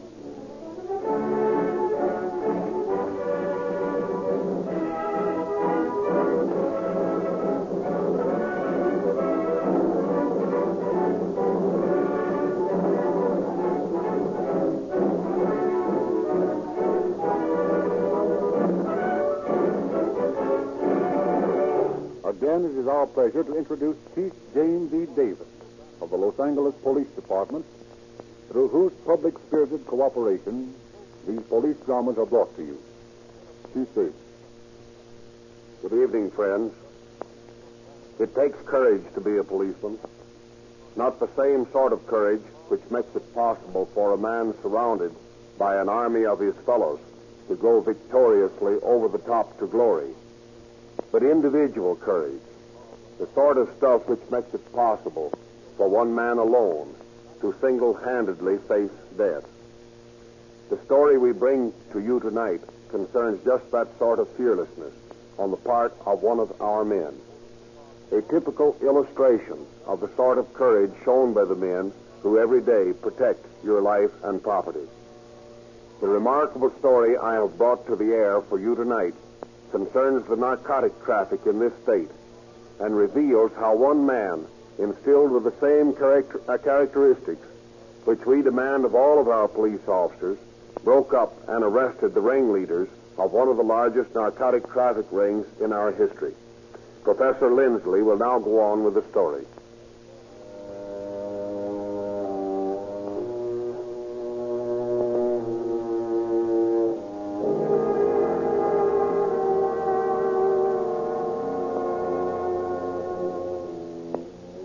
Beware the Ides of March. Such was the cryptic warning received by Julius Caesar centuries ago. On the Ides of March 2,000 years later, that same warning might well have been given to another brave man facing treachery and danger as great as that which Caesar met on the floor of the Roman Senate. His name is Fitwood, and he's a member of the narcotics squad of the police department. On the Ides of March 1926, when our story opens, he and his colleagues have been staked out for 2 weeks in a downtown apartment house. 24 hours a day, the officers have taken turns listening to the dictaphone, which is connected with the adjoining apartment occupied by Carolyn Hamer, an underworld contact woman whom they suspect of being in touch with dope operatives. The 2 weeks of patient waiting has failed to uncover anything of importance, and Captain Fitwood is rather discouraged as he returns once more to the stakeout. Well, Garrigan, heard anything interesting on that dictaphone in the last hour? Not to me. Hamer talked to a couple of dames on the phone. At least it sounded like she was talking to women. All about some bender they're going on to Caliente. None about getting a hairdresser. Well, I'll wear the cans for a while now. You go on out and get something to eat. Okay, Cap. Well, I hope you have more luck than I did. I'll listen, but I couldn't seem to get anything. Hey, wait a minute. Is she talking? Yeah. There's somebody in the apartment with us. Get a load of this, Gallagher. It's hot.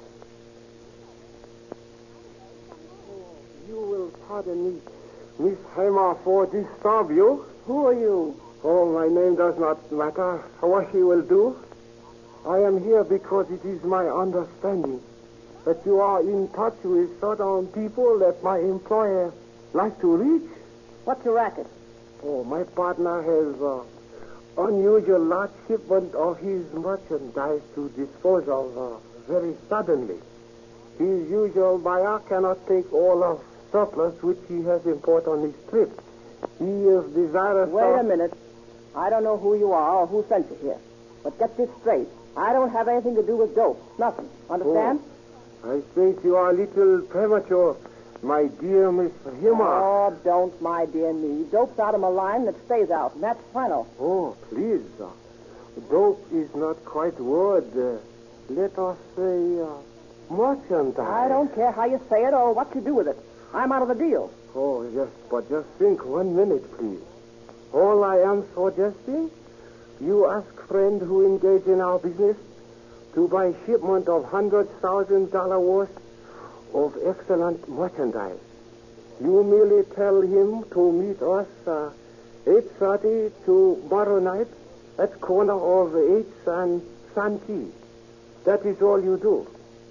$5,000 is lot of money for such service. Hey, when would I get the money? When you tell me gentleman's name, I shall leave with you $1,000. When the gentleman give us his valued business, 4,000 more shall come to you. Make it 2,000 now. Oh, very well, as you will. You know, of course, that the late and highly revered Mr. George Kraut met his unfortunate death by curious coincidence. Just after he tried leaving town without completing a bargain he had previously arranged. Oh, don't try to scare me. I'll fix it. I know a man who can swing the sale. Oh, splendid. His name, please? Jordan. He operates in Hollywood. High-class stuff. Oh, excellent, yeah. And you can trust him.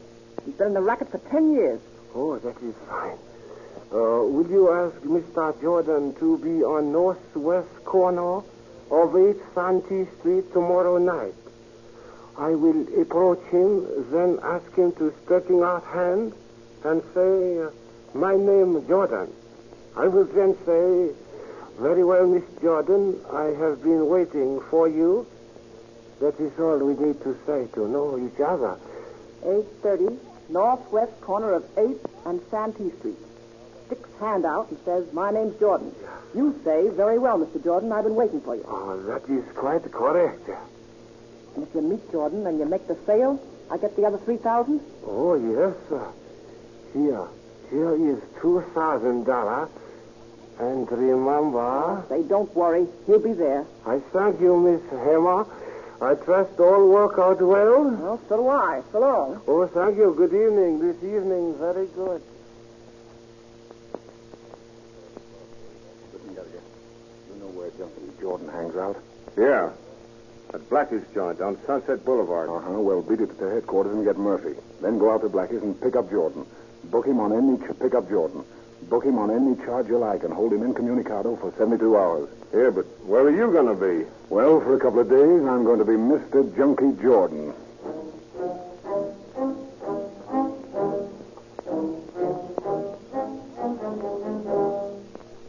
On the following night, Captain Chitwood removes all identification from himself, leaves his revolver behind, and depending entirely upon his wits, he hires a big Cadillac sedan and drives to the corner of 8th and Santee Street. He arrives a little early, parks his car, and lounges on the northwest corner of the intersection. He sees a big car drive up, and an Oriental get out and walk over toward him. My name is Jordan. Oh, yes, very well. Miss Jordan, I have been waiting for you. Shall we take my car? If you will come with me, please. We may chat more comfortable inside. After you. Where are we going? To a mall. Going. To a mall. This huge spot, Mr. Jordan. You don't mind? No. You don't mind? No.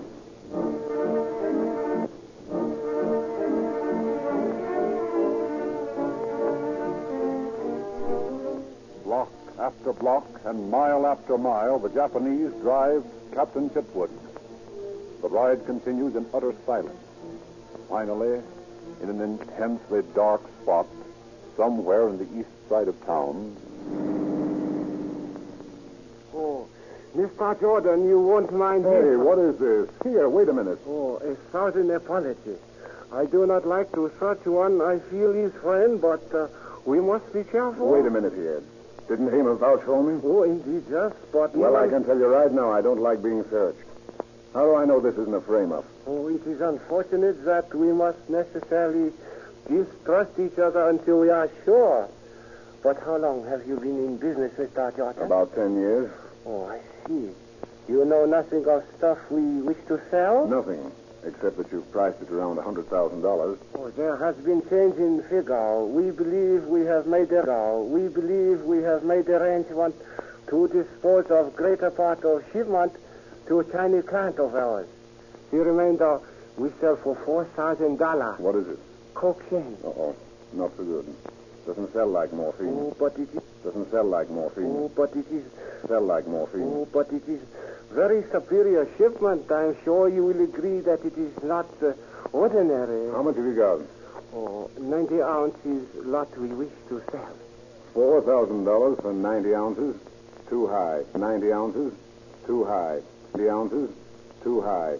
I get small shipments for 20% less than that. Oh, but as I say, this cocaine is much higher grade than you find on the market. The best cocaine on the market isn't worth that price. Oh, I differ with you, Mr. Jordan. But since my employer and I are most anxious to return home, we will concede your point.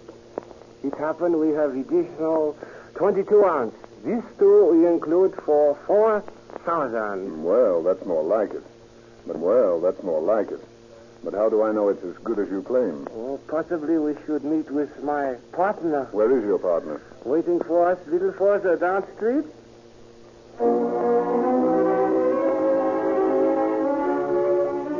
Again, the winding drive begins. For 10 minutes, Washi twists and turns through the neighborhood. Then he parks again just behind a Ford coupe. We are agreed then, Mr. Jordan, on 112 ounce at the price of $4,000, providing our cocaine sample. Shut up. There's a guy in the car ahead. You want us both to land in the pens? Oh, no, I fancy that's my partner. Oh. Will you come with me? Sure. All right. Sir? Sure. All right.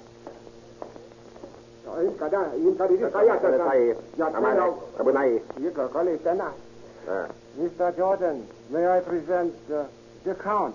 How do you do, Count? It is a pleasure, Mr. Jordan, and an honor. We hope to do business with you. I hope to get this set with you, Count. You have been in this business some time. 10 years. You won't mind answering a few questions. Certainly not. What is the source of morphine? It's made from opium. And the source of opium? Poppies. And the difference in the mechanics of using these drugs? You use a needle with morphine, you smoke opium. Are there any other drugs made from opium? Heroin. And you can use a needle on it or sniff it up your nose. You seem to know your business. I do, Count. My partner, Huashe, has explained that you struck a very good bargain with him. Your price is too high, Count. I know this market, and I know it cold. I'm paying you a good price as it is. It is a very superior cocaine that I am selling you. Well, I'd like to see a sample before we make final arrangements. Of course. I have one here. Test this, Mr. Jordan. You ought to be careful carrying that stuff around. You never know when you're talking to a cop. It's cocaine, all right. Looks pretty good. I'd like to make a laboratory test with some of it. You may have the sample. Oh, I don't want to carry that much. Give me a pinch to put in my handkerchief here. There. That's plenty. But you are satisfied without the test to make final arrangements. Oh, yes. I can see it's good stuff. Will you bring the money and bills of various denominations? Yes, but I'll have to bring a lot of big ones. I've got my money in a Hollywood bank, and I don't like to ask for that much dough in little bills. It'd look suspicious. Any way you chose. It looks suspicious. Little bills. It'd look suspicious. Any way you chose. You will meet me at 10 tomorrow morning at 9th and Santee Street. 10? What is this, a gag? My bank doesn't open till 10. You know that. Pardon. I have made an error. At 11? I can make it at 11. Splendid. At 11 tomorrow.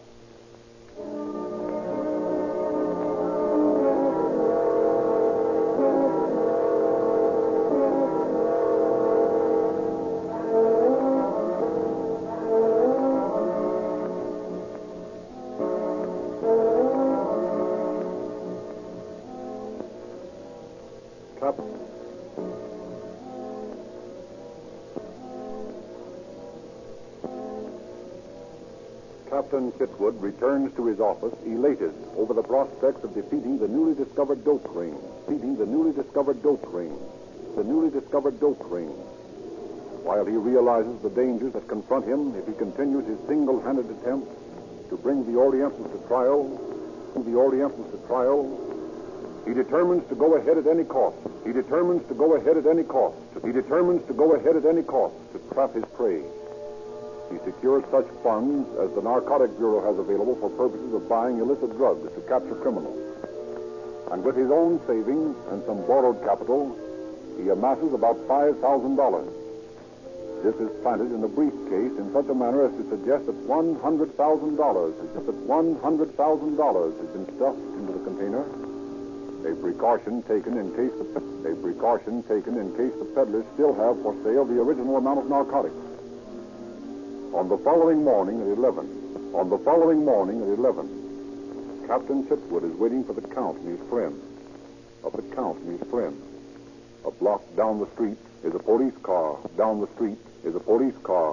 Watching the traffic. Good morning, Count. Won't you get in, my friend? Thank you. You have your car here. Right over in that parking lot. And the money? Here. Look at this. Put it away, my dear Mr. Jordan. You must not show quite so much money in public. One might suspect. Oh, nobody could see it. It is well to be careful, Mr. Jordan. I will drop you back at your corner. You will take your car and follow me. Okay. But I'd like to ask one question. Are we going far? Why do you ask? Well, I came down in such a hurry that I didn't buy gasoline. And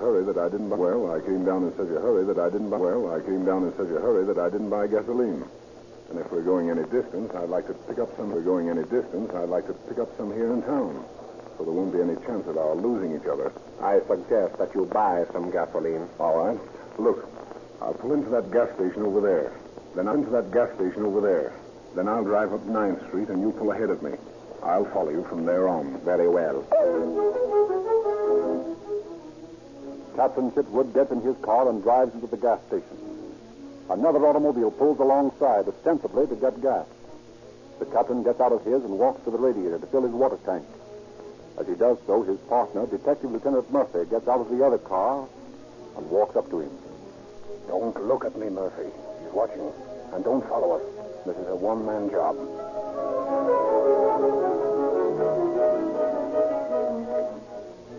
Having stopped the police car from following him, Captain Chitwood drives behind the Count's car on and on through the city. On out through Boyle Heights, into the sparsely settled country toward the valley. The Count twists and turns to throw any pursuers off the track. But Captain Chitwood realizes that there will be no pursuers. He has cut the last line of communication between him and the force. It is up to him now. He has his badge in a pouch of tobacco and a small police revolver strapped high on the inside of his leg.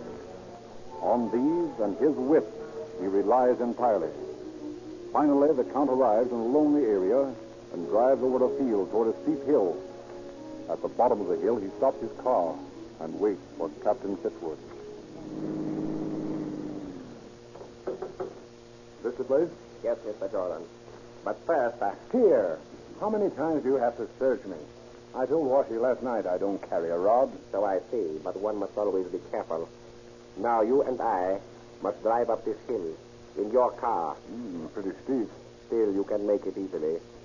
I'll try. But lay off this searching business. It gives me the willies. I am sorry. It is part of the business.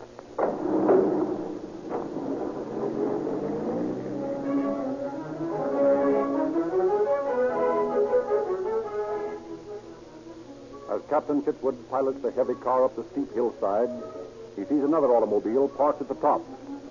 The hill surveys all the surrounding country. One could not come within a mile of it without being seen. He mentally congratulates himself for stopping the police car from following him. Then he sees Washi, and with him another Japanese who is a stranger to him. The newcomer is a giant in size, 6 feet tall, with tremendous bulging muscles. The captain suddenly realizes that difficulties lie ahead. They park the car and meet Washi and the newcomer. You know Washi, Mr. Jordan, and this is Koto, a friend who can be very, very helpful in many ways. It looks like he could eat a regiment. Speak English, Koto? Oh, sure speak English. Oh, yes, speak English. Well, that's fine. Glad to meet you, Koto. Very glad to meet you, Mr. Jordan. Very glad. Now, before we conclude our little deal, I would like to know if you could handle some more of my business in this territory. Not right now. This is eating of all my capital. I do not mean now. As soon as we have finished with our bargain, I return to Japan.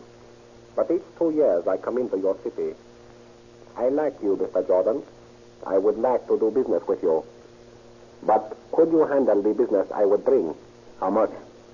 I would like to bring to you each 2 years about $1 million worth of merchandise. That's a lot of money. Because you take it in one deal, you save a great deal of money. Mm-hmm. Sounds like a good proposition. You risk only one purchase instead of many. And I am very careful. You need never worry over authority. Sheer accident might mean disaster, but that is all. One delivery, a low price. The finest of merchandise. What kind of stuff can you deliver? This cocaine is all right, but... I know. It is morphine you wish, is it not? Mm-hmm. There's a better market with morphine, quicker turnover. Morphine I can arrange very easily. It's a deal, Count, with this provision. I can't handle all the stuff myself. I'll have to form a syndicate to buy the shipment. Of course. I will not make my next trip here for over a year. But when I do... When you do, you'll find a market all set up for you. Mr. Jordan, you are a good businessman. I have to be, or I'd be out of the business quick. It is agreed, then, for the next shipment. Right. Good. Whitey, take Mr. Jordan's valise and count out the money. Koto and I will get the merchandise for Mr. Jordan. Can I help carry it? We took the precaution of hiding it down in the grasses. We will bring it up now. Whitey, have you the valise? This is in Mr. Jordan's car. I will begin the money counting.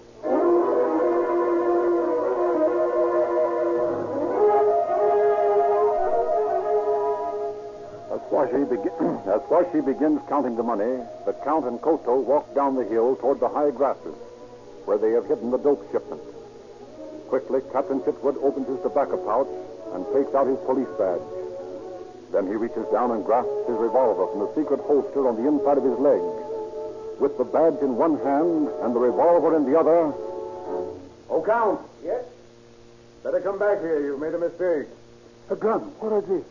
You are joking, Mr. Jordan. No, I'm afraid you tried to sell your merchandise to the wrong man. But this is ridiculous. There's the badge. Police. Get your hands up, Koto. Stand back there. Washi, Oh, yes, please. get out of that car. Oh, yes. That's all right. Come over here. What for you are calling me, please? Come over here. Oh, I understand. I think this hijacking job, Mr. Jordan. No, it's an arrest. My dear Mr. Jordan, this is all a terrible mistake. You do not realize who I am. My connections, both here and in Japan, are irreproachable. Count, you're selling dope. That's all I need to know. You're a criminal. And regardless of friends or connections, you're going where all criminals go. I don't think so. Think anything you like, but keep your distance. Never mind the chatter. Move along ahead of me. Come on, I gotta be at headquarters in an hour. I wonder.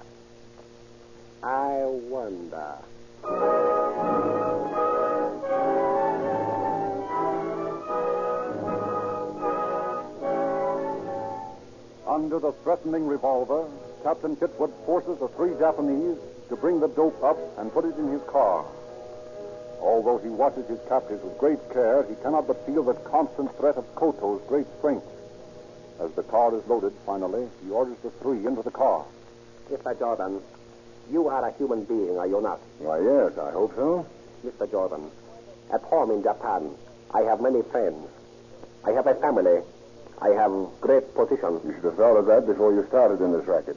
Still, you can see how much more this all means to me than to the ordinary criminal that you deal with. I see what you mean. In your work, Mr. Jordan, you do not make a great deal of money? Well, it's not very much according to your standards. A sum such as $10,000 would be quite large in your eyes. It would be very large. I happen to have such a sum within easy reach. Fine, you'll be able to hire a good lawyer with it. I was thinking of making a friend a present. A very lucky man, I should say. You are the friend, Mr. Jordan. Oh? And how do I merit this friendship? You return to Stay the tuned for the station next with the sad episode, news starting that in your just suspect 4 minutes. Disappeared. Sorry, Count. That's out of my line. $10,000 is a lot of money. No. You'd better get in the car. Back there, Koto. Mr. Jordan, I will give you one more chance. There are three of us. Koto here is a trained wrestler. We all know jiu-jitsu. Once we are in the car, you will be unable to manage us. True, you have a gun, but you cannot succeed in getting us to the city. I've been thinking about that. Let me tell you, Mr. Jordan, that you haven't a chance. But rather than come to blows with you, I suggest this plan. You will take me alone to town. You will drive me to the bank where I have $100,000 in a safety deposit vault. This you will put in your pocket. With $100,000, Mr. Jordan, you will have peace and security. You will have peace and security all your life. Is it agreed? That's an interesting plan, Count, but I can't accept. Then I fear for you. Oh, don't worry about me. I think you had better accept the Count's offer. It is impossible that you will arrive in town alive. Let's put it another way. Let's say that it's impossible that all of us will arrive in town alive. I don't quite understand. It's very simple. Really. Don't you see that Koto is the main threat? How much do you weigh, Koto? 210. When you, Count, and Washi here are carrying Koto through the fields down to where I can call a police car, you won't be very dangerous. What for they carry me? Because I'm going to kill you. You cannot do that. My dear fellow, I can and will do exactly that. Koto, unfortunately, resisted arrest. My duty as a police officer, although unpleasant, was very plain. I had to shoot him. The law is quite explicit on that point. But I'm not resisting arrest. Oh, you have no imagination, Koto. Who'll ever know? Stay tuned for the next episode, starting in just 2 minutes. To show you that my gun is loaded, gentlemen, and that I mean what I say. Must be other way. Must be other way. We plead with you, Mr. Jordan. We have been very fair. We have offered you money. Well, you will not take it. But that is no excuse to murder one of us. I have no desire to kill. But wait. There's one other way. What way? Koto will lie on the floor of my car. You two will lie on top of him with your heads at my side. If you make a false move, I'll shoot all of you. If you don't, you'll arrive safely at the station. Tamale.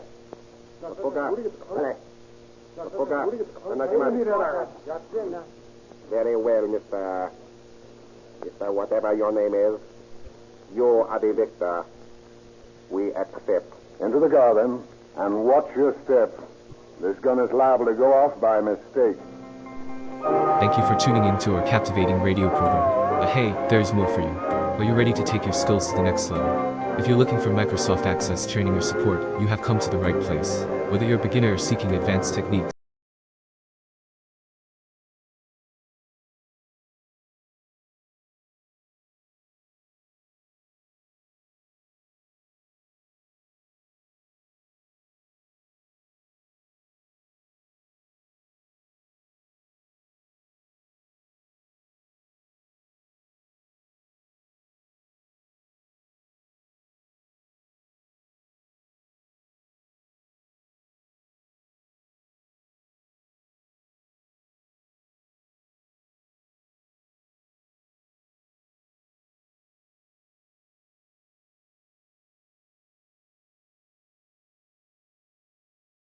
Look forward to helping you unleash the power of Head of the Microsoft narcotics Access. Squad, Captain Chitwood. Subscribe for more Wheaties videos. presents Joel McRae in Tales of the Texas Rangers. On stage tonight, transcribed from Hollywood, another in the Wheaties big parade of exciting half-hour presentations.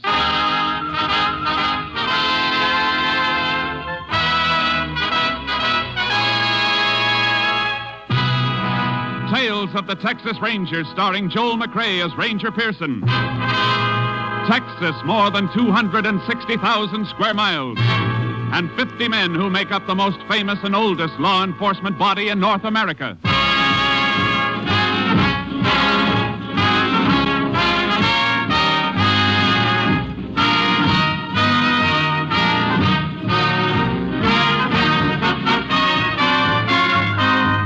Now, from the files of the Texas Rangers come these stories based on fact. Only names, dates, and places are fictitious for obvious reasons. The events themselves are a matter of record.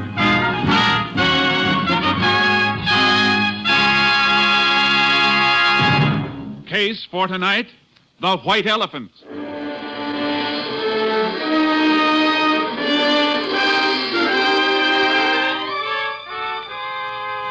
It is January 16th, 1950. The time, 6:28 p.m. A freight train just outside of a West Texas town gains speed and rolls through the gathering dusk. Inside a gondola car, a hobo crouches in a corner as the brakeman comes toward him. All right, Bo, this is where you get off. Now, listen, pal, just let me get to the next town. I said this is where you get off. But we're moving. Yeah, you get on where we was moving, you can get off. Now, come on, or I'll dust the top of your head. Now, listen, don't do it, I tell you. Get on your feet like this. Let go. No, you want to get tough, huh? I told you to let me alone, pal. You slug me, will you? Oh, you ain't getting me. I'm coming.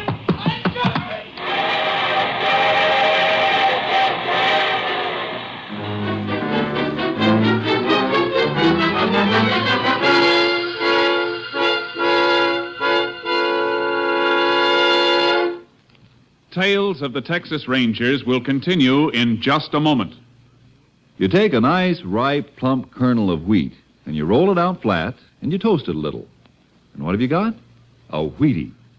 Do that over and over and over again. Do that enough times, and pretty soon you have a whole bowl full of Wheaties, and you can sit down to breakfast.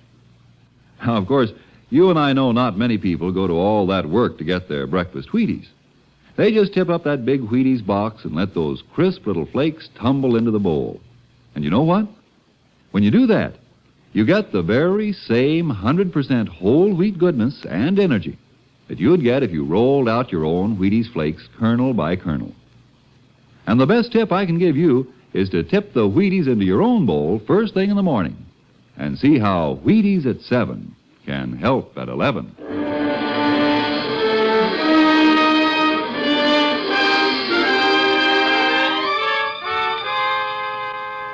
At 2:55 a.m. of the morning following the freight train incident, a rancher named Banker noticed a small coupe parked on the shoulder of the road. It bore Oklahoma license plates. Banker turned his spotlight on the car, saw a man slumped down on the driver's seat. A half hour later, Sheriff Caldwell, notified by Banker, began investigation of the murder and called in the Texas Rangers. Ranger Jace Pearson was assigned to the case. And a few hours later, Pearson, Banker, and Sheriff Caldwell stood at the scene. Pearson listened to Banker. It was just about 3 this morning when I saw it, Ranger. How come you were driving along this road that late? I've been to a rancher's meeting in Almira's.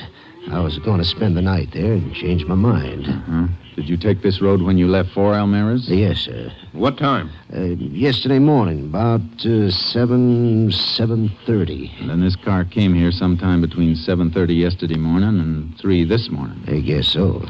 You never saw the dead man before, huh? Was the first time I laid eyes on him. All right, Mr. Banker. You can go. If you need me, I'll be home. No identification on the body at all, huh, Sheriff? Nothing in the pockets. Picked clean as a whistle. Anybody else been around the car? Nope. Deputy kept his eyes on it. The car's facing west. Going west when it was stopped. Tire tracks on the shoulder tell that. Mm-hmm. Blood on the seat. Yep. .38 bullet done it. 38? Might be a police special. Banker got one? Banker, but... Just asking, for now. You see, You see something? Look here, Sheriff. Huh? Set of tracks leading up to the car. Ordinary shoes, not boots. Heel marks are too broad for boots. Yeah, looks like it. Look at this one. Sole print with a hole in it. Now look. The prints lead from that way, north, up to the car. A little scuffle, and the prints turn back north. Mm-hmm. In other words, Sheriff, somebody walked up to the car, stood there, then turned and went back north. Oh, and here's something else. Grease. Looks like grease. Smeared on the car door. Same side footprints are on. Grease might be from the car. Looks too stiff and heavy for that. Yeah. What about it coming from a freight train, Jace? Why? Well, there's tracks about a mile north of here. Freights use the siding to pull on when passengers got to pass. Maybe it all ties in, Sheriff. A shoe with a hole in it, grease, freight siding. Yeah, might be worth going after. Where do we start? Here at the car first. I'm going to check it over inch by inch. Meantime, you get hold of a freight schedule. I'll meet you at your office.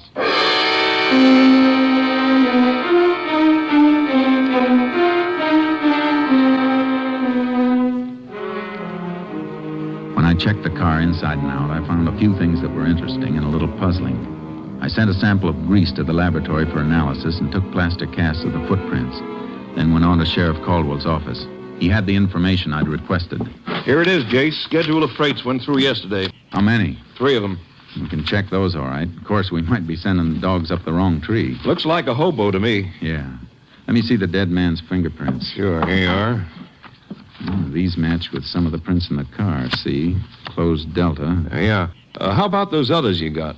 Picked these up on the door that had the grease on it. Smeared all over. A couple clear enough to use, only... Only what, Jace?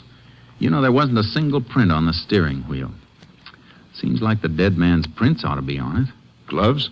I didn't find any gloves on him, nor in the car. Yeah. By the way, I got a call out if any hobo picked up or seen on those trains. Good. Now, I found these tucked under the sun visor in front of the driver's seat.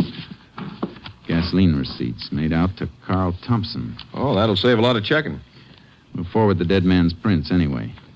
That steering wheel bothers me. Excuse me, Jace. Sheriff Caldwell.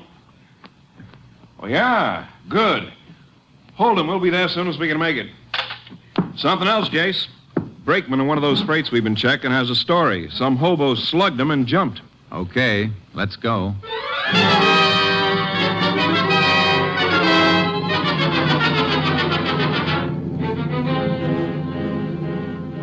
The brakeman took us to the approximate spot the hobo jumped off the freight.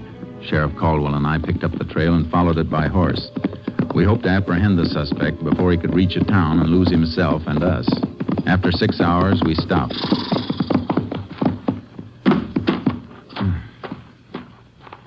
What's the matter, Jace? Tracks are different. Come here and take a look. Different? Yeah, look. The right print's a little deeper, favoring his left a little. Hurt himself, huh? Must have twisted his leg when he took the jump off the freight. Kept getting worse. Sat down here, smoked a cigarette. Here's the butt. He ain't going to make such a good time with a bum leg. We've been traveling at a steady trot. Uh-huh. Okay. Let's get going.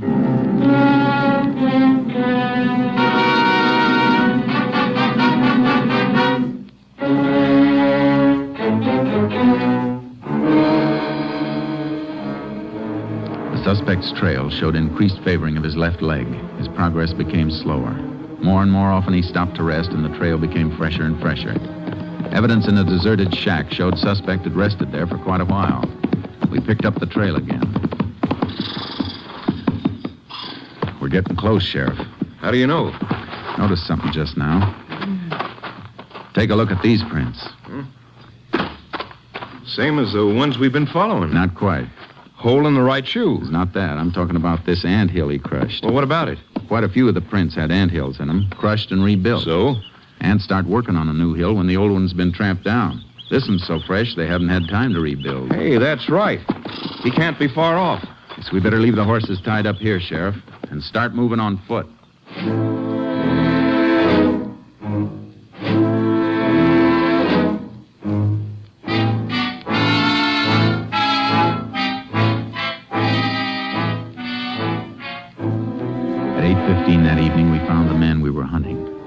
asleep. He gave us no trouble, and he denied anything and everything about the crime. We took him back, and I kept questioning him, but he stuck to his story. I never was there. I didn't do it. Ever own a gun? 38 Police Special? I told you 100 times I never owned no kind of gun. How'd you take all that skin off your arm? Don't know. Fell, maybe. You got that while you were running away. When you jumped off the freight, after you slugged the brakeman. No. Grease on your jacket. How'd it get there? Maybe off in the freight. Sure. That car we showed you, the one you said you'd never seen before. It's the truth. Is it? Hold up your right foot. What? Hold it up. Hole in the right shoe. What of it? Here's a plaster cast. Cast at the print of the scene of the murder. Take a good look. But I wasn't there, I tell you. Ever hear of fingerprints? Oh, sure. Here are yours. And here's a set found at the crime. They match. You still say you weren't there? I didn't kill nobody. Let me see your hands. When'd you wash them last? I don't know. Maybe a couple of days ago. You know we can tell if you fired a gun. I never had no gun. Did you rob the man in the car? No. Look at me. You were there, weren't you? We can prove it. Well, all right, I was there. But I didn't kill him. Why'd you lie? Well, I was scared. If you're innocent, you don't have to be scared. Look, Ranger, I got a couple of bag wraps. That all? Sure. We can check that, too. All right. I got a couple of wraps for pinching stuff. Nothing big. Now, look. Tell me exactly what you did. Well, I come in off a freight. I was walking across when I seen the car. I figured it was funny, something funny. Why? Well, car parked like that. Then I walked over, seen the fella in there. He was dead. I beat it, hopped the freight. That all? You know what else up to now. Did you get in the car at No, all? sir. Did you touch the body or take anything from it? I swear, Ranger, I didn't. Did you touch the steering wheel and then wipe it off? Wipe it? No. What for? Look, I tell you, Jace? Yeah, Sheriff. Come here, will you? Sure. You stay put. I got no place to go. Here's all the dope and the murdered man, Thompson. Come in just now. Carl Thompson, resident Tulsa, Oklahoma, traveling salesman for Prince Extract Company. This checked? Double. Tallies with the gasoline receipts. Mm-hmm. What about him? The hobo? Yeah. I think the only crime he committed was failure to report what he saw. His fingerprints were all over the outside of the one door of that car, none inside. Seems to me if he thought of cleaning up the inside, he'd have done the same outside. Yeah, looks like it. We'll give him the paraffin test anyway and see if he's fired a gun lately. And if he didn't? Start all over. And start with that clean steering wheel.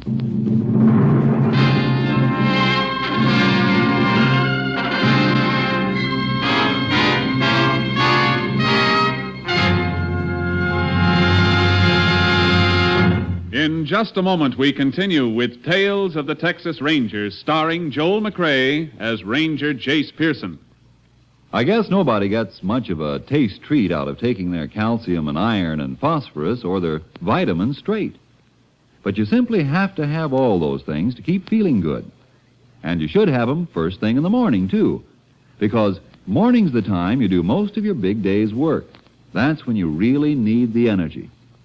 You see, morning is the time when you really should... Wait a minute, Frank. Why don't you just tell them this?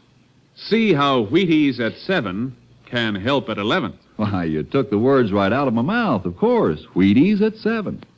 Because Wheaties have all those vitamins and minerals. That's how Wheaties give you the zip it takes to feel eager and ready for anything all morning long. Whether you drive a truck or plow a field or if you're just plain busy with a multitude of household duties. And Wheaties do you another big favor. Wheaties wrap all those vitamins up in a wonderful, sunny, toasty, nut-like flavor that fairly hollers, give me some more. Wheaties are crisp. They're munchy. You know, fun to chew on. Taste as good going down as they make you feel when they get there. So do this, will you? Not for me, but for yourself. Hurry on down to the Wheaties tomorrow morning and just see for yourself how Wheaties at 7 can help at 11.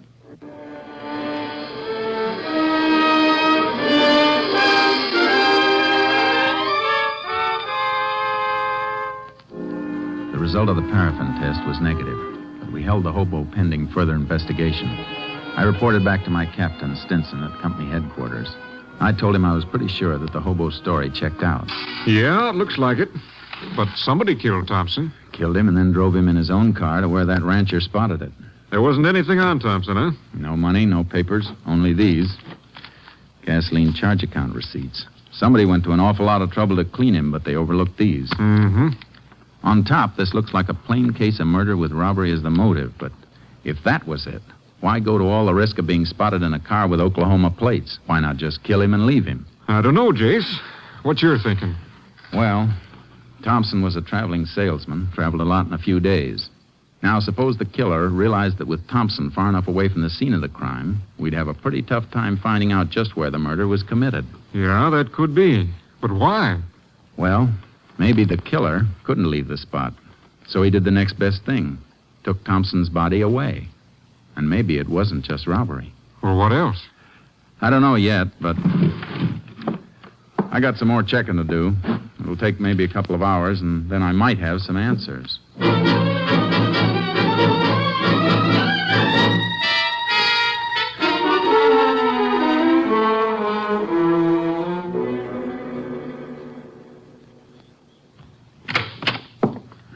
Well, a couple hours on the nose, Jace. You get anything new? Some more dope on Thompson, Captain. He never carried much money, never was known to have picked up a hitchhiker, and I got a pretty good idea of where he was killed. These gasoline receipts tell a fair story. Yeah? How? Well, this one, for example, dated the 15th day before he was killed, made out in Bannon. He got 16 gallons of gas there. Oh, did you ever think somebody else might have been using his credit card? Yeah, but Thompson traveled that route pretty often. Chances are he was well known at the service stations. Yeah, that's right. Okay, go on. I ran a mileage test on his car. He got about 17 miles a gallon. Now, his tank holds 16. I did a little figuring.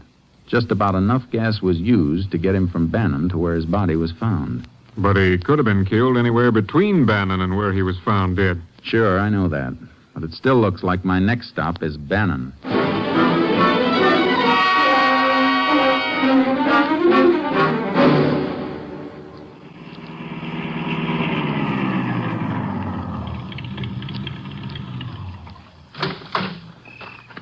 Howdy, Ranger. Howdy.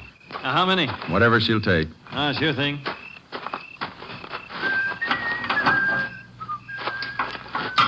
You the owner here?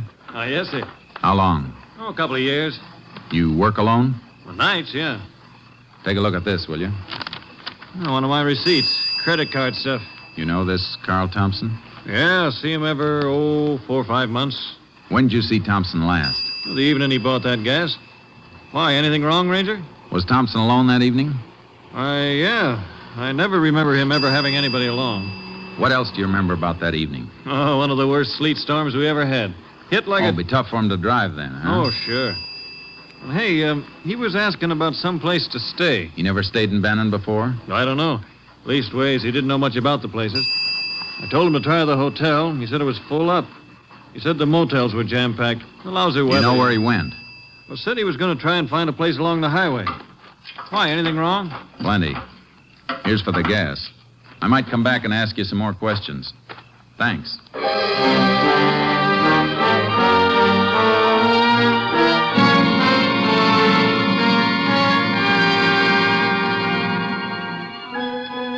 I began a check of every possible place Thompson might have stayed that night, but I drew one blank after another. Then I got a lead at a motel on the outskirts of Bannon. Sure, Ranger. I remember that night. Sleet was an inch thick. We was full up here, but I sent him to a place down the highway, the Star Motel. Been closed and up for sale for quite a spell, but I heard it was opened up again.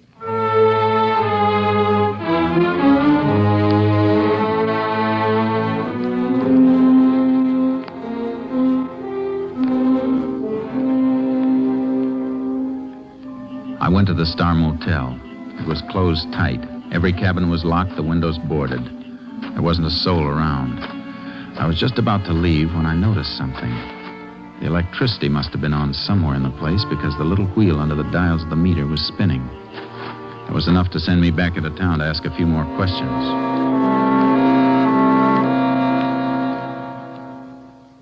Now, let me see, Ranger. Star Motels. Yes, sir. Here's what we want right here. Uh-huh. Are these all the electricity bills? Yes, sir. Let me see. Up to 3 months ago, the bills were just for meter installation, minimum service charge. That's right, Ranger. But for the last 3 months, 475, 389, 560. Kind of funny, isn't it? The place is closed, but for the last 3 months, the bills have averaged over $4 a month. Didn't that seem peculiar to you? Well, Ranger, we just... Sure, I know. Now, can you give me the name of the person to whom these bills were sent? Get it for you right away.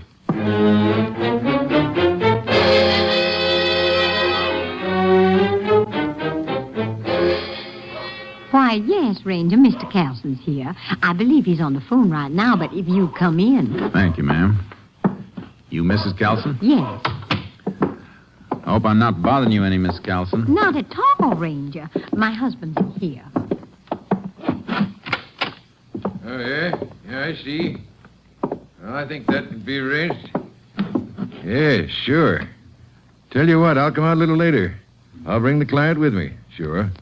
Thanks for calling. Goodbye. And this is Ranger Pearson. Oh, hello. Sorry to barge in like this, Mr. Carlson, but I got a few questions. Questions? Sure, what about? You own the Star Motel, don't you? Yes, I do. Star Motel. That white elephant. White elephant? Yeah, I've been trying to get rid of it for 2 years. Why? Well, like Bessie said, it ain't been worth a hoot since the new highway went in 2 years ago. Only half the traffic that used to pass it. It hasn't been used for 2 years? Well, I guess I didn't mean exactly that. What did you mean? I tried to keep it going for a year after the highway went through, but couldn't rent enough rooms. Wasn't worth trying to save. You got the keys to it? Keys? Oh, sure. Is something wrong, Ranger? Might be, ma'am. Can you take me through the motel, Mr. Carlson? Anytime. Right now, suit you? Couldn't be better. Let's go.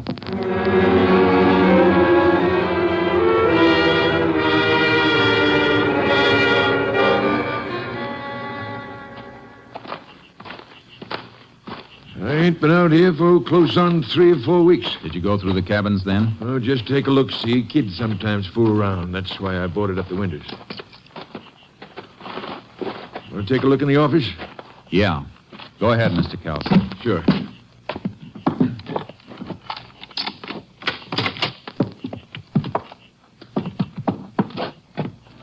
Nothing in here, Ranger. Nope, there's not. Anything in particular you're looking for? Yeah. You have this floor washed lately? Oh, heck no. Ain't no use paying for something like that. It's been washed recently. Huh? But why? How do you know? Scrubbing wood with hot water always raises the grain, and hot water isn't as good as cold to wash out blood stains. Blood? Blood? Reach! Both of you! What's the matter Hands with away you? from the guns, Ranger. Now, both of you, sit down. Go on. Hark! Hark! Come on! What the devil is this? Who are you fellas? My guess is a couple of men I want for murder, Mr. Carlson. Murder? Just check the telephone wire. Everything okay? Yeah, push that guy. Me? Why? I never carry a gun. Well, we'll just make sure. Yeah, he's clean. All right, now strip the Ranger's gun belt. Wait a minute. You got the drop on me. Maybe I'd have to be a fool to draw. But if you don't want me to be a fool, don't touch these guns. You try and take them off me, and I'll go down using them, and I might get lucky. All right, Locke. Let him alone. He's too smart to start anything. Go get the panel truck out and start loading our stuff fast. Well, what about them? We can lock them in. Fix their car so they can't get out of here for a while after we leave.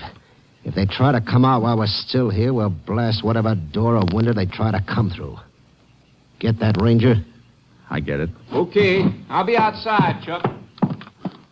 So your name's Chuck, huh? Good as any. What are you and that other fella doing in my place? Go ahead, Chuck. Tell him. Some other time, friend. Now you two listen. Because I ain't going to say this twice. Try to bust out before you hear us drive off, and you'll get it good. Now stay put. Oh, they got us locked in. Yeah. Oh, don't go near that window. You heard what he said. Little crack in the boarding. I'm just taking a look. What are they doing? Come here and take a look for yourself. Oh, I should have watched the place more. I never knew anyone was using it. Been used plenty. Look what they're taking out. Furs. All kinds of stuff. It's beginning to make sense. Closed down motel made a nice storage bin for stolen unsmuggled goods till they could run it to the markets. Oh, they'll get away. You said there was a murder. Take it easy, Mr. Carlson. We'll get them. Oh, they'll be across the border in a half an hour before we could even reach a phone. Maybe you better take a chance And get shot down in cold blood? No. But we'll get 'em all right. Know why, Mr. Kelson? Why? Because you'll help. I pinned Kelson with a quick headlock and then got one arm up behind him and applied pressure so I could keep him still while I had a free hand. I reached into his jacket and found what I was looking for under his shoulder. Then I pushed him away. Oh, you crazy? You almost broke my arm. Shut up, Kelson. Don't you think I saw this gun bulging under your coat? And they deliberately missed it when they frisked you? You played it real smart, almost. Well, I don't know what you're talking about. This gun and the electric bills. You paid them. Paid bills that were being run up in a place that was supposed to be shut down. Seemed kind of funny you never complained to the power company. So what? Well, So you got a phone call from your friends out there. They tipped you because they saw me nosing around here earlier, right? No. Okay. Okay, take a look out there. They're almost finished. In a couple of minutes, they'll be gone. In half an hour, they'll be over the border. How about you? You want to stick back here and face a murder charge? There's nothing you can prove. There's plenty we can prove, Kelson. And you're holding the bag. You'll have a tough time explaining those electric bills and them missing your gun. I didn't kill that man. Did this Chuck do it? Yeah, that salesman come in. He saw what was going on. Chuck killed him, then drove him away. All right. Now listen real careful to me. I'm going to fire this gun of yours. Then you hammer on the door and holler for him. Get it? What do you want to Just do then? listen. When they come up, tell them you had to kill me.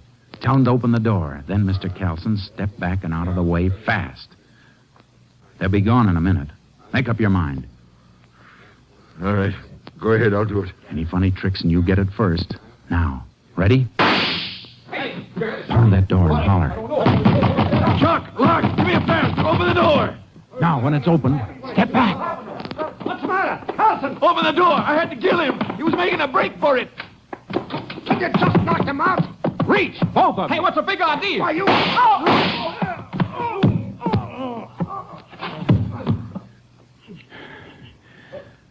We'll come back for him later, Kelson.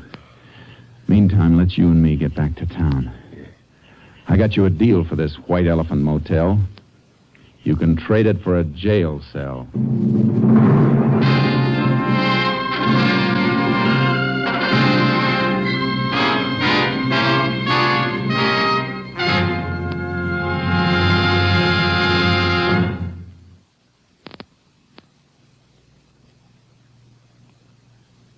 And now, here is the Wheaties man, Frank Martin. All right, sound effects man, ring the alarm clock. Yeah, I used to groan too when I heard that sound. But one morning I said to myself, now look, Martin, you gotta get up. Why fight it? Think about something pleasant. And right away I thought, Wheaties.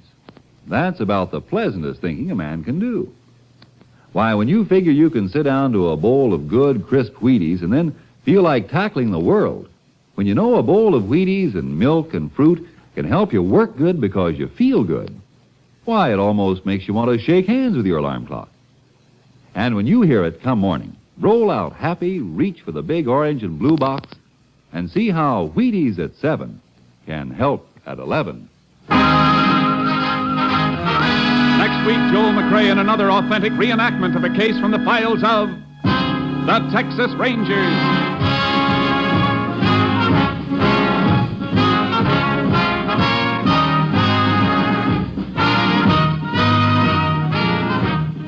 Joel McRae will soon be seen starring in the Universal International Technicolor production Saddle Tramp. Tonight's cast included Tony Barrett, Paul McVeigh, Lou Krugman, Jeff Corey, Robert Bruce, Byron Kane, and Jeanette Nolan. This story was transcribed and adapted by Russell Hughes. The program was produced and directed by Stacy Keach. And this is Hal Gibney speaking.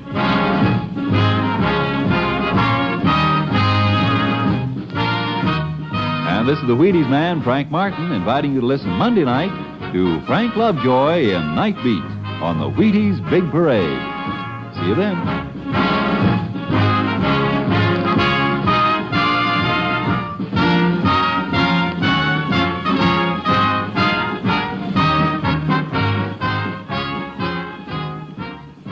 Listen tomorrow for the Summer Symphony. Now it's Basin Street time on NBC.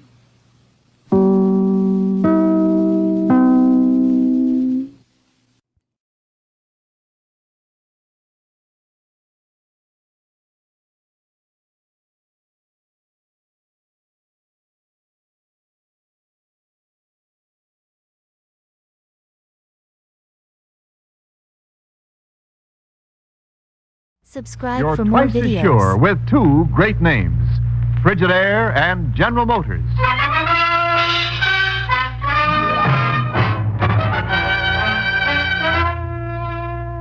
Frigidaire presents Herbert Marshall as the man called X. Wherever there is mystery, intrigue, romance, in all the strange and dangerous places of the world, there you will find the man called X.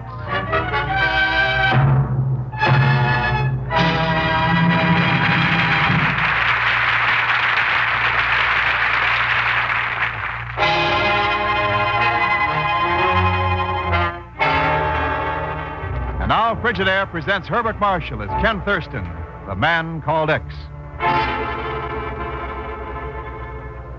I'm very sorry to keep you waiting, Mr. Thurston. Would you care to give me your order now? Oh, later. Right now, you can bring me a dry martini with an onion. Very good, Mr. Thurston. I shall be right. Oh, I beg your pardon. Think nothing of it, my good woman? Pagan, no. Oh, hello, Mr. Thurston. I thought you were in South Africa. I was. I just got back. Well, you must have dug up a new tailor. The suit? Oh, well, it's really... Feel the material. Oh. How'd you do it? Bank robbery? Mr. X, I'm going to become a millionaire. Congratulations. How? Very simple. Roulette. Huh? Sure, a friend of mine from Europe. He says that all you have to do is to...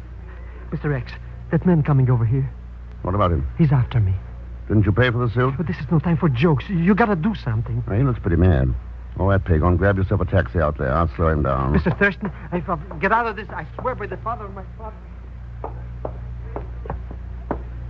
Just a minute there. Pardon me, please. I'm in a hurry. Evidently. Since you didn't take the time to pay your check, I intend to pay it when I come back. Now, if you don't mind. maybe we'd better call the manager. I think he'll be interested in your intentions. I do not wish to... too late. He's driving away. Hmm? You trying to catch somebody? Unquestionably, your interference was intentional. I saw Zellschmidt talking with you a moment ago. So? Fortunately, I think I know where he can be found. Good. But you, monsieur, you may discover that you have made a very bad enemy. Very bad indeed. Good day.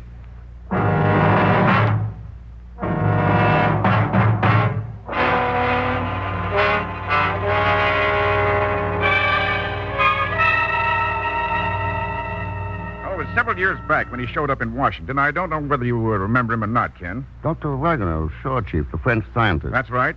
Specialist in nuclear physics. He'd got out of France just one jump ahead of the Nazis. Claimed he'd solved the nuclear reaction of hydrogen and helium, unlimited power without the need for uranium. Yeah, I remember him. That was early in 41, when John Public thought nuclear energy was scientific fiction. What happened to him? Why, he died, Ken. Oh? Yeah, 2 weeks ago in French Guiana. A newspaper clipping came in yesterday. What about his process? Did he leave any papers or notes? According to this item, they were holding the stuff pending a claim by next of kin. That's a pretty important secret to be kicking around for just anybody to get hold of. Well, that's how it looked to me, Ken, so I cabled the authorities in French Guiana yesterday. Got an answer this morning. Said Dr. Wagner's papers had already been picked up, and by an operator from this bureau. What? Yes, Ken, and hang on to your hat. According to the cablegram, the name of the operator was Zellschmidt. Pagan. Good Lord. Yes, he's in plenty deep this time. All right, Chief. I'm on my way. I'll be in touch with you. Well, better phone me as soon as you get to French Guiana. French Guiana. Chief, I'm going to Monte Carlo. Ken, what in Sam Hill are you talking about? So long, Chief.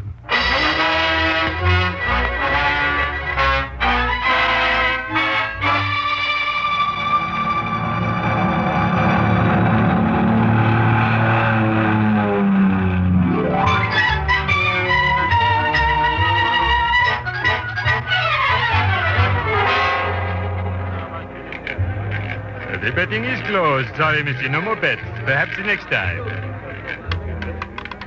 And the winning number is 23, red dot. Unfortunately, not the cover.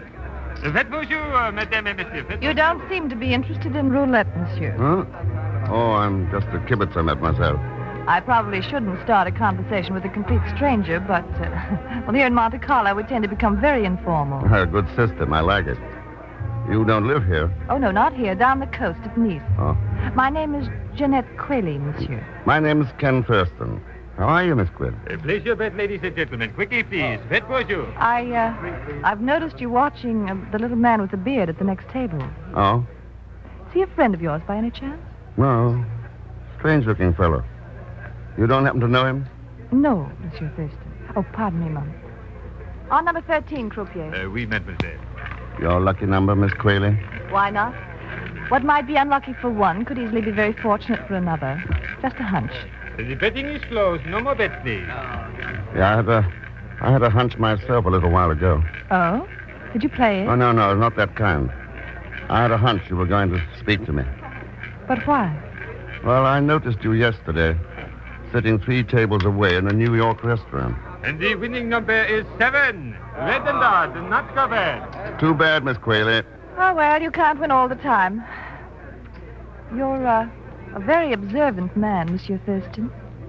Perhaps we should have a long talk sometime. Au revoir. Yeah. Au revoir, Jeanette. Well, now's as good a time as any for a showdown. I beg your pardon. Huh? I don't know you, monsieur. It's that beard of yours. I've been wanting to pull on it for the last 20 minutes. I don't understand, monsieur. You crooked, double-crossing little rat. Huh? All right, Pagon, now come on out of that brush. Listen, Mr. Thurston, you gotta save me. Save you? I'm going to make sure you get 90 years. What did you do with those papers you stole? I'm very glad you asked that, Mr. X. I think... Risking the peace of the whole world. Impersonating a bureau operator. But who else would I know how to talk like? Pagon, you pull some shady deals, but this is the worst one yet. Now you're in trouble. But it was only a bet. A bet? Sure, this Baron Rutten bet me $5,000 I couldn't fool those people in French Guiana. What sucker. It was a cinch. Yeah, it'll be a cinch for the state's attorney. The jury won't be out 5 minutes. If you don't help me, I won't even live so long. They're going to bump me off. Good. Maybe even worse. Better yet. Mr. X, how can you Pagon, where are those papers of Dr. Wagner's? That's the whole trouble. I haven't got them. What? I held them out on Baron Rutten. Just trying to make an honest dollar, you understand? Honest dollar? Is there any other car? Never mind that. Where are they now? I airmailed them to myself here in care of general delivery. They should come in the morning. Well, for once that simple bird brain of yours made some accidental sense. Thank you, Mr. Oh, shut up. If you will pardon, Monsieur Thurston. Huh? I have a message for you. Yeah? You're invited to join the Countess Corinne at her table across on the mezzanine. Oh? Who's the Countess Corinne? Monsieur, everyone knows the Countess. That's so. All right. Tell the Countess I'll be over in a few minutes. Oui, monsieur. Merci. Pagon, you probably heard of being boiled in oil. Well, yes, but I don't... Now, you go to your hotel room and wait for me. And if you step outside once, I'll show you at least 5 tricks that are a whole lot worse than boiling in oil.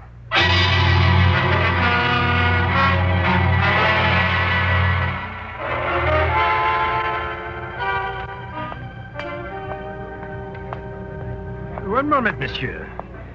Your name is Thurston. That's right. Inspector Malmquist, Monaco Department of Police. I'd like to see your identification, please. What for? The customs boys took care of all that. As a matter of routine, yes, this is special. There has been a complaint. Oh, by whom? The complaint was made by me, Monsieur Thurston. Oh, yeah. I take it you're the Baron Rutten. That is correct. And a man who can be a very bad enemy. Yeah, you told me that in New York. Well, what's the complaint, Inspector? Your passport first, please. Thank you. Baron Routon believes you to be a jewel thief who was wanted by the Paris police a few years ago.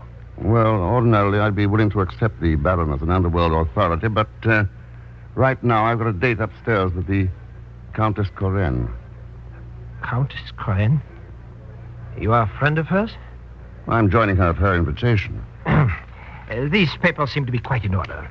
I'm afraid you made a mistake, Baron Routon. Well, I did not realize... My apologies, Mr. Thurston. If my department can be of service at any time, you have only to call on me. Thanks, Inspector. I'll remember that. I may want to make a complaint myself sometime. Never know.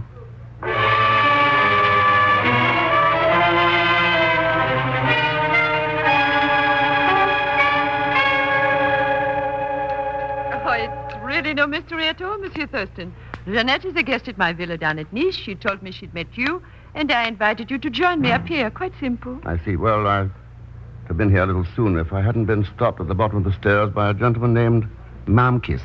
Malmquist? Oh, yes, the police inspector. Something is wrong? Oh, no, just a case of mistaken identity. Countess, do you happen to know Baron Routon? Routon? No, I've never heard of him. I was told you knew everybody in Monte Carlo. Oh, hardly, Monsieur Thurston. People come and go in Monaco. They make a fortune or lose one. And either way, you never see them again. Well, the world is pretty much the same way. On a bigger scale. I suppose so. When you think about it, life itself is a kind of tremendous roulette wheel. People bouncing around the rim and not having a great deal to say about the matter. That's quite an idea. And it doesn't offer much incentive for living, does it? Why not? Everyone has the same chance. Well, maybe, except once in a while, somebody discovers a new way to fix the wheel, so nobody has a chance. Fix the wheel? Countess Corinne, one sure method to make zero come up on the next spin would be a new kind of nuclear weapon.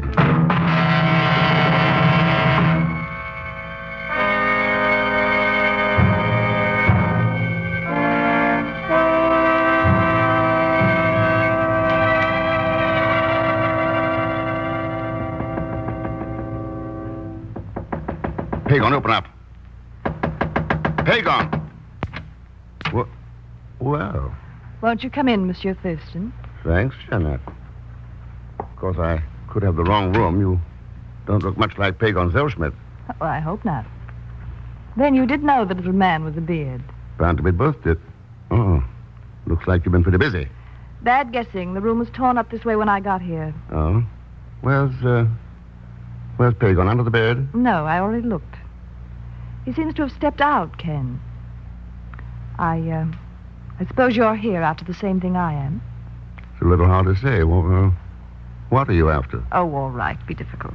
Anyway, someone has already beaten us to it. Could be. At least Pagon didn't walk out of here by choice, so where do we go from here? Oh, maybe a lot of places if I knew you better. But I don't yet, so You're not leaving already? I thought I might. You wouldn't detain a lady, Ken. It depends. I'd detain anybody to stop the Wagner formula from being turned loose on the world. I think you would. Well, I don't have it. You can take my word for that.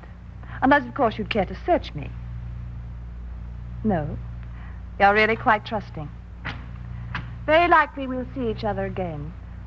So I hope you won't mind if I say good night now, Mr. X.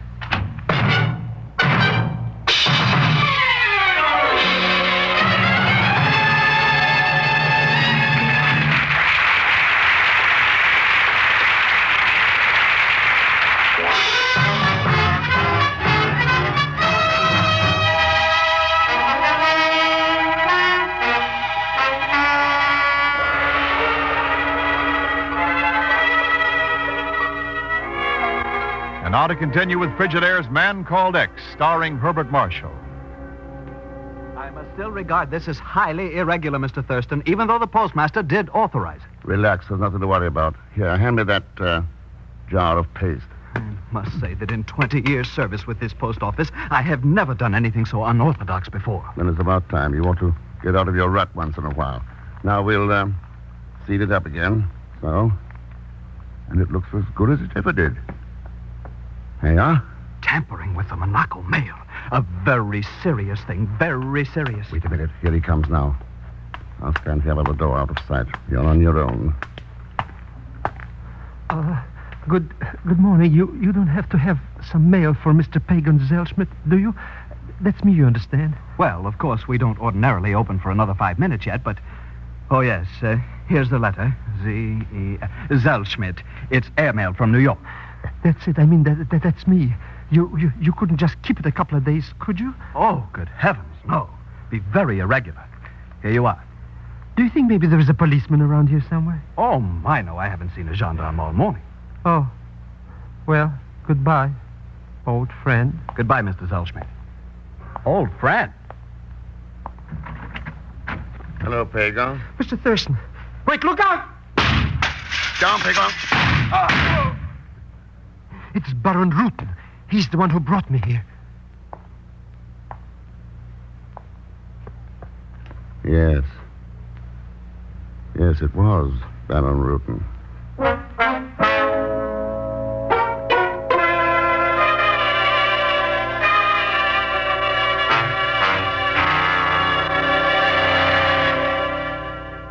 Mr. Thurston. I swear by the father of my father. So help me, Pagon, if you don't tell the truth, all of it, I'll mop up this hotel room with you. Even after I saved your life. You saved nothing. I knew you'd never walk into that post office alone. Where were you all night, anyway? Lying unconscious in some filthy dungeon where that Baron Rutten put me after he dragged me out of this hotel. See anybody besides Rutten? Only some rats. They chewed on my beard. Pagon, how's Jeanette figure in this? I don't know. I met her on a plane from New York. She was so charming. And you were so talkative. So that's how she found out about me. Mr. X, I swear I didn't... All right, Pagon. Let's get this straight. Rutten looked you up in New York and made you a $5,000 bet. You went to French Guiana, picked up Wagner's papers, came back to New York, and gave them to Rutten. But you held out one envelope marked secret. I only wanted to do my duty, Mr. Yeah, you only wanted to soak him for more money later. Okay. So Rutten found out what you'd done and turned on the heat. You mailed the envelope here to Monaco and grabbed a plane over. How did Rutten know you'd come here? I guess because he was the one who told me about the roulette system. What was this system, anyway? Oh, it's very simple, Mr. Thurston. You go to table number 7 in the casino and wait until 23 comes up on the wheel. Then you play 13 3 times and 0 once. That all? Oh, sure. Baron Rutten said I could make $1 million, maybe $2 million. Why don't we go down and try it, Mr. X? That's exactly what I'm going to do. Good, I'll get my coat. What for? You're not going anywhere. But... Don't leave the room, Pagon. See you later.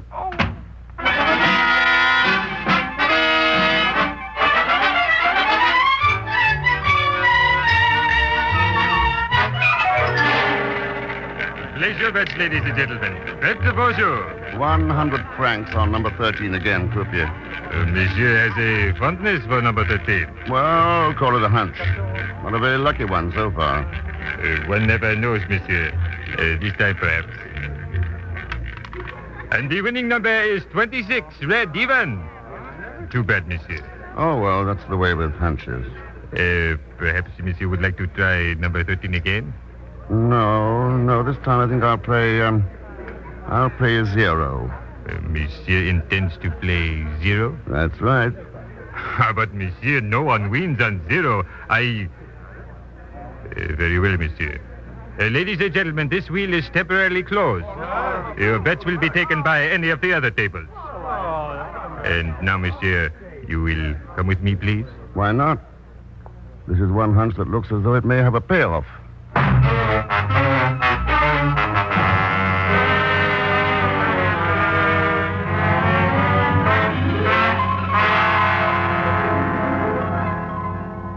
So here I was sitting completely rejected, all alone in this dirty little hotel room. And then you come in. Jeanette. Please, Mr. Zellschmidt. Why don't you call me Pagan, or better yet, Ducky?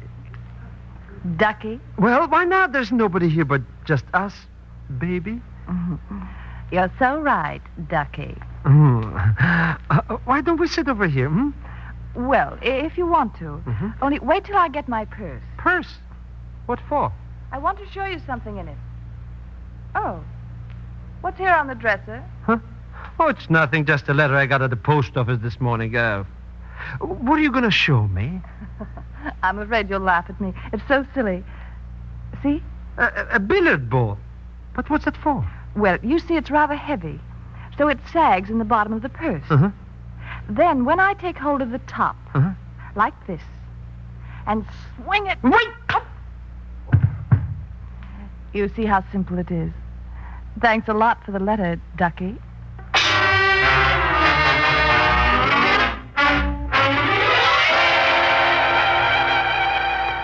We have arrived, monsieur. About time. We've been walking through half the town. One moment, please. Oh, hello, Pierre. Mr. Thurston. Inspector Malmquist. Monsieur played the correct list of numbers. Correctly. I don't know what you're talking about. I think I do. That'll be all, Pierre. Good night. But, monsieur, Why don't we sit down, Inspector? There's evidently some mistake here. I don't think so. It's an old trick among espionage agents. getting in touch with one another by playing a certain sequence of numbers at some designated roulette wheel. Now, look here. This one happened to be rigged up for Pagon Zellschmidt. The idea being to eliminate him after he'd done that job in French Guiana.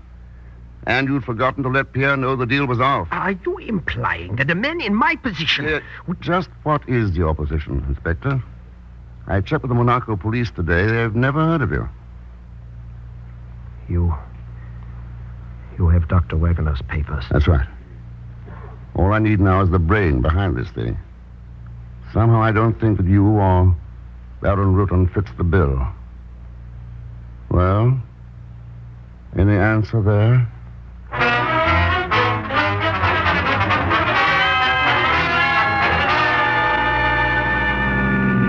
You drive so fast. It's such a rough road. I don't see why you can't drive slow, Mr. Thurston. Pagon, we may be too late now. Nobody's going to steal that villa down in Nice. And besides, every time we hit a bump, my stomach flies up and bruises my brain. May knock some sense into it. Unkindness. I never get any sympathy. You don't have any coming after what you pulled off. But, Mr. X, I didn't give her the letter. She took it away from me with brute force and a billiard ball. I'm talking about you stealing Wagner's papers. I didn't know what I was doing. I was strictly non-compos corpus. Tell the judge that. Oh, and besides, I thought it was only a bet. I didn't know what it was all about. No, I don't think you did. And that's the only thing that may save you. I knew you would fix it, won't you, Mr. Thurston? My very dear friend. I don't know, Pagon. That depends on the way things turn out. When we get to Nice. Mr. X, can't this car go any faster?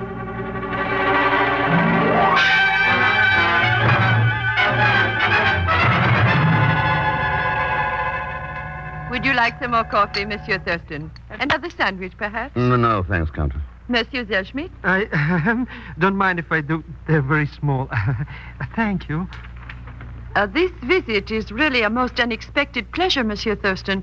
But I feel somehow that you have something to discuss which you have not mentioned. As a matter of fact, I have, Countess Corinne. I thought we might talk about the Wagner formula for nuclear reaction. Or haven't you had time to open the letter yet? What letter do you mean?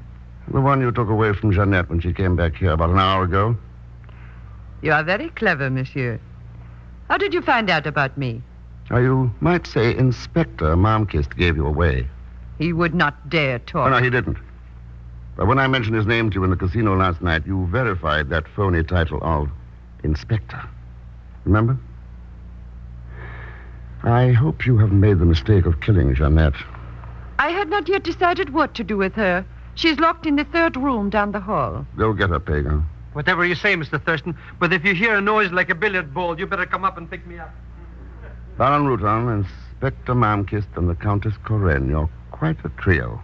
I should not have worked with such stupid assistants. That was my mistake. We could do much better, Ken. Oh, sure, yes. We make a great team. You don't seem to understand. The person who controls the Wagner formula controls the world. Don't you realize what that means? I realize exactly what it means. That's why I'm here. I see. Well, I suppose I may as well accept the fact that you won't change your mind. And, of course, you're planning to break through that door. From where you are sitting, you can't stop me without shooting. And I don't think you will. Mr. X, you're going to let her get away. Stop her, Ken. She's got the formula. You're both wrong. But she keeps a plane out there. She knows how to fly it. She'll need to know more than that with a half-dozen men of the French Sûreté sitting out there waiting for her. But... And as for the papers, one man's already died for. I have them here. You took them away from her. Pagan, I took them away from you. Huh? I've had that sealed envelope since this morning in the post office. There was nothing in the letter you picked up but a folded newspaper. Well, it was a very dirty trick to let me get... Wait a minute.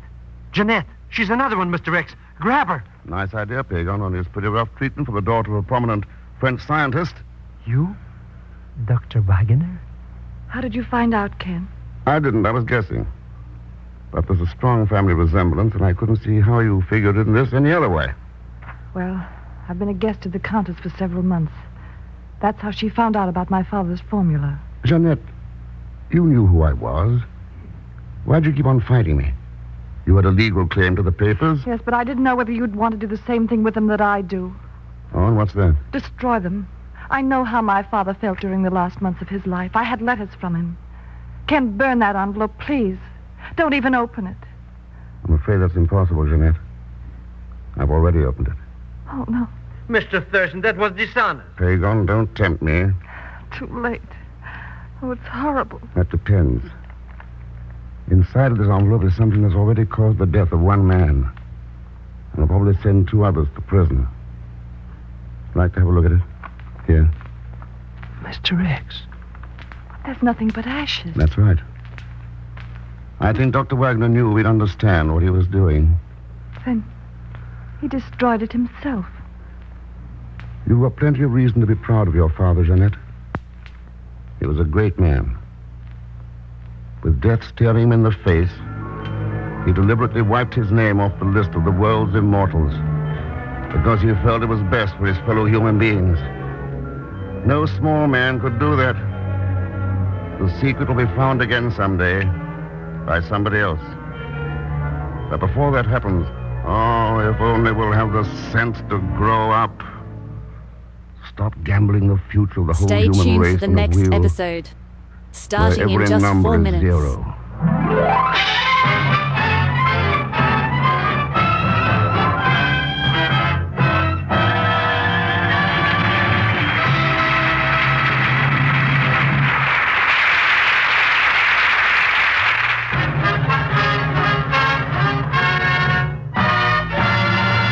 Now, Frigidaire star Herbert Marshall. Thanks for being with us. Next week, our story is called All That Glitters. And I think you'll enjoy it because it's packed full of excitement and mystery. As usual, Leon Belasco will be along as Pagon Zellschmidt. So join us, won't you? When next I return as the man called X. Good night.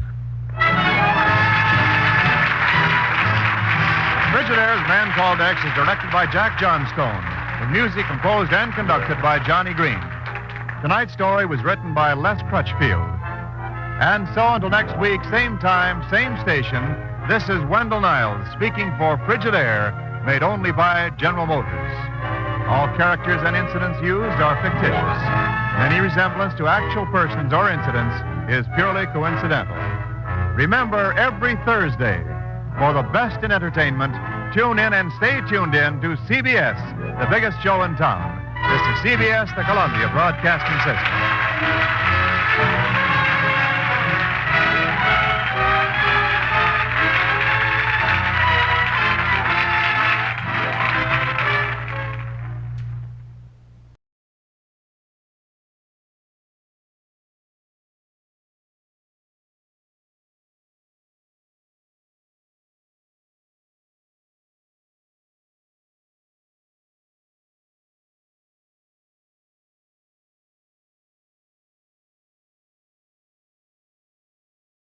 Stay tuned for the next episode. Starting in just 2 minutes.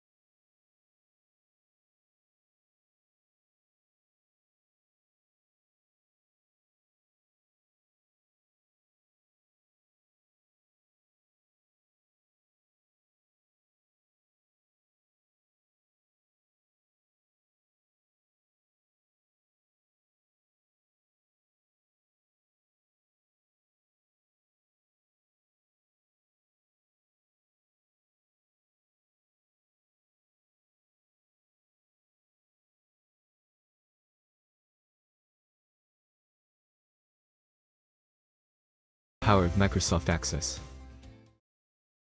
Subscribe for more videos.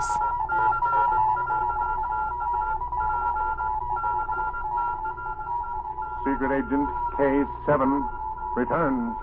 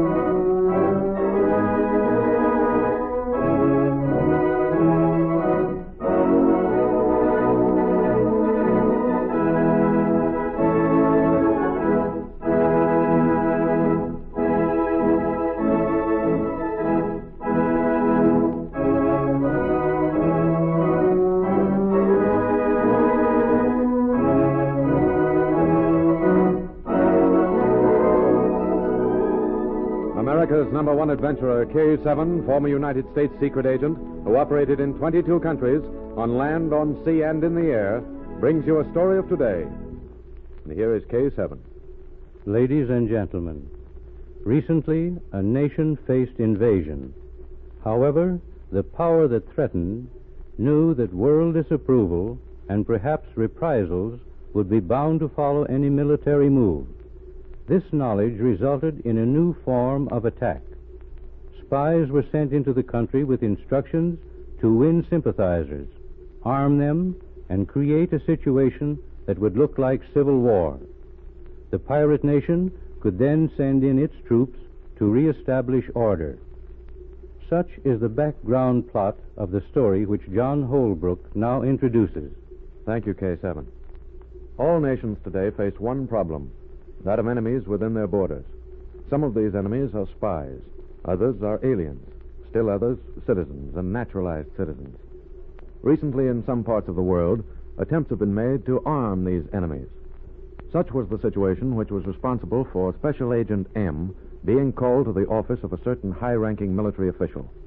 We join him as he and his assistant, Ivan, study several bullets on the official's desk. Yes, I have seen bullets like these. They're made in but one country and fit only that country's rifles.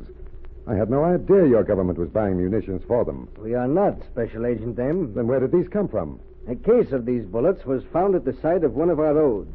It had evidently fallen from a truck. And does that mean these bullets were brought into the country without your knowledge, monsieur? Exactly. The implications are that someone is smuggling munitions into this country. But why? I can guess why. Your government has been, shall we say, a little unstable in recent months. That is true. We have three powerful political parties. One of those parties sympathizes with our enemy. If its members should be armed... Is the fact that one case of bullets was found enough to make you believe that? No, mademoiselle. That would be jumping at conclusions. However, the fact that such a case of bullets was found proves this letter which came this morning is important. A letter? Who's it from? One of our customs men at a small border town. Here, read it. I have definite proof that arms are being smuggled across the border at this point. If an investigator is sent, I will give him all necessary information. We will start tonight.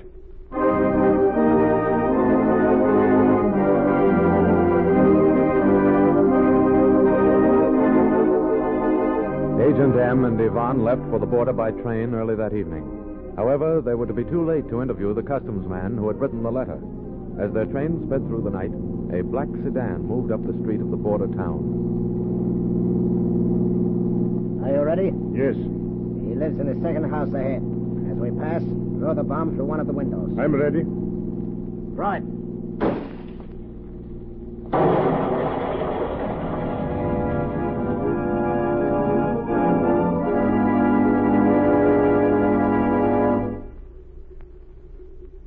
Agent M and Ivan arrived the next morning. They heard the news immediately. We joined them as they talked together a few hours later. Now, we've got to be cautious, Ivan. The man whom we were to see was killed last night. Somehow the men who were smuggling arms knew that he betrayed them. They dynamited his home? Yes, it was completely wrecked. However, we're not going to let that stop us. While you were keeping out of sight, I found out a few things. A large, fast truck passes through 2 or 3 nights a week. How did you discover that, Em? On one of the early trips, a peasant was stopped and asked directions. Others have seen it. These people don't want to talk. I have to satisfy myself with bits of information gathered here and there.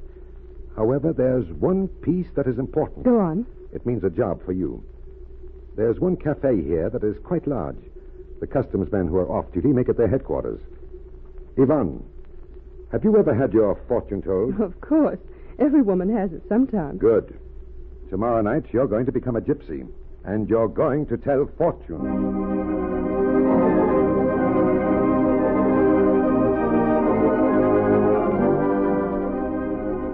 The next night, Yvonne appeared at the cafe dressed as a gypsy.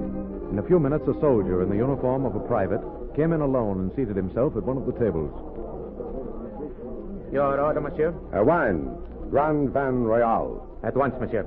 Cross my palm with silver, and I will tell you of the future. Let me tell you a fortune, monsieur. Later, perhaps. The 2 men in the corner circle toward them. Thank you, monsieur. I will come back. Cross the gypsy's palm with silver, and know the future. You let me. How much longer before we cross the border? Another hour. The truck is being loaded. We go over after it at 10 o'clock. You will have no trouble? Of course not. Do you think these other fools want their homes bombed? No, we'll have no more trouble. And the guards who are left like the money we pay them too well. Cross the gypsy's palm. In another month, we will have brought in enough guns to arm everyone who sympathizes with us. And the revolution. A toast to the revolution, my friend. Keep quiet. Monsieur, let me tell you about the future. Cross my palm with silver, and I will tell you of the future. We are not interested. Oh, but I am interested, Sergio. She's beautiful. Sit down, mademoiselle. Thank you. You would like to know if you are to have much gold, monsieur? You can tell me. This is foolish. Your friend does not believe, monsieur. Give me your hand, and I will show him. It is all in the lines. It will be pleasant to have you hold my hand. Now tell me I will be rich. Monsieur, your hand is strong, and the lifeline, it is long. You will live to be old. I suppose you see a fortune for him, too. A fortune? Oh, that is as fate wills it. Your hand shows many things, monsieur. This line. It means that you do as you please. Laws mean nothing to you. You would murder a man if you thought he had betrayed you. What did you say? It is in your hand. You would crush your enemies. You are a man of action. Yes. And here is another line. It shows that you do things people do not know about. You work in the night. Your work is dangerous, too. What are you saying? Stop. I don't want to hear any more. There is more, monsieur. You are interested in guns. Let us get out of here. Yes. It's time we were starting. I don't want to hear any more. Come on. Here's your silver. Thank you, monsieur.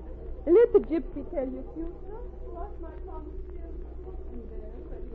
Yvonne circled the cafe as the 2 men left. She walked slowly. A few minutes later, she again stopped before the soldiers' table. Did you find out anything, Yvonne? Yes. They are the 2 you are after.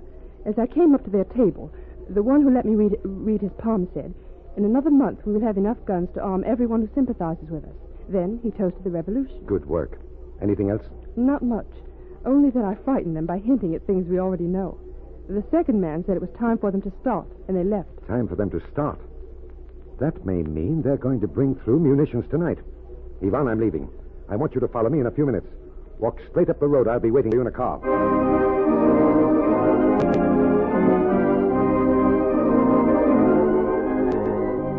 A few minutes later, Yvonne joined M. She found him at the wheel of a powerful roadster. Together, they drove to within a few hundred yards of the customs house at the side of the international highway. M stopped the car in the shadow well off the road. We'll wait here, Yvonne, or at least you will. I'm going to try and get as near the customs house as I can in the darkness. Push over behind the wheel and keep the motor running. We're going to follow the truck if it comes through. Yes, we're going to follow it and seize it, Yvonne. As soon as it comes, I'll run back here and we'll be ready to go. Way faster. Now, I may not have time to do more than jump on the running board. Now, that's all. Keep your eyes open. M cautiously made his way to a spot near the customs gates. To his surprise, he found the gates open. There seemed to be no one around. He decided to go on for a few hundred feet. Then he saw the lights of a truck approaching. It passed him at high speed.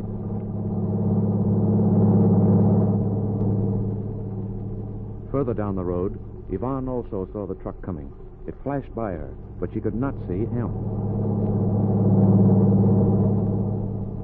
Why doesn't M come? We won't be able to catch them. M, where are you? Something must have gone wrong. Stop. I'll do it myself.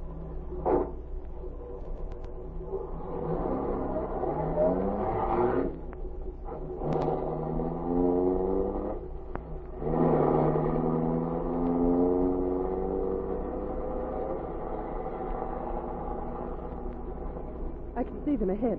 I'm catching up.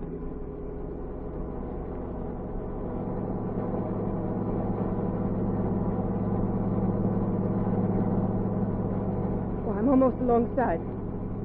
Stop! Stop or I'll shoot! Stop or I'll shoot at your tires!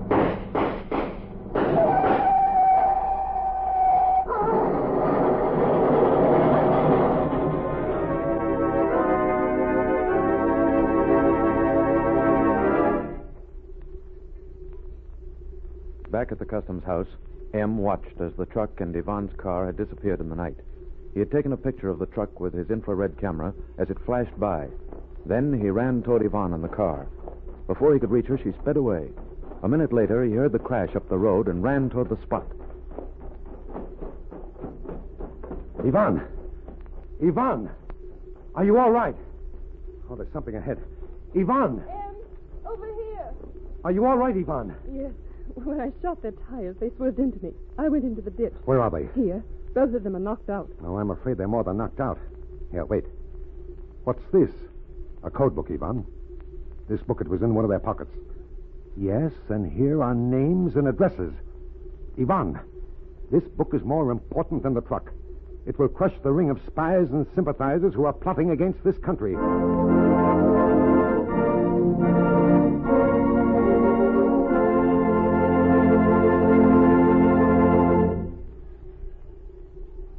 Through the addresses found in the book, the authorities located a fully equipped military headquarters in a basement in the center of a nation's capital city.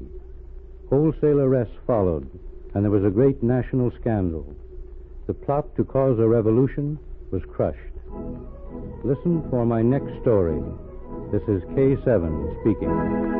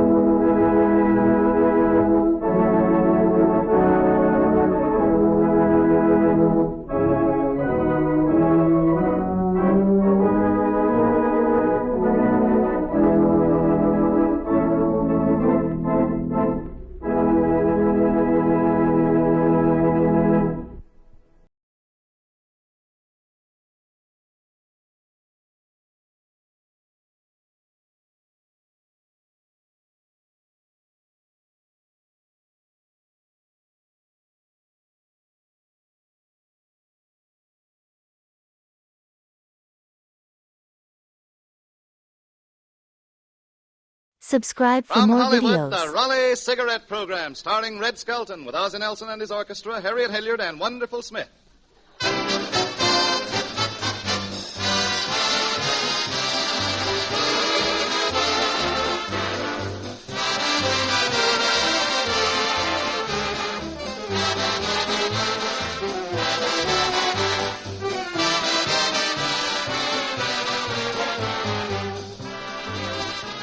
Good evening, everyone. This is Truman Bradley. Friends, judge by any standard you wish, but seeing is believing. That's why we urge you to make this simple comparison, to prove beyond dispute that Raleighs are truly the superior cigarette. Compare the open ends of a pack of Raleigh cigarettes with any other brand, any other.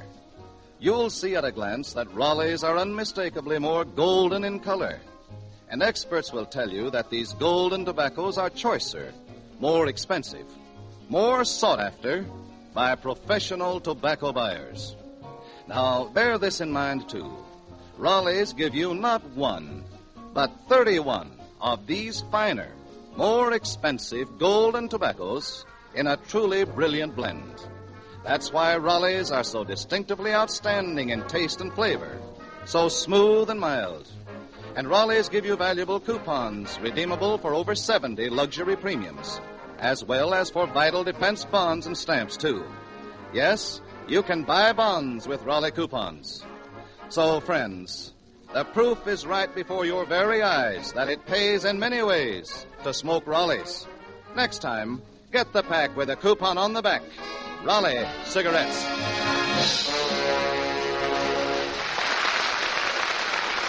With Ozzie Nelson and the orchestra playing I'll Be I Sing Baby. And now we bring you Metro-Goldwyn-Mayer's newest young comedian, the star of our show, Red Skelton.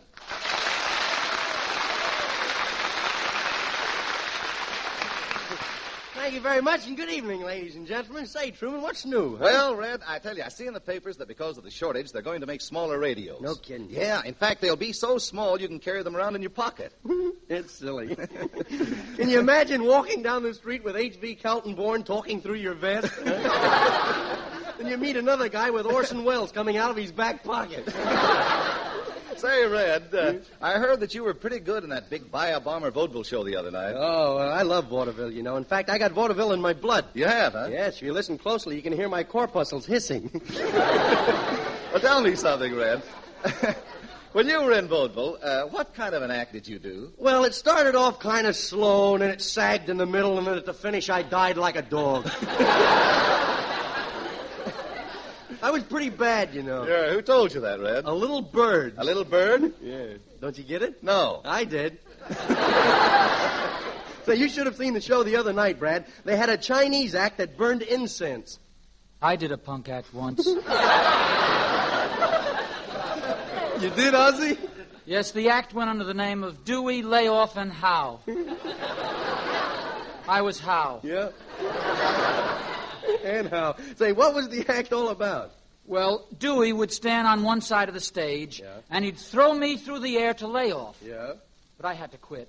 Why, Ozzie? Well, Layoff had butterfingers. Say, Red, who were some of the movie stars at that big Buy-A-Bomber vaudeville show the other night? Well, Veronica Lake was there. She half looked at me. Oh, yeah.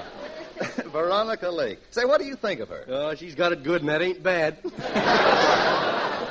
Say, Chester Morris was there, too. He did a lot of magic tricks. Yeah? And he came out on the stage, said a few words, and made a rabbit disappear. Uh-huh. I came out on the stage, said a few words, and made the audience disappear. Hello, Harriet. Hello, Red. Say, didn't they hold that show in an old vaudeville theater? Yeah, believe me, that was really an old vaudeville theater, too. Al Shinberg, the director, was buying peanuts from some of the stars, see, and he dropped his change. What happened, Red? Well, Charles Boyer and Rosalind Russell got on their hands and knees to get it for him, see? And the termite came out of the wood, grabbed a quarter, and says, "Okay, Ross, I'll toss you for it." Well, anyway, Red, Hollywood sure is a great place. Yeah, where else can you see station wagons in a place that has no station? Say, Say, I saw your act at the Buy a Bomber show the other night.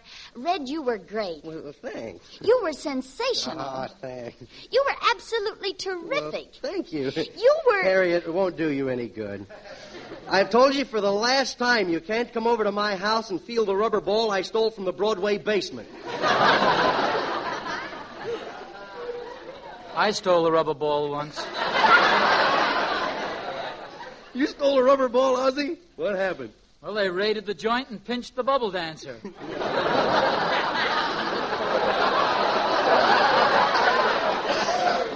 pinched the bubble dancer hard? I mean, Say, Red,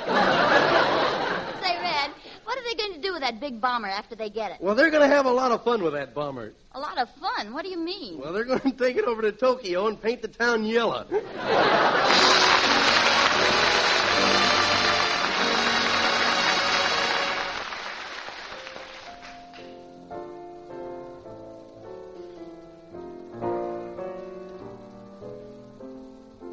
Isn't that a beautiful melody? Yes, it's a beautiful melody and a lovely thought, too. Aren't you glad you're going to sing it? Yes, I certainly am.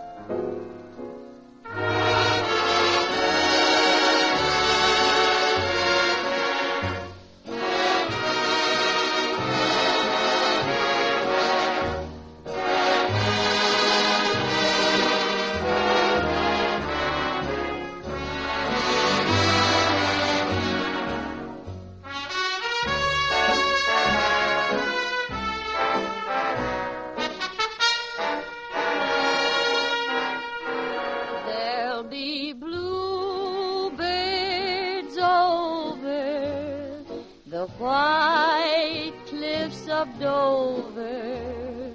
Tomorrow, just you wait and see.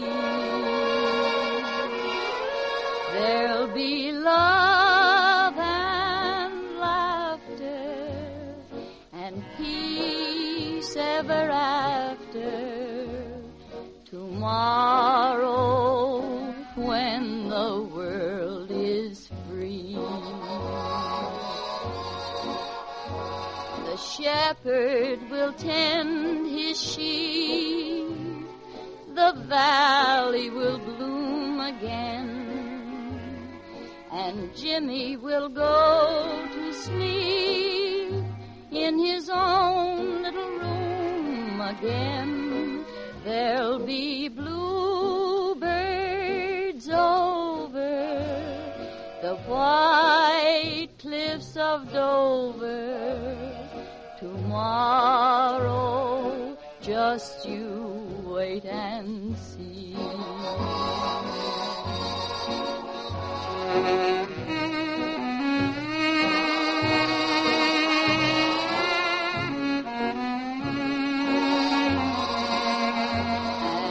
Jimmy will go to sleep in his own little room again. There'll be bluebirds over the white cliffs of Dover. Tomorrow, just you wait and see.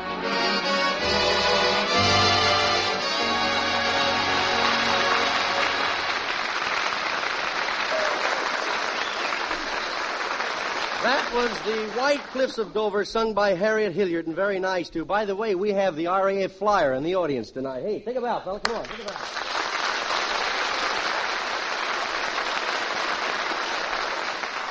Say, Ozzy, what are you going to do tonight after the show, huh? I don't know. Look for a place to hide, I guess. Yeah. Why don't you just face it like I do? No, I'm just kidding, really, Red. Yeah. I'm going to go to a little restaurant for a bite to eat. Oh, say, Harriet, how would you like to go out with me for a bite to eat, huh? Oh, no, Red, I think I'd better go with Ozzy. He splits the check with me. Yeah. I'll split the check with you, if you'll leave the tip. Say, why don't you go with us? No, I'll just go to the little cafe I go to around the corner here. Say, you're always hanging around that restaurant. Yeah. What is she, a blonde waitress? Yeah, no. I just like to watch different people who come in there to eat. Did you ever notice different things that happen in a restaurant? For instance, one of those birds who always picks on the waiters. You usually find them in a restaurant around 1 o'clock in the morning. One of these type of guys. Hey, how about a little service? A little service. All right, what do you want? I want a little service, that's what I want. I've been in here for days, it seems like. Hey, wise guy, where's my overcoat? Somebody stole my overcoat. They did not. You've got it on. Oh, yeah. It's a good thing you brought it back. Hey, I'm hungry. Bring me something to eat, please. Oh, come now. Get up off the floor. You're not that hungry. Okay, Bud, what do you want? What do you want to eat? Oh, wouldn't you like to know?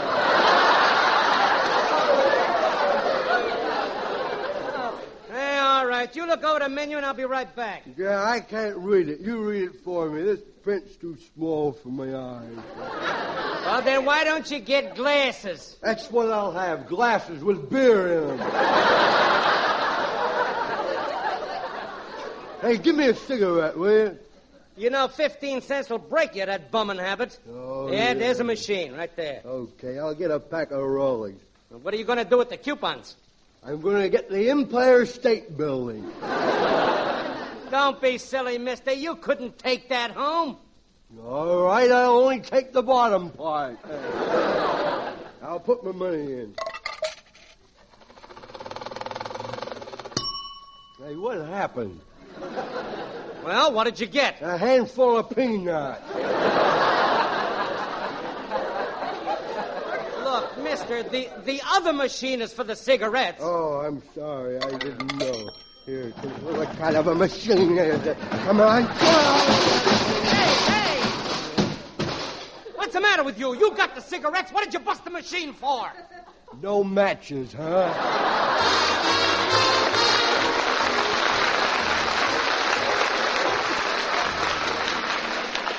Then we have Clem, the fellow from the country. Clem owns one of those drive-in hamburger stands, and as the scene opens, we find Clem on his way to the stand to open it up for the day. It's early in the morning.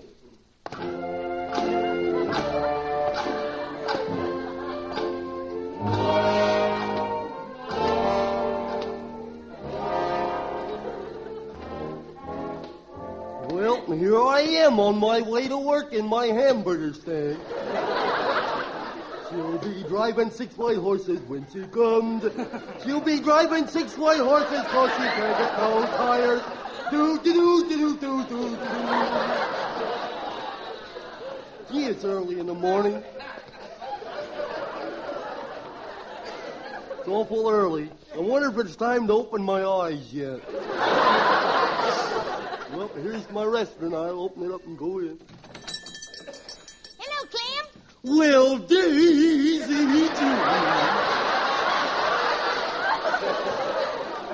Hello, Clem. Well, Daisy, Hello, Clem. We're silly conversation, ain't it?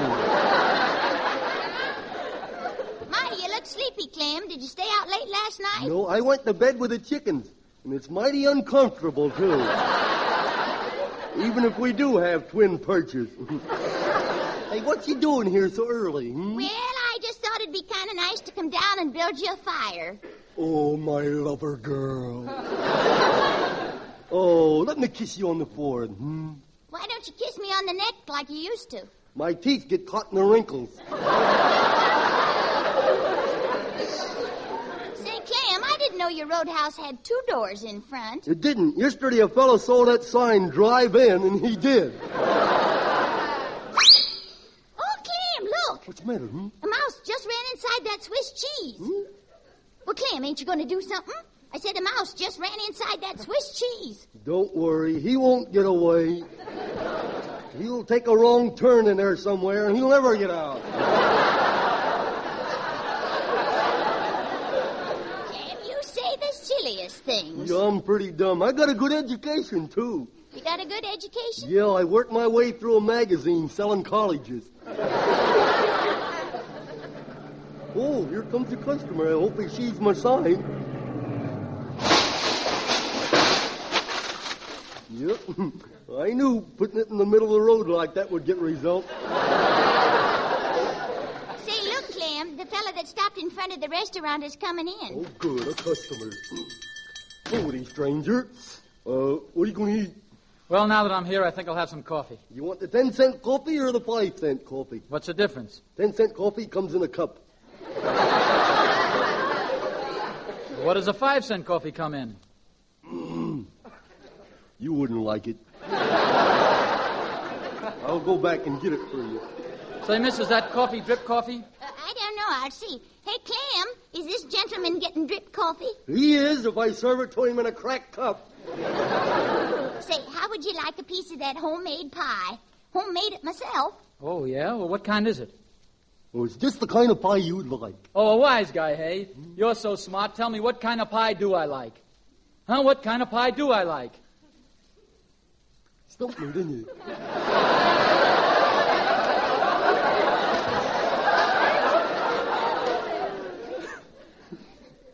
Well, what kind of pie do I like? Oh, wouldn't you like to know?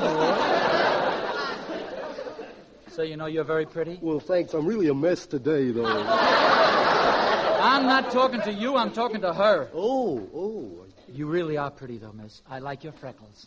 Them ain't freckles. A car hit a mud hole down the road. Well, Clem, I gotta be going. Could I drive you down the road? Well, now, that's mighty gentlemanly of you. Now, wait a minute, Daisy June, you and them big words. You shouldn't get in a car with a stranger. Aw, don't be jealous, Clem. Who can tell? I might send you a card from Yuma. Yuma? That's where everybody gets married. Oh, she don't love me. What'll I do? I know what I'll do. I'll end it all. And I'll go down and jump in that icy river. That's what... No, I won't either. I might catch pneumonia and die. Oh, well. Do.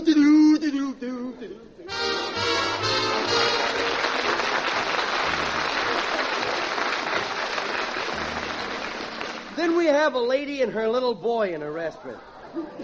So, Harriet, you be my mother and I'll be the little boy. We've been out all day on a shopping tour. I'm the mean old guy. Mommy, you wasn't too fast for me. Well, hang on to my skirt. Okay. I can't reach her. Now, Mommy, I ain't hungry. Can I have another hot dog? Now, you just had a hot dog 5 minutes ago. I know, but he's just wandering around down there all by himself.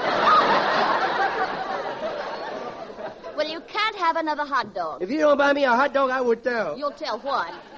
I would tell everybody that you used to be head squirt on a whaleboat.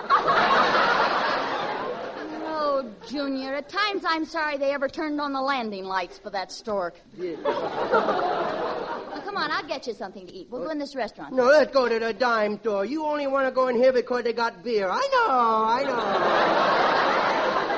know. Junior, you know that's not true. Now, come on, we'll go in. Okay. How do you do, madam? Table for one? Table for one? What do I look like, a jackrabbit? Junior, be quiet. Madam, if you will give me his leash, I will check him. Please, we want a table. We're going to have lunch. Would you like a high chair for the little fellow? Either that or you're going to look awful silly serving me on your knee. All right, come on, Junior. Sit down and tuck your napkin under your chin. Okay. Tuck my napkin under my chin. Oh, yeah, I forgot. I'm a year older now, ain't I? Good time, Mama. They got it, didn't they? Little man, before you sit down, let me hang up your coat. Okay, that's mighty nice of you. There you are. Okay, now take me out of it. Oh, Junior. Now, look, you stay here and I'll be right back. Okay, Mommy. I beg pardon, little man. With your lunch, what would you like to drink? I know. Could I bring you a glass of milk? You could, but it would only lead to bloodshed. Bring me a glass of wine. Oh, I can't do that. You're a minor. I'm a what? You're a minor. No, I ain't. I always had this little light in me head. You go away and let me enjoy myself. Very good, sir, yes. What's on the floor, Toto? Bring on the dancing girls. Bring on the fan dancers. Bring on the bubblegum dancers. What did you say? Bring me a glass of milk. You know, little fellow, you're very sweet. It's a wonder someone doesn't eat you up. Yeah, they're there. Well, if they do, we'll cost them 65 cents because I have New York cut. Well, I think I would take a little walk around the table. Maybe to make people think I own the joint. Maybe I could find some money under the plate like the last time. Oh, there's a nice, comfortable man over there eating. I will go over and see what he's doing. Hello, mister. Hello, Sonny. What you eating? Is that soup hot? What is dinner? Hey, now get out of my soup. Well, what's the matter? I got my water wings on. Hey, mister, would you give me a little piece of bread and butter? I haven't eaten for 3 days. You haven't had anything on your stomach for 3 days? No, not even me underwear. Well, my goodness, where do you live? I don't know. Trailer camps, boxcars, hobo jungles, in front of the brown derby. I had just a bindle stiff. My, oh, my. What are you doing in California? Well, we is grapes here for the tourist picking season. We is tourists here for the grape picking season.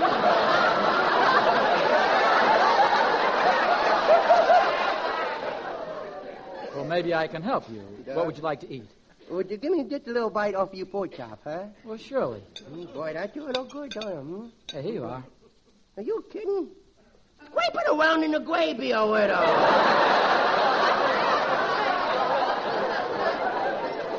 Hey, I better go before my mom catches me bumming. Oh, look, here comes the waiter with a big tray of dishes. If I do, I dare whipping. I do this. I will help him get with it, a heavy load. Why did you trip me? Now, let's not get no deeper. Junior, what happened? This man fell down. He got dropped or something. He tripped me. No. Junior, now you're going to get it, but good. Don't hit me. Oh, you hit me. You hit me. Oh, you broke my widow's spine. Come on, let's get out of here. Oh, you broke... Where we going, to a movie, man?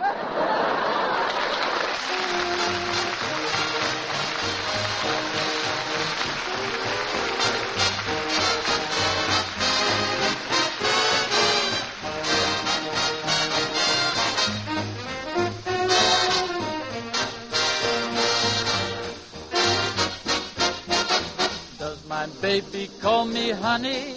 Yes, sir. Yes, sir. Does she help me save my money? Yes, sir. Yes, sir. When she heaves those gentle sighs and she rolls those big black eyes, does it make goose pimples rise? Yes, sir. Yes, sir. Did I cut out misbehaving? Yes, sir. Yes, sir. Is my razor just for shaving? Yes, sir. Yes, sir. Did I take my gal's advice? Did I give up gin and dice? Wasn't that some sacrifice? Yes, sir.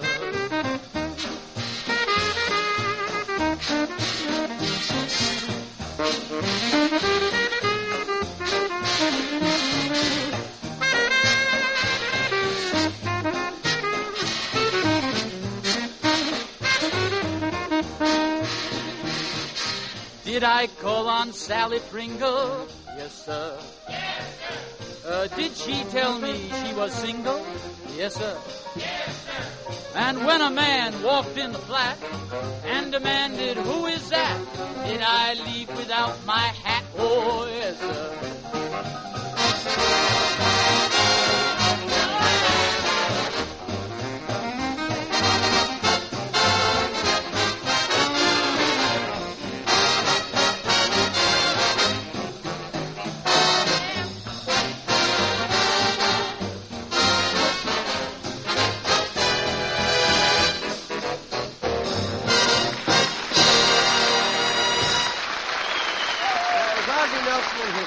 Still playing. Yes, sir. Hey, Truman, I'd like to ask you a very personal question. You sure you won't mind now? Go right ahead, Red. I well, don't mind. Truman, do you think people like radio announcers? Well... Right. Now, there's another one. Do you think they like advertising? Well, that I can answer, Red. Millions of people not only enjoy Raleigh cigarette advertising, but profit from it. You see, friends, The magnificent premiums you get with Raleigh cigarette coupons are actually a form of Raleigh cigarette advertising. These luxury items are bought and paid for out of our profits, just as any other form of advertising. We have adopted this policy, this plan of spending our advertising money with you, so that you profit from each pack of Raleighs you buy.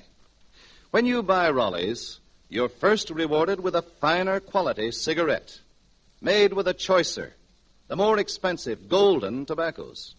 Then, in addition, you profit with bridge tables, silverware, electric clocks, and over 70 more luxurious Raleigh premiums. And in turn, we profit, because each time you see these magnificent premiums, you're pleasantly reminded over and over again that it pays in many ways to smoke Raleigh cigarettes. Frankly, we believe this is good advertising, friends. Think it over and you'll agree, too. The next time, get the pack with a coupon on the back. Raleigh cigarettes.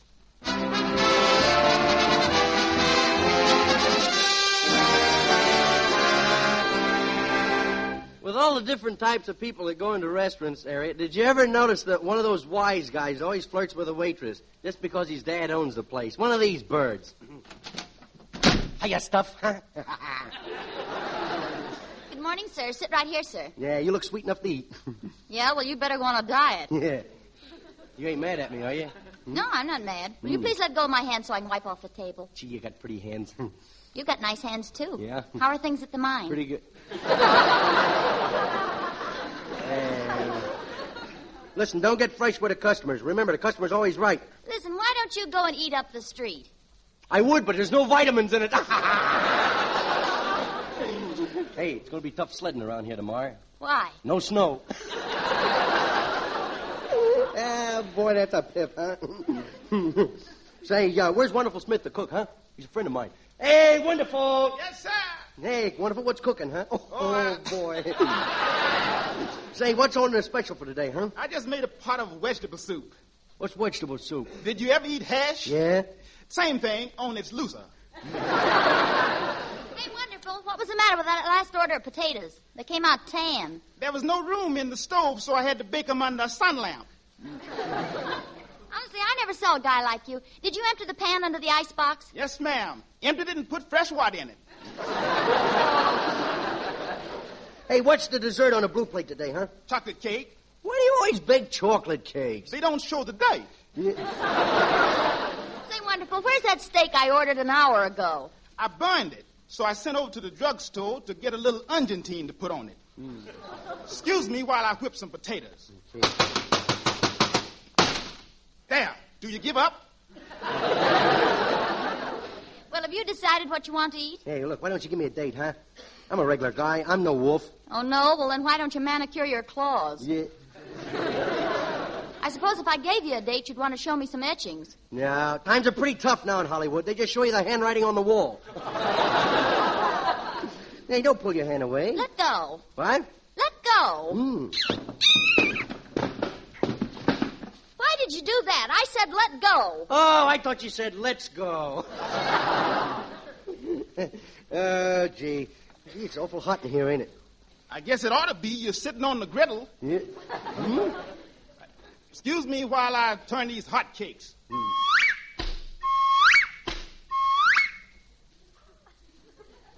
Well, scrape me off the ceiling.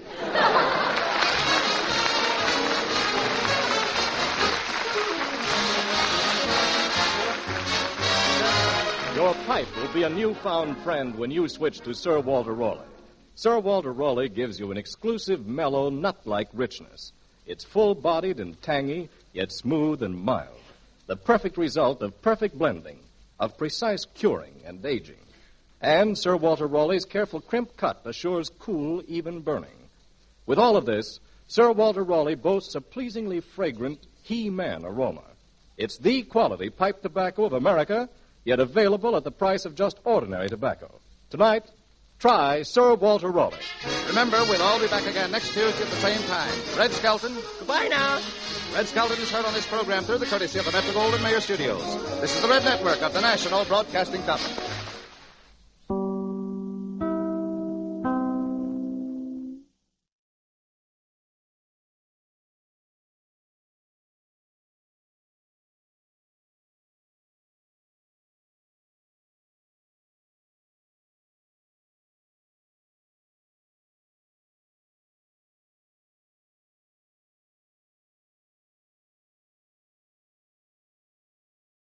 Subscribe for Ladies more and gentlemen, videos. The secret word tonight is tree. T-R-E-E. Really? You bet your life. The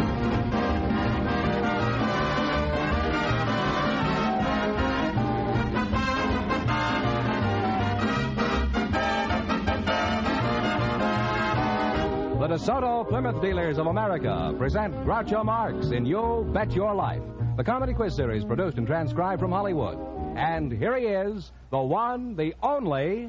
Groucho! When did he get out? Oh, that's me, Groucho Marx!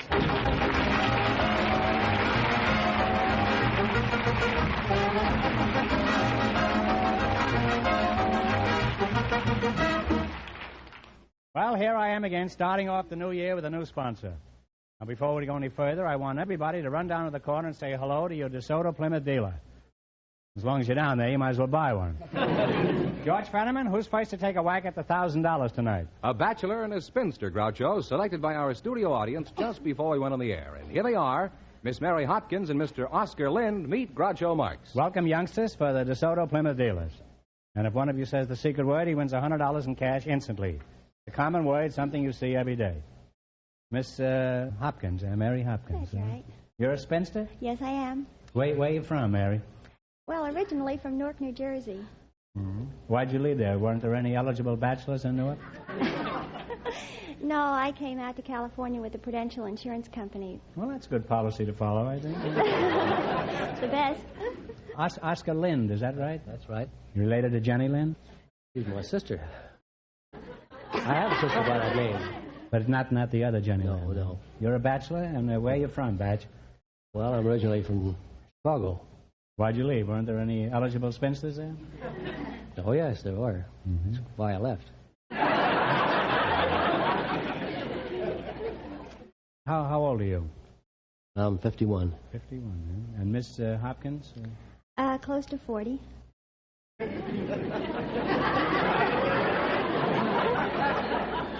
How close, Mary? Oh, I still have a couple of years to go.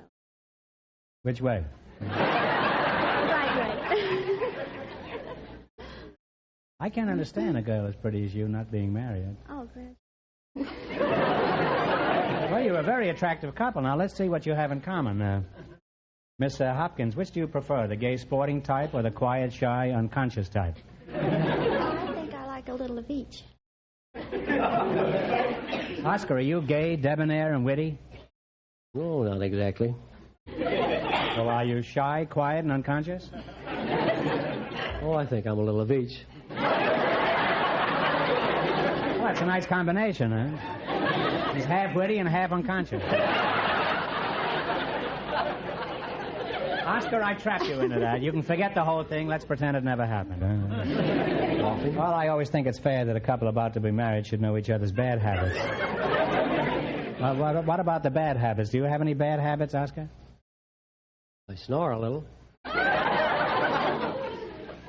How do you know you snore?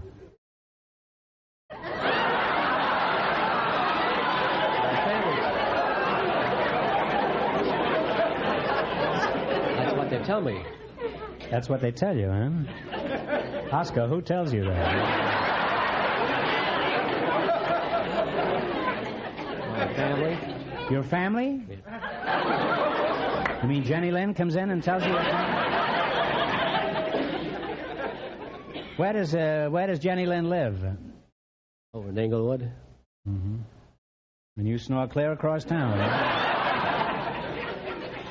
Well, you're both good kids, and inasmuch as you'll soon be married in just 1 minute, you're going to have a chance to make $1,000.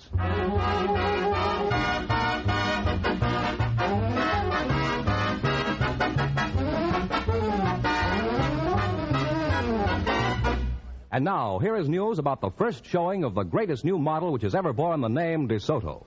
It will be on display at your DeSoto Plymouth dealers on Tuesday, January 10th. A new model in every sense of the word, because it is new from bumper to bumper.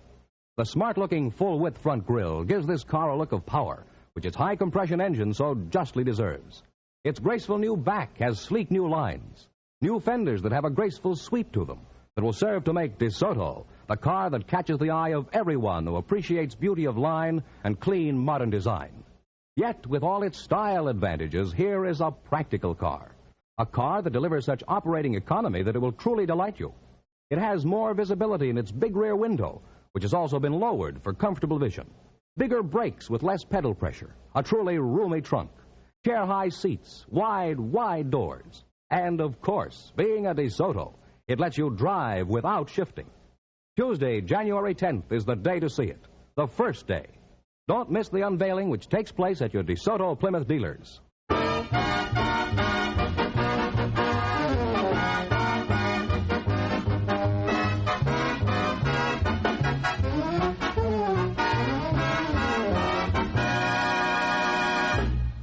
Now, let's see if you two are going to be our winning couple and get a chance at the DeSoto Plymouth $1,000 question. Fenneman, tell them the rules. Each of our 3 couples has $20. They bet as much of that 20 as they want on each of 4 questions. The couple that earns the most money gets a chance at the $1,000 question at the end of the show. Our other 2 couples are in a waiting room off stage, so they don't know what's going on out here. Here we go. Let's see how high I can build you $20. You selected current popular tunes as your category. Is that right? Now, here's your first question. You have $20. How much are you going to bet? 10. Jerry Fielding will play. You give me the name of the song.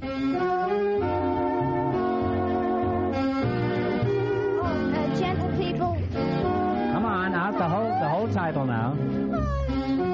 Dear Hearts and Dear Gentle Heart and Gentle People is right. And they're on their way. They have $30, Groucho. Now you've got $30. Remember, you're going for $1,000 tonight. How much of the $30 will you try? 20. What is the name of this song? Don't Cry Joe. Don't Cry Joe is correct. They're climbing, Groucho. They have $50. All right, you're climbing. You got $50. Here's your third question. How much of the 50 will you try? 30. 40. Talk up. Remember, you're going to be married soon, so you'll have to start talking to each other. 40. You're going to try $40. Give me the title of this song. Play, Jerry.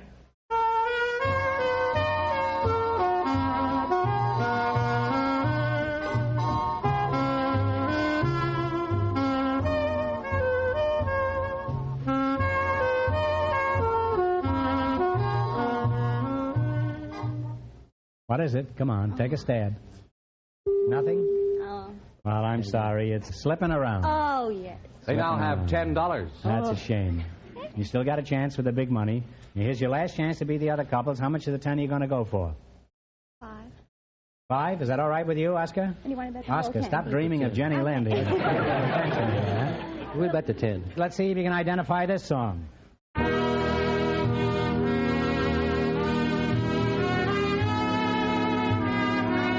I Can Dream. I Can Dream, Can I is correct. And they wind up with $20. You wound up with $20. Thanks and good luck from your DeSoto Plymouth dealers. Now, don't go away. You still have a chance at the big question. Groucho, the secret word is still tree. I know it, George. Perhaps the next couple will say it, though. We asked for some housewives who lived in Hollywood, and just before we went on the air, Mrs. Etta Turkle was selected to be on the show. Her partner is the Honorable Gordon L. McDonough, member of the United States House of Representatives. And here they are. Folks, meet Groucho Marx. Oh, welcome to You Bet Your Life and a Happy New Year. And if one of you says the DeSoto Plymouth secret word, he wins $100 in cash instantly. It's a common word, something you see every day. Honorable Gordon L. McDonough, eh? You're a congressman. That's correct. Is everybody honorable in Congress? I certainly hope so. How long have you been in Congress? In Congress. This is my 3rd term. 3rd time, eh? You better look out. One more offense and you'll get life. Are you married, Gordon? Oh, yes. Who's the Speaker of the House? Sam Rayburn.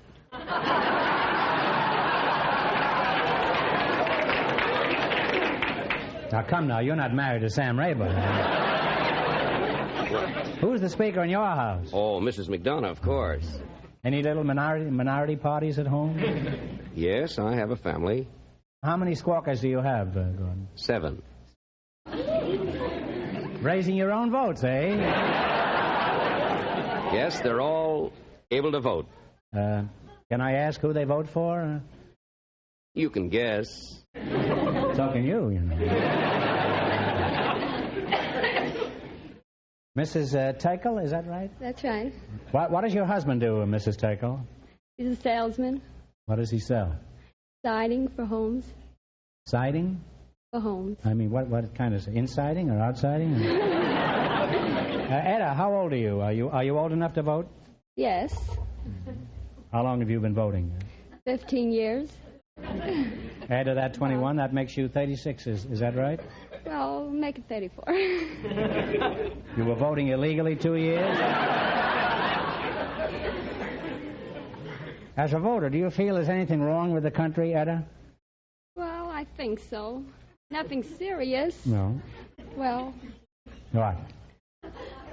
taxes are going up. Employment is going down. Well, look, Etta, if you feel that way about it, why don't you squawk about it? I do. Well, who do you squawk to? My husband.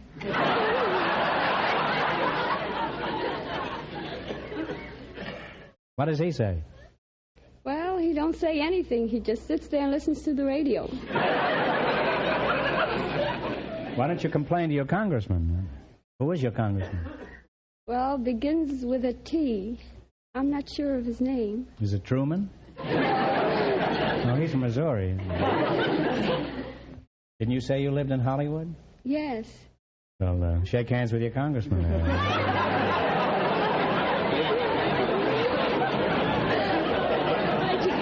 There's 2 more votes for you, Gordon. Didn't you know that Mr. McDonough was your representative in Washington? I had no idea. Can you tell me who played Rhett Butler in Gone with the Wind? Clark Gable.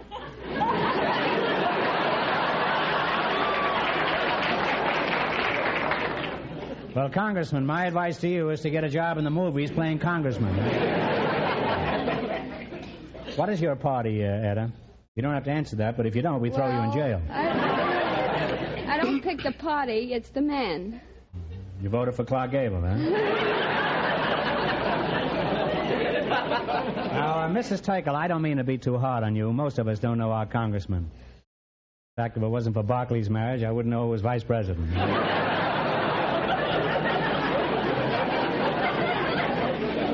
Do you have any special job in Washington, Gordon? I'm a member of the Public Works Committee and also a member of Subcommittee on Flood Control.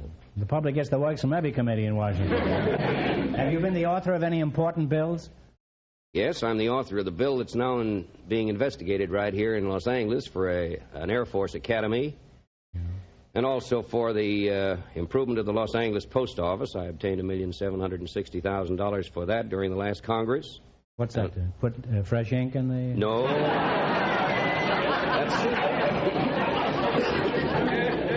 Do you have any message for the voting public, Congressman? Remember, this is only a half-hour program.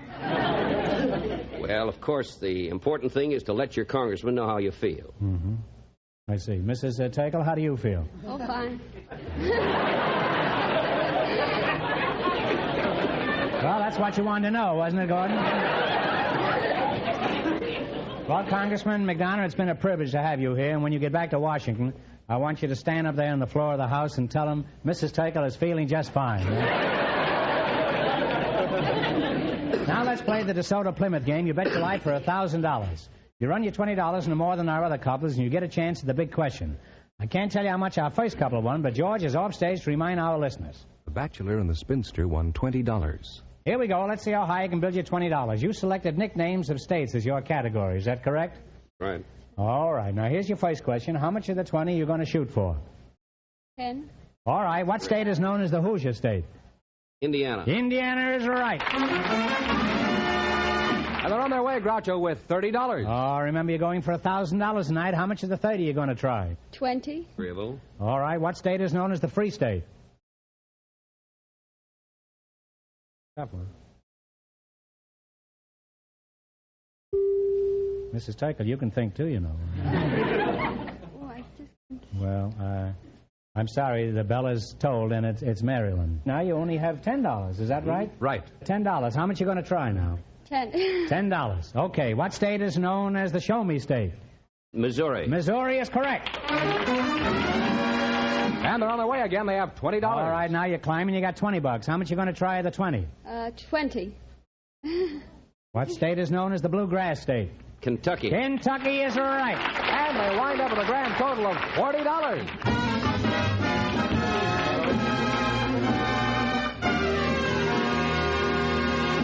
Thanks and good luck from your DeSoto Plymouth dealers. Well, we'll soon know who's going to be tops tonight and get the chance at the $1,000. Fenneman, who's leading? Well, the housewife and the congressman are ahead with $40. And Groucho, the secret word is still tree. It is. We invited some sailors to the show tonight, and just before we went on the air, our studio audience selected apprentice seaman John Stafford, and his partner is Admiral Frederick C. Sherman. And here they come. Gentlemen, meet Groucho Marx. Welcome for the DeSoto Plymouth dealers, mates. And if one of you says the secret word, he wins $100 instantly. It's a common word, something you see every day. An admiral and a sailor, eh? Sailor, where you from? Arkansas. Where are you stationed now? Terminal Island. John Stafford, is that right? Yes, sir. You related to Joe Stafford, the singer? No, sir. You wish you were? Yes, sir. Admiral Sherman, is that right? Where are you stationed, Admiral? I'm not stationed anywhere. I'm retired. Why don't you wear your uniform? Don't you ever wear it anymore? Well, when I'm retired, I'm not supposed to wear the uniform except on national holidays or occasions of great ceremony. Mm-hmm. Well, do you wear it around the house? No. Never put it on? Not in a long time. Does it fit anymore? Huh? Yeah, I think it still fits. Oh, you have tried it on there.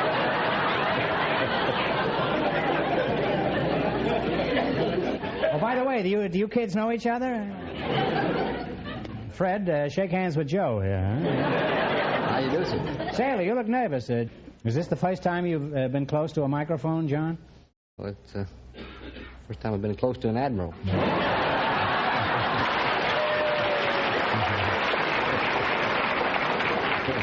Say, the admiral looks a little nervous, too. Maybe he's never been this close to a sailor.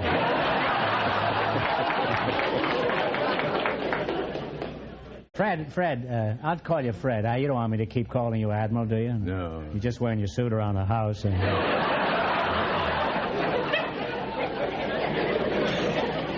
this is not said in any derogatory sense, Fred, but what kind of an admiral are you? Huh? Well, I'm what they call a full admiral. You mean you just ate?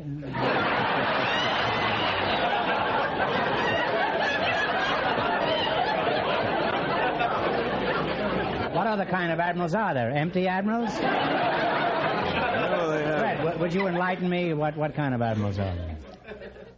Vice admirals. Vice. Well, that sounds very interesting.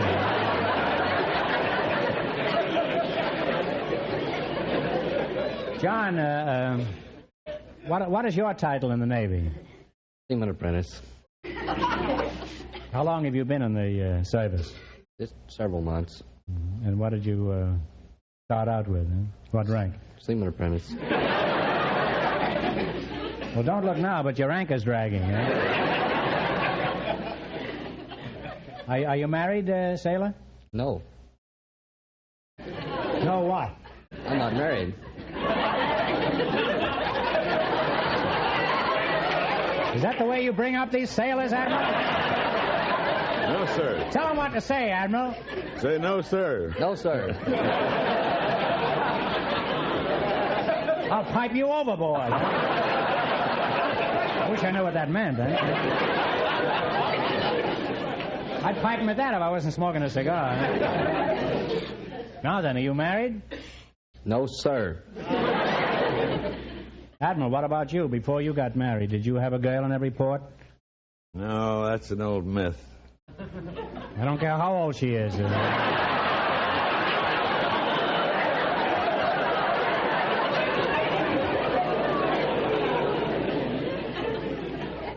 You didn't have a girl in every port? Did you have some port in every girl? Admiral Sherman, how long have you been in the Navy? I had almost 41 years' service when I retired. What was your biggest mistake? Well, when I was a student aviator down in Pensacola, I tried to taxi a 105-foot wing-spread airplane through an 80-foot drawbridge. That wasn't when you retired, though, huh? What was your most exciting experience, Admiral? Well, I think it was when I was captain of the aircraft carrier Lexington in the Battle of Coral Sea, and the Lexington was damaged and had to be sunk later by our own torpedoes. What was your biggest thrill, Admiral? When I stood on the bridge of the Missouri in Tokyo Bay and watched the Japanese sign the surrender terms at the end of World War II.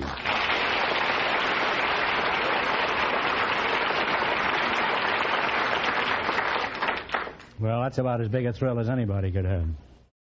I didn't know you were quite that much of a war hero. Wouldn't have cracked all those bum jokes about you.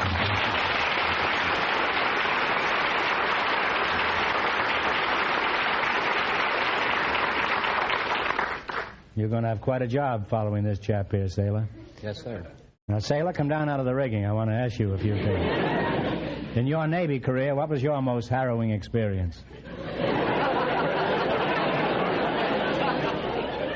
Well, I guess that was the time I forgot to salute an officer. You're lucky they didn't make you walk the plank, huh? Did you get a demotion? Oh, no, they can't do that to me. There's nothing lower than the seaman apprentice. Why do you say you weren't demoted? Because there's nothing lower than the seaman apprentice. Well, Fred, now that you're retired, how are you spending your time? Feeding pigeons? No, I've been writing a book for the last 2 years. Oh, you're an admiral, all right. Now, what's the book about? Well, its title is Combat Command, the American Aircraft Carriers in the Pacific War. Admiral Bill Halsey has written a foreword for me, and it'll be on the book stands on the 27th of January. Well, put me down for one of the first copies, will you?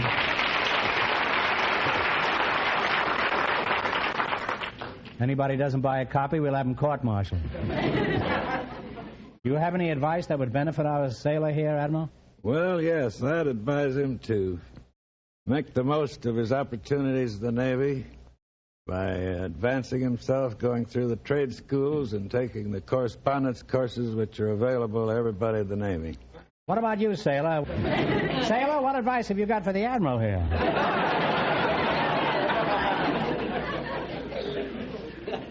Seamen don't have advices for admirals. Go on, go ahead. Go ahead, as one sailor to another, slip him some advice. Tell him where's the best place to find some girls. Would you say Hollywood and Vine? Well, I've always had pretty good luck on her Sunset and Gower.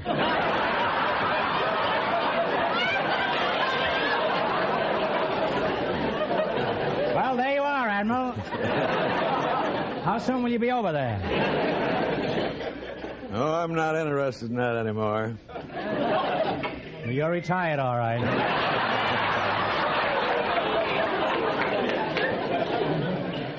Well, I must say that the Navy has acquitted itself admirably here tonight. Now, gentlemen, you're going to weigh anchors for the DeSoto Plymouth $1,000 question. You run your $20 into more than the other couples, and you get a chance at the big money.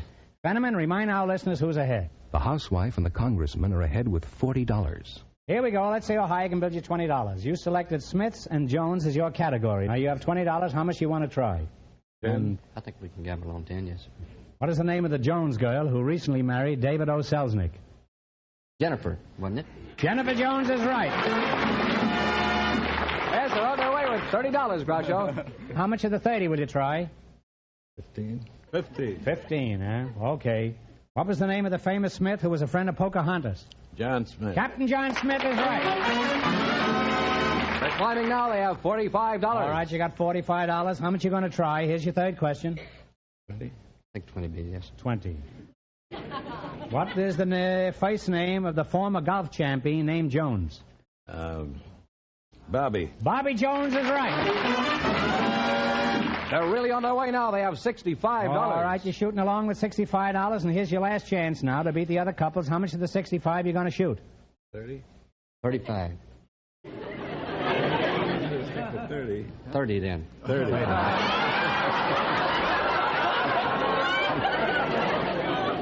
You're going to wind up in irons, you know that. What was the name of a famous Smith who was the governor of New York? He wore a brown derby. Al Smith. Al Smith is right. And they wind up with a grand total of $95. Shake hands with the Admiral there, huh? And that means that the sailor and the Admiral, with their $95, get the chance at the DeSoto Plymouth $1,000 question.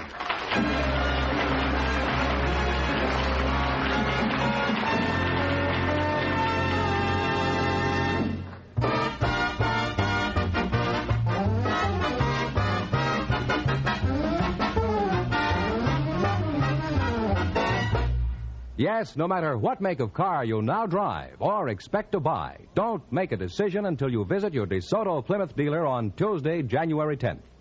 For that is the big day to see this truly new model, the new DeSoto. A car with feature after feature that's new. A car whose beauty of line and great performance will do more than all the talk in the world to thrill you and your entire family. A car so smartly designed that you'll want it standing in front of your home. A car so skillfully designed that it brings a whole new concept of driving ease, of roominess. As for economy of operation, here again, mere words cannot do justice to the power at your command of its high-compression engine, to its long-life valves that add thousands of trouble-free miles to your driving pleasure, to its bigger, easier-to-apply brakes, to the tiptoe hydraulic shift and fluid drive that lets you drive without shifting. This year, more than ever before, it's DeSoto that is pointing the way to automotive beauty, economy, comfort, with not just a few changes, but an entirely new model. So next Tuesday, January 10th, make sure you see this new DeSoto at your DeSoto Plymouth dealers.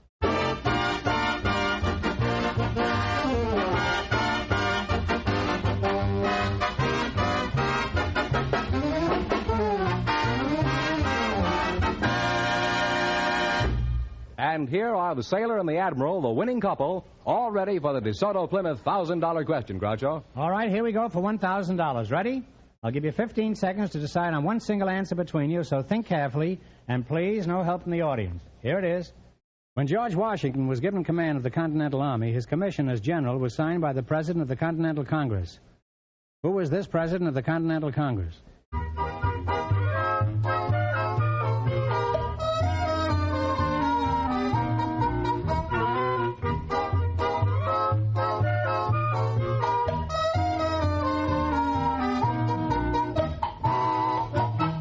Okay, what is the answer you two have decided upon? I think it was John Adams. No, I'm sorry. It was John Hancock. So that means the big question next week will be worth $1,500. Well, you lost the big money, but you won $95 in the quiz. Congratulations and thanks to both of you.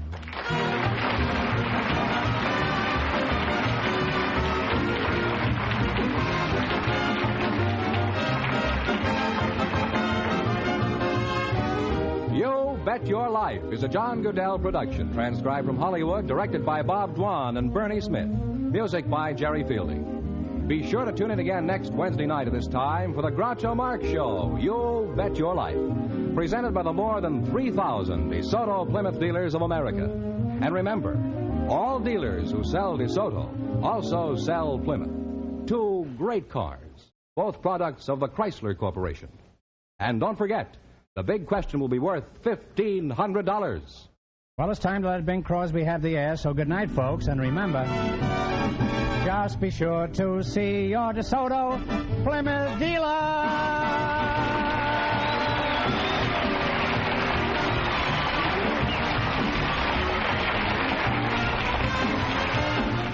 Here's a reminder from the National Safety Council. When driving your car, don't depend on the other guy. Suppose he's depending on you. This is George Fenton, signing off for the more than 3,000 DeSoto Plymouth dealers from coast to coast. This is CBS, the Columbia Broadcasting System.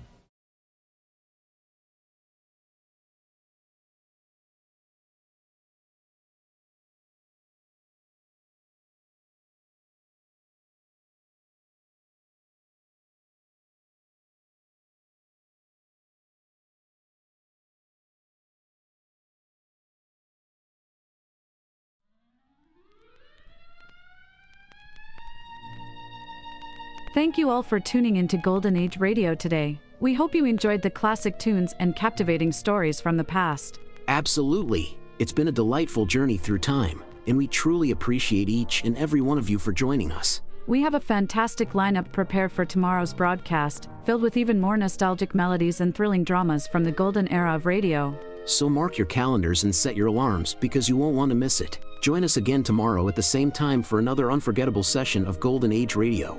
Invite your friends and family to come along too. Let's make it a delightful gathering filled with timeless entertainment and warm memories. Once again, thank you for being part of our wonderful audience today. We look forward to having you with us again tomorrow as we dive into the enchanting world of the past.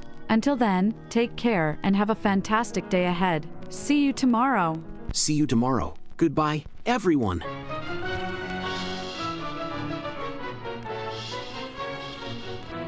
Attention all business owners and aspiring database wizards. If you want to take your data management to the next level, G3PL.com is your ultimate destination for expert Microsoft Access support and training. That's right. G3PL.com believes that every successful database journey starts with a dedicated individual guiding you to success. That's why we're proud to introduce G3PL.com, a Microsoft Access expert. Whether you're just starting or looking to enhance your Access skills, G3PL.com's personalized training will set you on the path to mastery. G3PL will be with you every step of the way, providing hands-on guidance and real-world examples. But don't just take our word for it. Hear what a satisfied client has to say. Thanks to G3PL.com, I've become a Microsoft Access Pro. The personalized training was exactly what I needed. I learned to create and optimize databases, run powerful queries, and automate tasks with VBA. Now, I'm confidently handling complex projects with ease. It doesn't stop there. G3PL.com is your go-to for top-notch support and solutions. Exactly. If you're struggling with your existing database, G3PL will troubleshoot, optimize, and fine-tune it to perfection. G3PL.com designed a custom database that transformed our business operations. We needed a streamlined system to manage our services and customer data. Their expertise delivered a tailor-made solution that exceeded our expectations. I can't thank them enough. G3PL.com understands that every project is unique, and we're here to offer individualized attention to your specific needs. So, why wait? Take the leap into the world of Microsoft Access Excellence with G3PL.com. Contact G3PL today and embark on your database journey with an Access expert. Send an email to db@g3pl.net or call 615-420-2040 and ask for Mark to learn more and get started.